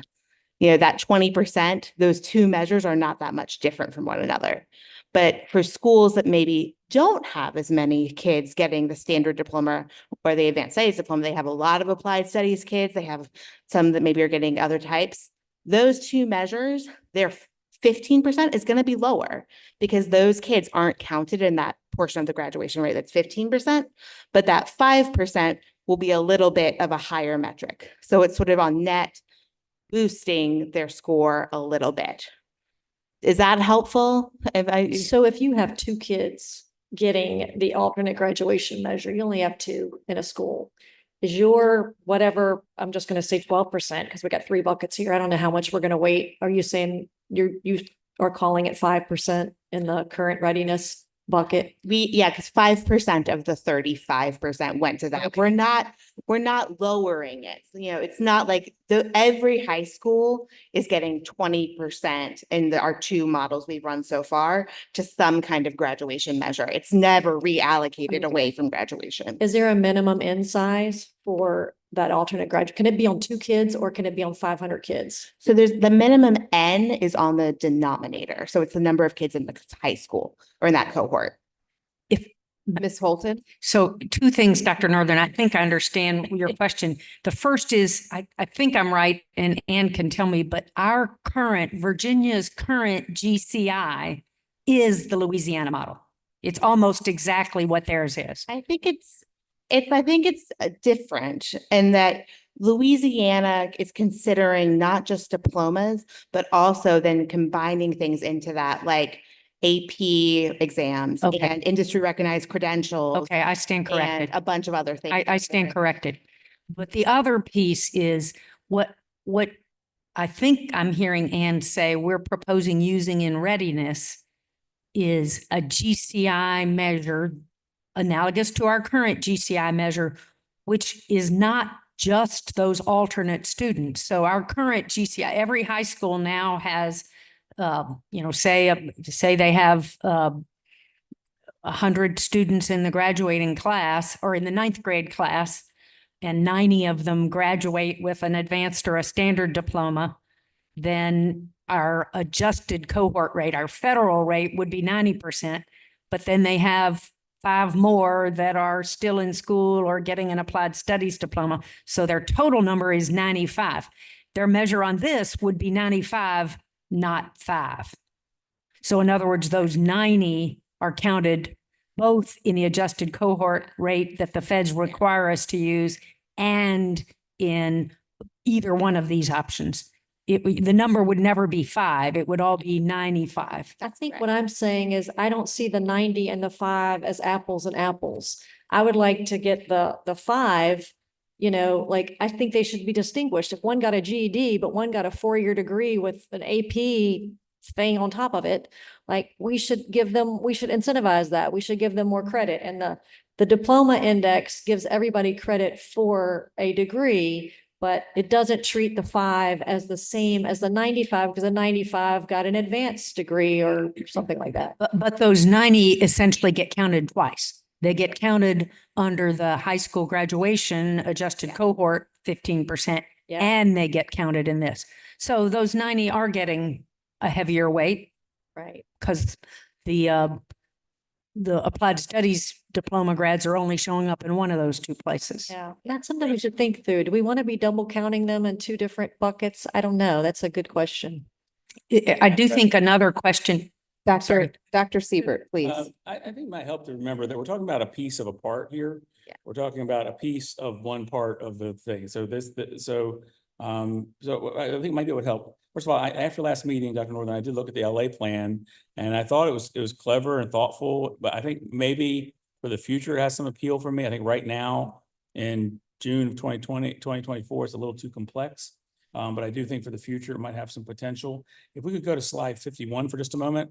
I actually really, really like both of these bar graphs on slide 51 Go back. because these both tell a very important story.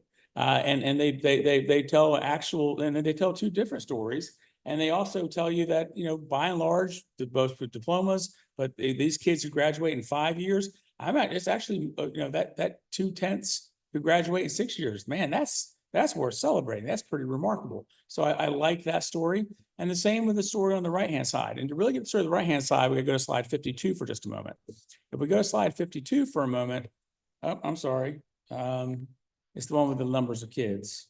Oh. There it is, 50. my bad. So that's 50. Slide 50. I had it right on my notes.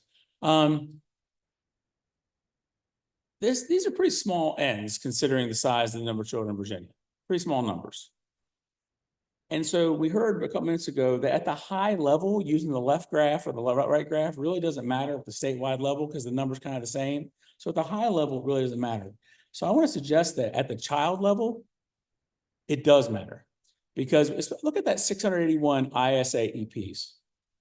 Okay, I've had very small numbers of ISA EP students I've worked with over the years, but those are powerful stories. children have overcome huge odds who have had huge opportunities. Now, is it a 4-year, is it a traditional diploma? No.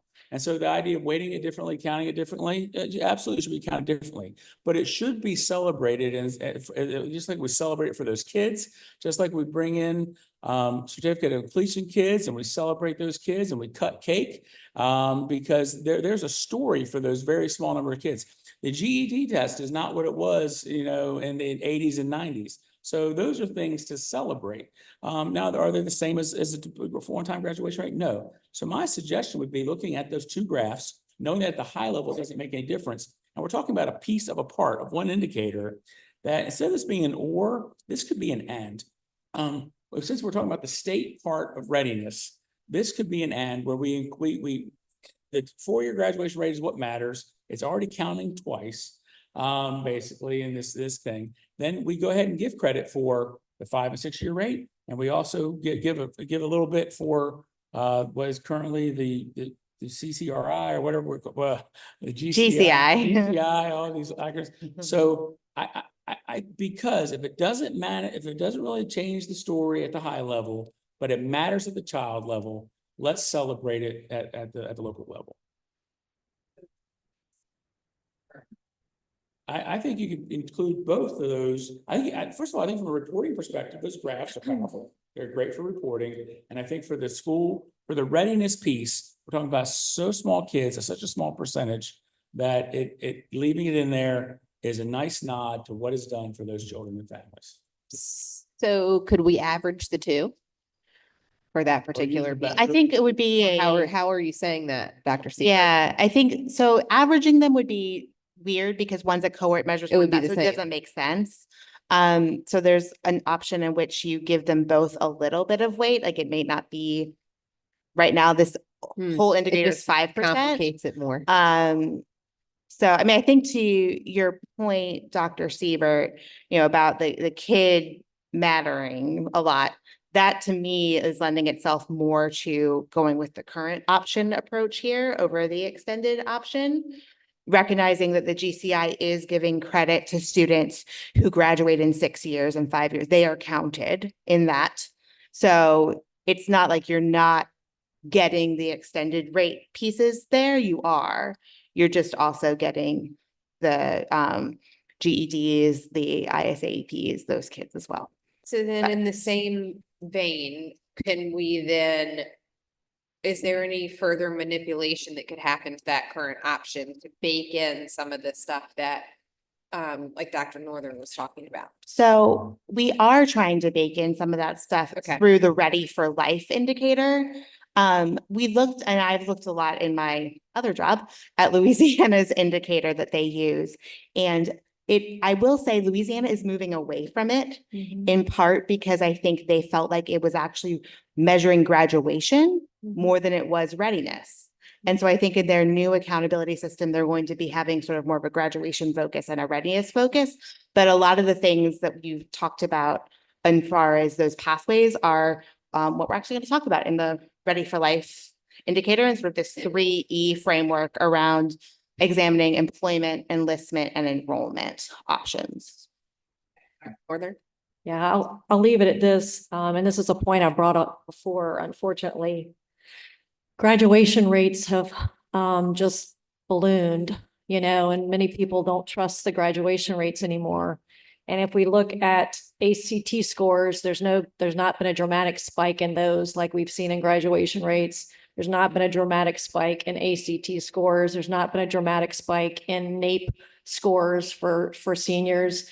Nowhere else in education, when we look at graduation scores for 17 and 18-year-olds, do we see the spike that we've seen in those. So they're not reflected in any other objective measure. So I just feel like graduation rates have lost a lot of credibility, unfortunately. I think the work that we're doing on this board is excellent because we actually are trying to make graduation more meaningful by baking in these other readiness indicators. So I would just caution us just to not rely so heavily on a statistic that seems in many ways to be discredited by other objective measures. Well, Ms. Holton? this is not what I was going to speak to, but I'll just note a point of disagreement on the notion of high school graduation rates discredited, and maybe we can have that conversation another time.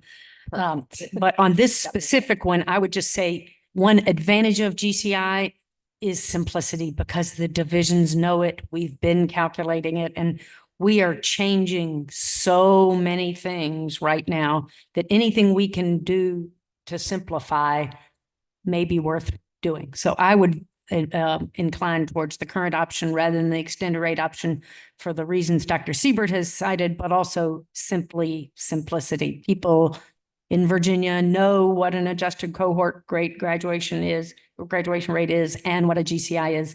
And while we're changing literally everything, maybe this is one thing that it's just not that big a difference that we need to mess with. The one further question I would raise that we do need to resolve at some point is what weight within the readiness. And you've suggested 5%, but we could do anywhere from 5 up to, I mean, it's a 35% total. So it could be 5, it could be more, it could be less. And that's a decision that we, I think, need to give these guys direction on at some point. I can speak a little bit before we transition into sort of how we thought about the weighting. So like we said before, chronic absenteeism was a consistent weight across all grade spans in the first 2 models. So that was a 10%. Then we thought, to sort of Dr. Northern's point about the importance of graduation rates and readiness, when you consider that alternate graduation metric, whether it was GCI or the extended cohort, we included that at 5%, but we have the 4-year FGI at 15. So that was 20% cumulative. And then for the Ready for Life measure that focuses on the 3 E's, we also weighted it 20%. So you can sort of think of this Ready for Life and graduation, at least in the 2 models we've done so far, as receiving equal weight, recognizing that both are really important. But of course, if there's direction there too, we can adjust that for future modeling, but that's sort of how we at least did it for the first 2 runs. So I will sort of reiterate, and I think know that Chad mentioned this earlier, for the models that we have run and will continue to run, we are using the current CCCRI measure for Ready for Life because that is the data we have. So we're using the data that we have available, and divisions have done a lot of work on those 2 models. This is what we're proposing would be a model that would be used when the system is operational. So sort of taking the work that we've done on CCCRI across the Commonwealth, but really expanding on that, building on that, really focusing on outcomes and post-secondary readiness experiences that have the most value beyond high school. And we borrowed a lot from what states like Louisiana have done, where they have these indexes that weight different experiences. Those that are most associated with post-secondary outcomes, those get the highest weight. So we were thinking, and the proposal here sort of have 3 different tiers of attainment across enrollment, employment, and enlisted. The tier 1, what we're calling here, is we get the highest weight. Those are the experiences that are associated with the strongest post-secondary outcomes. Tier 3, the lowest weight, like a 0.5, for example.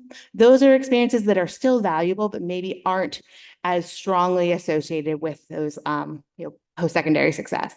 And tier 2, somewhere in the middle. Some discussion questions here is sort of thinking about the weighting across these tiers, how we acknowledge students that are completing multiple pathways. But on the next slide, we'll sort of walk through at least our initial thinking around what these tiers could look like for each of the 3 E's. Oh, skipped one. So the first E is enrollment. And here we are really focusing not on just sort of participation in college readiness experiences, but actual outcomes. We talked about this at the April board meeting, looking at students who actually score a credit-bearing college-ready course on exams like the AP, the IB, Cambridge, the CLEP exam. And the distinction here between the 1 point and the 0.75 point in tier 2 is looking for students who have had multiple experiences. So maybe they took 2 dual credit courses, 2 enrollment courses, and passed with a B. That's a pretty higher bar, not just minimal passing, but a B, or earning an associate's degree, or having multiple AP, IB, CLEP exams. When we say college ready, we did look at some research around what different institutions of higher education in Virginia, what their standards are for accepting scores. And we're proposing here to use what the Virginia community colleges use because they have a uniform statewide policy. When we looked at the other 4-year public institutions, the majority of them, for example, would accept a 3 for credit, but they're not required to. And sometimes even if you go into an institution, you'll find differences between departments within the same institution about what they accept. So we thought, for both because, this is covering a vast majority of students and because the VCCS policy is statewide, that would be the one to go through as sort of the college ready scores. Tier 3 is sort of scoring below that credit bearing college ready level on one assessment. So for example, a student getting a 2 on an AP exam instead of a 3, a 4, or a 5. Or passing a 1 dual credit course, but not getting that B grade, maybe getting a C grade. So it's trying to still reward and recognize students who have gone through these really important experiences, but perhaps not achieved a level that is as strong or is predictive of post-secondary success. I will pause here if there are any questions about the enrollment or any feedback or reactions. I just have a technical question. How is this going to work? Because these scores come back, like a student can get an AP score, but you could conceivably have a 3 on an AP very early in your high school career. Yes. You're not going to get your IB scores until actually after you've left, they come back the fall of the following year. So how is this mechanically, how will this work just given? And I'm not familiar enough with Cambridge to know at what point those come back, but how is that going to work? So I'm going to speak mostly to how other states that do this. I think that there are states that they would collect. I mean, obviously students might be taking these when they're sophomores or they're juniors. So it is again a cohort measure. So looking at by the time students graduate, if other students in that graduating cohort, what type of ready for life experiences have they had? So it would be important to sort of be gathering that information. So it would count the 10th grader who got, a 5 on their AP assessment. There are some states that because of the data reporting issue, they actually lag this measure.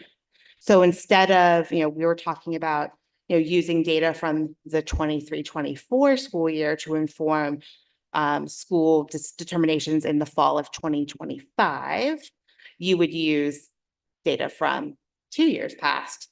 And some states also do that with graduation rates because they want to include summer graduates, for example. So there is a possibility to lag the data by a year if some of the data were not available in time to make timely decisions.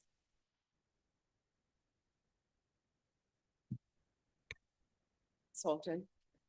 I'd just like to raise a concern with putting any significant weight on students not just taking courses, but passing courses that require a fee for the student to take the course, take the exam. As we know, the AP, et cetera, does, and especially putting extra weight on those who take multiple ones. I think we heard from our Student Advisory Council 2 months ago that cost is a significant barrier to many low-income students for taking AP exams, et cetera. I will say that the good news is, Emily reminded me that our General Assembly did allocate a little bit of money this year to help low-income students pay for those exams, but it's not enough money to support low-income students taking multiple exams. And so I would raise concerns about having any indicator be tied to family economics as much as this one is. But in particular, require multiple AP tests to rate the highest level, I think is a mistake. So if this were an option though, Anne, so let's, I mean, if a school division wanted to put particular emphasis on one of these opportunities over another, that could be the choice of a school division, maybe?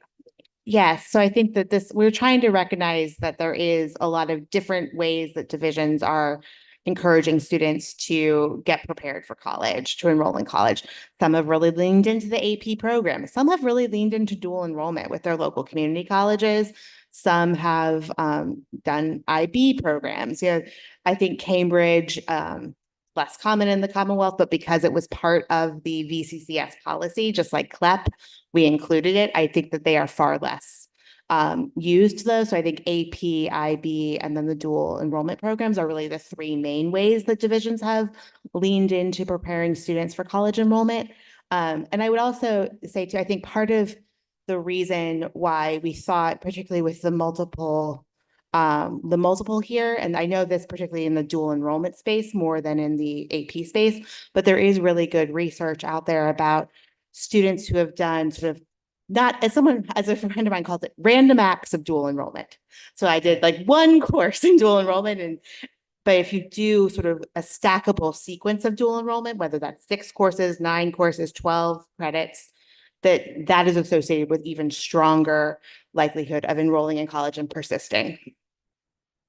Maybe Dr. Siebert may know better than me, or some others may be able to help educate me, but it's my understanding that, and part of this is from the presentation we got from the students, is that many school divisions are not able to foot the full cost of dual enrollment and AP courses, and therefore pass the cost on to students.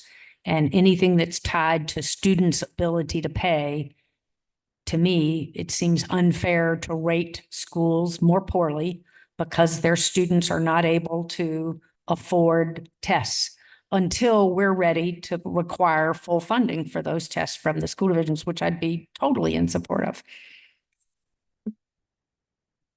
Dr. Siebert? But not universally, but just generally in regions 6 and 7, there are extraordinarily terrific relationships between divisions and their community colleges. And, you know, you have localities like, you know, Wytheville and others, and there's community college access programs in the Roanoke Valley. So it's really a local thing, but there's tremendous relationships. So I think dual enrollment is growing and continue to be a source of investment. I think you saw some legislation in the last session trying to move us more toward dual enrollment and trying to raise the expectation there, or in the community college system as well, because they're going to get the state ADM for the community college students. So I think that there's some expectations being put in community college systems for that. So I think that those things are good.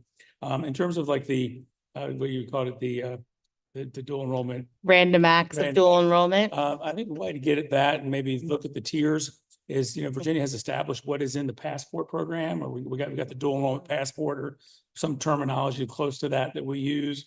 That dual enrollment classes that are part of the passport are then recognized by our state universities and community and colleges. So I think that those could be probably like in the set. And I think if we're going to use those in the set, then maybe we can even raise the number of points available for things that are in that set. Because for example, a very solid student with very good goals, with a touch of dyslexia and a touch of dysgraphia, who is able to get a C in dual enrolled English at the high school level, has a much better chance of succeeding at the university level than the child who doesn't. So that C in English in dual enrollment for some children is a huge success. And especially because that's part of the passport program. For another child, it might be that they're getting that college math out of the way at the high school level. So I think that those passport programs might warrant more points. Great. Do you need a decision on this here? So No. this is really directionality. This is helpful. I do want to be sure we get to employment and enrollment because there might be feedback that sort of based on once you have the bigger picture here, because a student could be getting 1 point or 0.75 points in that numerator for enrollment, but under this scheme, they could also be getting 1 point in the numerator for an employment outcome. Or for an enrollment or enlistment, excuse me, outcome. So I think that similarly to on the sort of college side of things, the college enrollment, on employment, thinking really here in particular about CTE finishers or partial finishers and the types of industry recognized credentials they could earn. That's really the distinguishing factor between the 1 point, the 0.75 and the 0.5 tiers here is that students who are earning 1 point are getting an industry recognized credential that is in a high demand, high wage field versus that tier 2 is more mid-demand, mid-wage fields. It also includes students who have completed quality work-based learning. We did hear from the field that it was important to still give some credit for work-based or service-based learning. But sort of the difference there is between tier 2 and tier 3. So that going out to tier 3, these are sort of other industry recognized credentials. It also lets you be a CTE partial finisher, not a full CTE finisher. And, or completing work-based learning or service-based learning that doesn't quite meet the quality bar that the state would want to set. This note here at the bottom in the orange box is also that Virginia is part of an initiative called Launch Pathways, which is going to help the team at the VDOE think about and look at data to consider like which credentials should fall into which tier. Looking at labor demand data and workforce data and those types of things to try and help make that decision. So it's not just any industry recognized credential, but really trying to distinguish those that have the most value. Questions, feedback, reactions. Dr. Northern. What is a CTE finisher? Oh, it's a very good question. Testing my knowledge. I don't want to misspeak for anybody, but I think it is based on taking a significant number of CTE courses in a pathway. So is it the same thing as a concentrator, which is 3 courses in the same pathway? Yes, it's basically the Perkins CTE concentrator, if you know that terminology. To me, the terminology is completer. And so I would defer to our CTE expert at the other end, but a completer is to complete the sequence. So it's not that I have welding 1 and auto service 1 and auto body 1, but I have completed the pathway in welding or in auto service and auto body. I've completed the path. Right. It can't be 3 scatter shot. Right. Courses. Not random acts of CTE. It's, it is. That's right. Exactly. And what is I'm sorry, Anne, I just had several questions. I should have prefaced with that. What is a variable work-based? So the terminology is still a work in progress. But I Okay. think the idea here is that the VDOA team and sort of led by Dr. Armstrong would really work to think about what makes a quality work-based learning experience, is what fields make it or sectors make it really quality? What sort of parameters would you need to see in order for it to be part of that tier 2 category? And if an experience did not meet those parameters, that would be variable. So I think we were looking for a term that wasn't low quality, basically, or the opposite of quality, but it didn't meet sort of the rigor, the bar for rigor that was in that tier 2 category. Okay. And right now in the current CCCRI, I think kind of all work-based learning experiences are treated the same. So this is also trying to help with that. So for the high demand, the one that gets a point, and I understand what high demand means, but what if the school system, all school systems are going to vary as to which CTE courses they offer based on what they can afford to offer and all that. So I guess is that kind of discriminating against a student if their school system doesn't, their tech CTE center doesn't offer, and I'm assuming all of them offer some high demand, obviously, but you know what I'm asking, is that gonna? I think that this is, kind of similar to some of the conversations we've had throughout the day around whether it's advanced math or anything. It's like this, I think, is really a nudge to our school divisions to re-examine their CTE program offerings and say, we're not offering many of the pathways that are on the high wage, high demand list. Should we think about adding them? You know, what are our community colleges and our workforce centers doing? Do we have industry partners? So I think that's the idea here. It's a nudge in that direction.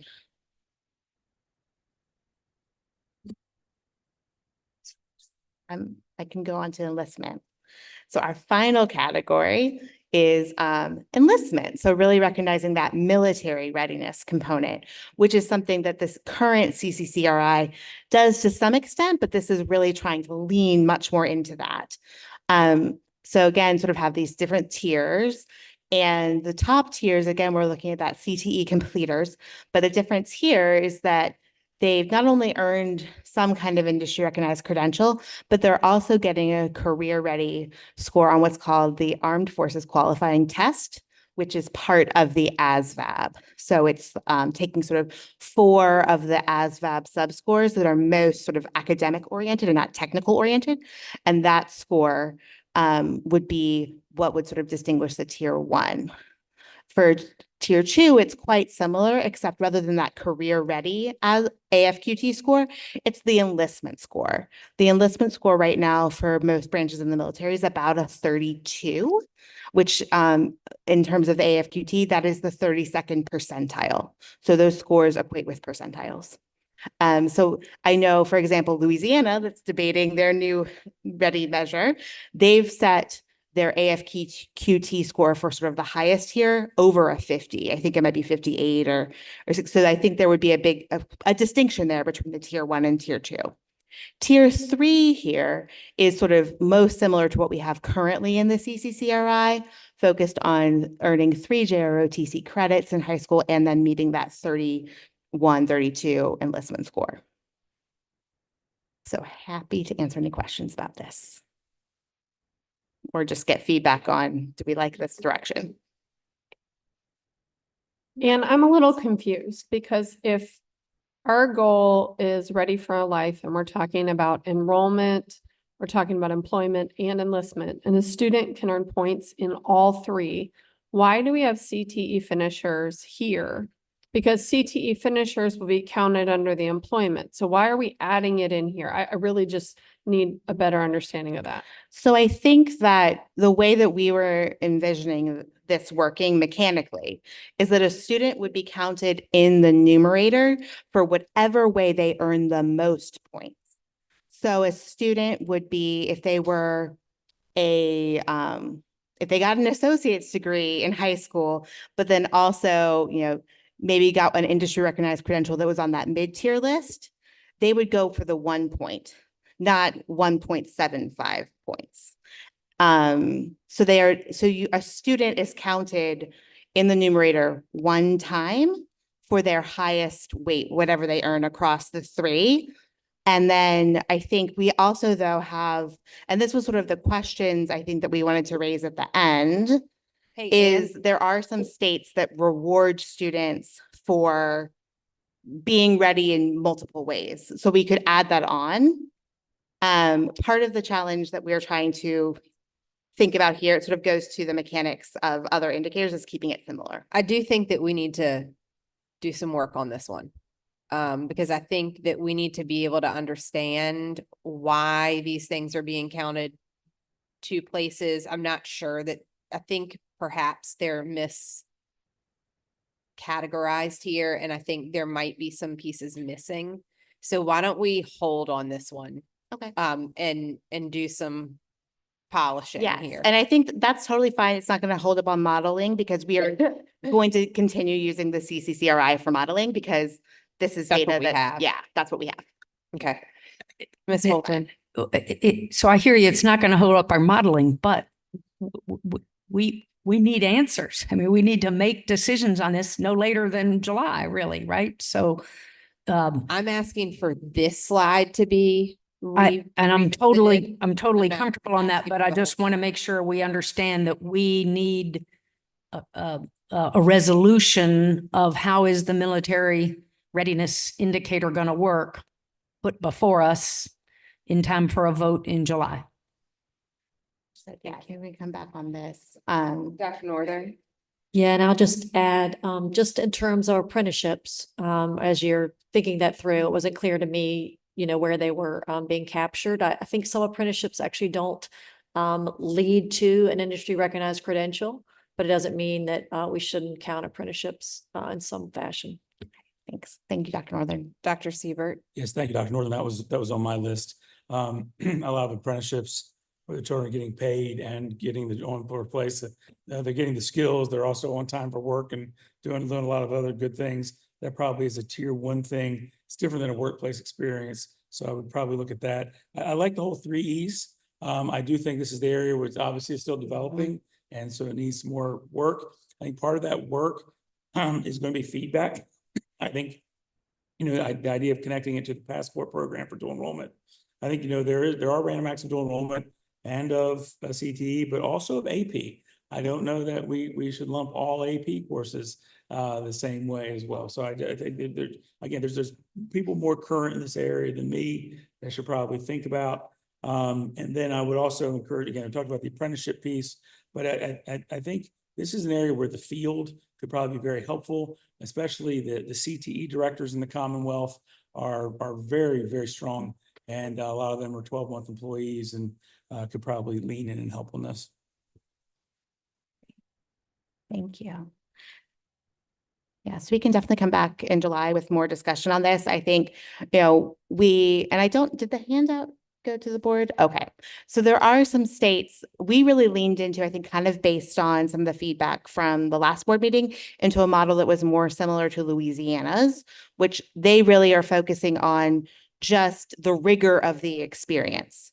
But they don't give students any sort of extra credit or extra weight for doing a rigorous enlistment experience and a rigorous enrollment experience. They just are focusing on whatever your most rigorous thing is, that's what you get. So I think when we come back in July, we can also think about this idea of maybe rewarding students who demonstrate readiness in multiple areas, as well as just sort of the rigor. That could be something we bring in. We also, I think, had here on the last slide too, a civics component as well that I just wanted to be sure that we mentioned, since we could also more fully discuss that in July as well, but it's just about rewarding similarly like a bonus point to students who who pass the U.S. citizenship test. So happy to bring all of this back for. No, I don't know that everything needs to be brought just back. that military. That one particular slide needs work. The military one. Yes, the military. I think we have a fundamental conversation around the 3E framework, because we have gone out in the field in 2 sets of listening sessions and said a student counts and. You said the student counts 1 time. I think we need to bring that conversation back. We have talked repeatedly about making sure a student can count multiple times. And we have places who are really incentivizing students to get an associate's degree and be a CTE completer and get an endorsement. We need to be able to recognize those multiple pathways and options. And that was one of the key parts of the 3E framework. It doesn't sound to me like that's represented. So we need to have a conversation. Like, that was clear feedback we got in every single region. So we probably need to come back and put that in front of the board in some way, shape, or form in the way that we receive that feedback.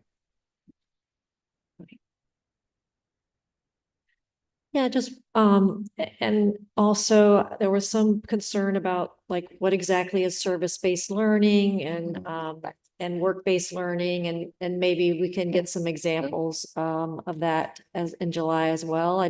My biggest concern is just obviously that there be some control, some attention to quality to those experiences.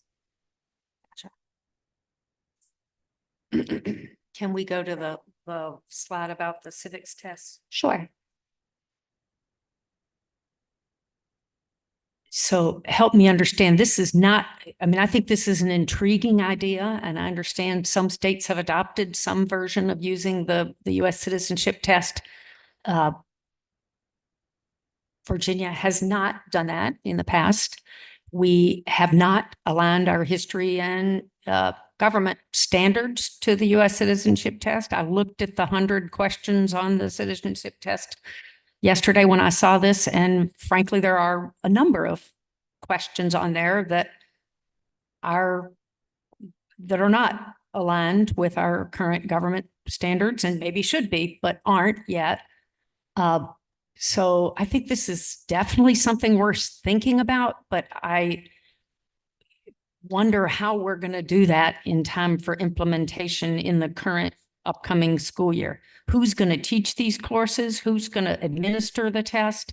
How's it going to be administered? Is it, are there going to be any accommodations for students with disabilities? Are there going to be any accommodations for English language learners? Are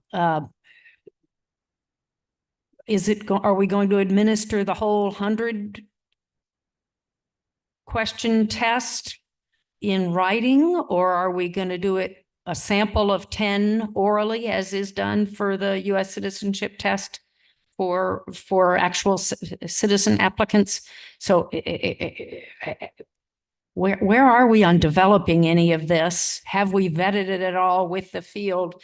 This, and I will, that's my set of many questions that I would think would take properly a lot of detailed time for us to dig into. And I will go ahead and add my comment is, it seems like something worth thinking about, completely inappropriate to think about it as part of this accountability rewrite, especially with the implications it has for our schools to actually teach new content, not otherwise in the SOLs, when we are asking them to do so much new stuff already in the 24-25 school year. So I know that's a question and a comment, but I merged it all together for efficiency. If I could just address that, between US government and civics, all of those test questions on the test have been taught in some way, shape, or form. Well, they're not all in the standards. I mean, and are you talking about the standards we're teaching right now or the newest? The new ones. For instance, one of the questions, one of my favorite questions on this. Let me ask you a question.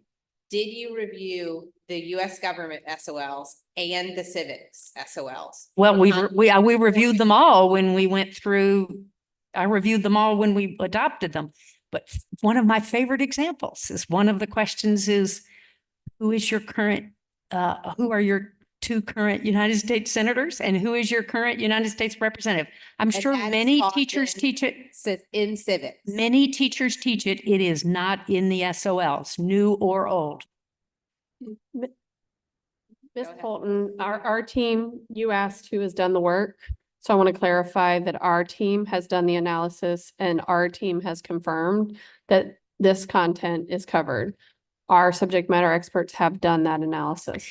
Can you answer on the who's going to administer this test and when and accommodations? Have we thought all that through? I do think it's important for the word bonus to be brought to the attention of everyone here. This is a bonus opportunity. This isn't a requirement. I just think if anybody has taught, I am so proud. And I know Dr. Coons is absolutely shares this because she's regularly expressing it of how hard our schools are working to get ready for the Virginia Literacy Act implementation this fall. They are also working really hard to get ready for new math standards. We're going to determine sometime during the upcoming school year entirely new tests and new cut scores for math and English language arts throughout all the grade bands. If we tell our schools now that we're going to have them administer a new test on top of everything else that nobody's vetted with them in any way that I've heard, for which some schools are going to get a bonus, just administering it and figuring out accommodations and figuring out the ELL aspect of it. This is disrespectful to the school divisions and everything else we have already asked them to do, which is already overwhelming them. I just fundamentally disagree. I think I probably for 30 years taught a Boy Scout Citizenship in the Nation merit badge for 2 hours, where most of this type of stuff, like the topic you just mentioned, is addressed. And again, most of this, if not all of it, is already addressed either in the state standards or the NAEP federal. I think we can figure out a way to make this work, and I think we're making much ado about nothing. Mr. Rotherham? Yeah, this seems doable, the bonus thing. My one question is, as I understand in this paper, you take 10 questions, you need to get 6 of them right. So the one question I think, are we just gonna crosswalk to that?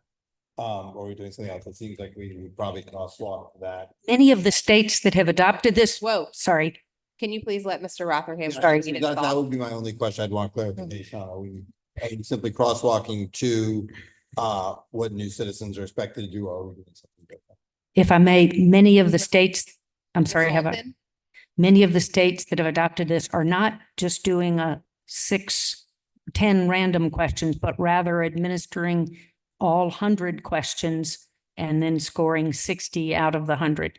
The naturalization test is an oral test, 6 random samples, but somebody's got to make all those decisions and then somebody's got to administer the test, those 100 questions or the 10 questions, either way. And they've got to grade it accurately by what congressional division you're in, et cetera, et cetera. So it's not that it's huge. It's not that it's not worthy. It's just not appropriate to add it on here at the last minute with no input from the field when we've asked them to do so much else already at this time. Any other comments or questions here? Yeah, just, I mean, I think this is. Mr. Rotherham? I think this is doable, and it seems peculiar for us to somehow argue that in 12 years, we're not going to do what we expect new citizens to do to become part of this community. There's been a couple of arguments that I've had trouble following, and I'll add this one to the list. Like this, assuming we don't do it in some incredibly cumbersome way, this seems like both attainable, aspirational, and actually from a civics perspective, really important. I don't want to editorialize, but I feel like a lot of people might benefit from a tour through the citizenship test and that battery of questions. And so I think this is actually exciting as a bonus criterion, a signal that this matters, and because it otherwise seems a lot of whack. Dr. Siebert? Part of I think this conversation is anchored into the fact that we are doing a whole lot of accountability work, knowing that on the horizon, we need to do a whole lot of assessment work. And I look forward to that opportunity, but it is absolutely necessary that Virginia modernize its assessments. That's the only way we can honor the accountability system that is being built. And so that is a big undertaking unto itself. And without a doubt, civics and U.S. Virginia history need to be a conversation in that. I'm interested in learning more on how other states use this particular assessment.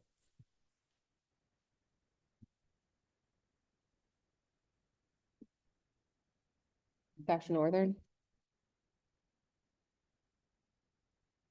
Yeah, I'm hearing, Ms. Holton's points, and I guess for me, it all comes down to the bonus. Like if it wasn't a bonus, I think I'd feel differently. It's an opt-in. It's not a required, requirement. I have a feeling that many districts will actually welcome the opportunity to have a bonus, especially if they're, there's nervous about something else. So to me, I see it more as like it's an advantage and not a disadvantage in terms of a bonus. I will say, however, that yes, I absolutely think that, we need to provide them guidance in terms of some of the questions that Ms. Holton is raising. Great. I think that's it. All right. Well, we only have really one more slide left. So we are at the end, and that is just the what comes next slide, if I can get there. All right. So thank you all for, I know this was a long presentation, so really appreciate all the thoughtful questions, comments, feedback. It's going to be very helpful to us and the rest of the team as we move forward. We do have the vote tomorrow on those performance categories. It seems like days ago, but it was just a few hours ago that we talked about those. So that is coming tomorrow. But then in July, we are going to do some continued system modeling and student group modeling, taking the feedback we heard today, coming back sort of with model 3 The public comment period for the regulations also ends in early July, so we will bring back information, what we got from the public on their draft regulations. We're also going to be starting to talk about the ESSA state plan. So that is more of the details, the meat on the bones about how the system would work and what we would be submitting to the U.S. Department of Education. When the ESSA plan has been reviewed, it then also goes out for a public comment period. So that's going to be happening later in this summer. So another chance, again, back to our sort of core principles about stakeholder engagement. Stakeholders will have a chance to weigh in on that plan as well, with the goal that we will sort of be able to have a final vote on that draft ESSA plan at the end of the summer and the regulations finalized in September. So that is sort of the roadmap ahead. So you will be seeing us again in July. Ms. Holton? So I'm counting up at least a dozen or so decision points that have been mentioned today as needing direction, but that we have not yet given you direction on. Perhaps the most important being the cutoffs between the categories. So do we want a bell curve? What shape do we want the bell curve leaning one way or another would be a really important question. We haven't given you any feedback on. We haven't had any discussion at all about the item we're going to vote on tomorrow, which is the labels for the performance categories, the on track, off track, etc. language. I don't yet understand much about what the levels, how those categories are going to tie to levels of support. And so I hope we hear more on that before we make any final decisions about those categories.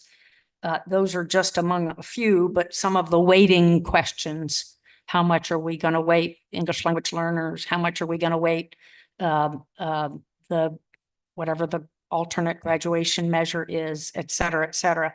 So when are you all thinking we're going to give you more guidance on that? Those various decision points that we haven't yet given you guidance on, and some of them you haven't yet given us options on.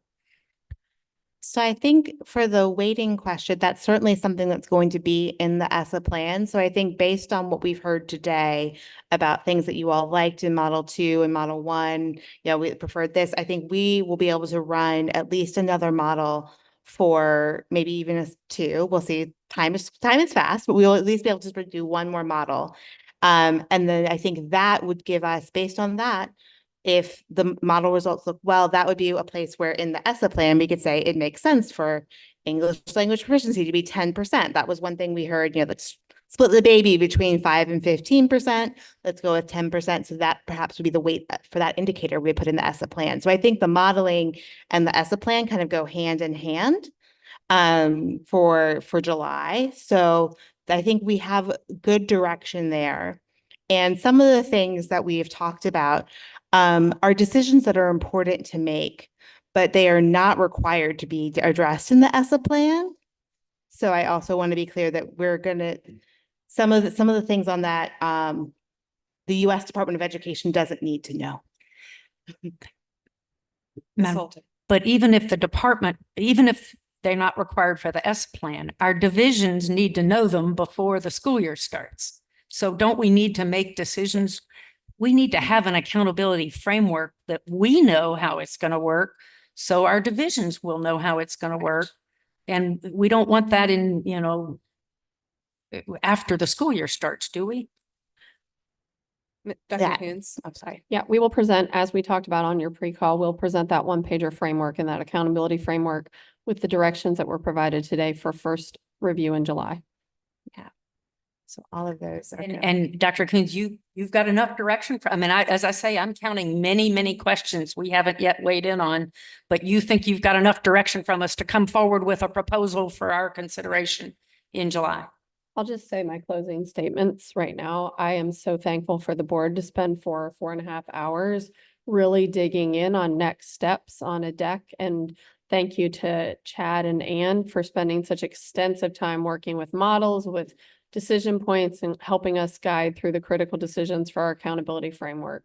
We are more than happy to bring that framework for vote and for conversation, both in the work session and the final decision point in July. But I just want to thank everyone because this has been a labor of love and a labor of conversation. We have had many, many conversations. Katie Carroll has had many virtual conversations over the past months to get feedback and guidance. So I'm really thankful for each and every one of you and your feedback and conversation today.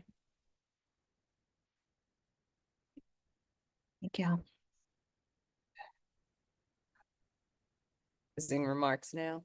I would just remind everyone that tomorrow is our business meeting. So, as we have for the last few meetings, we've done a really good job of making sure that we're moving through business without,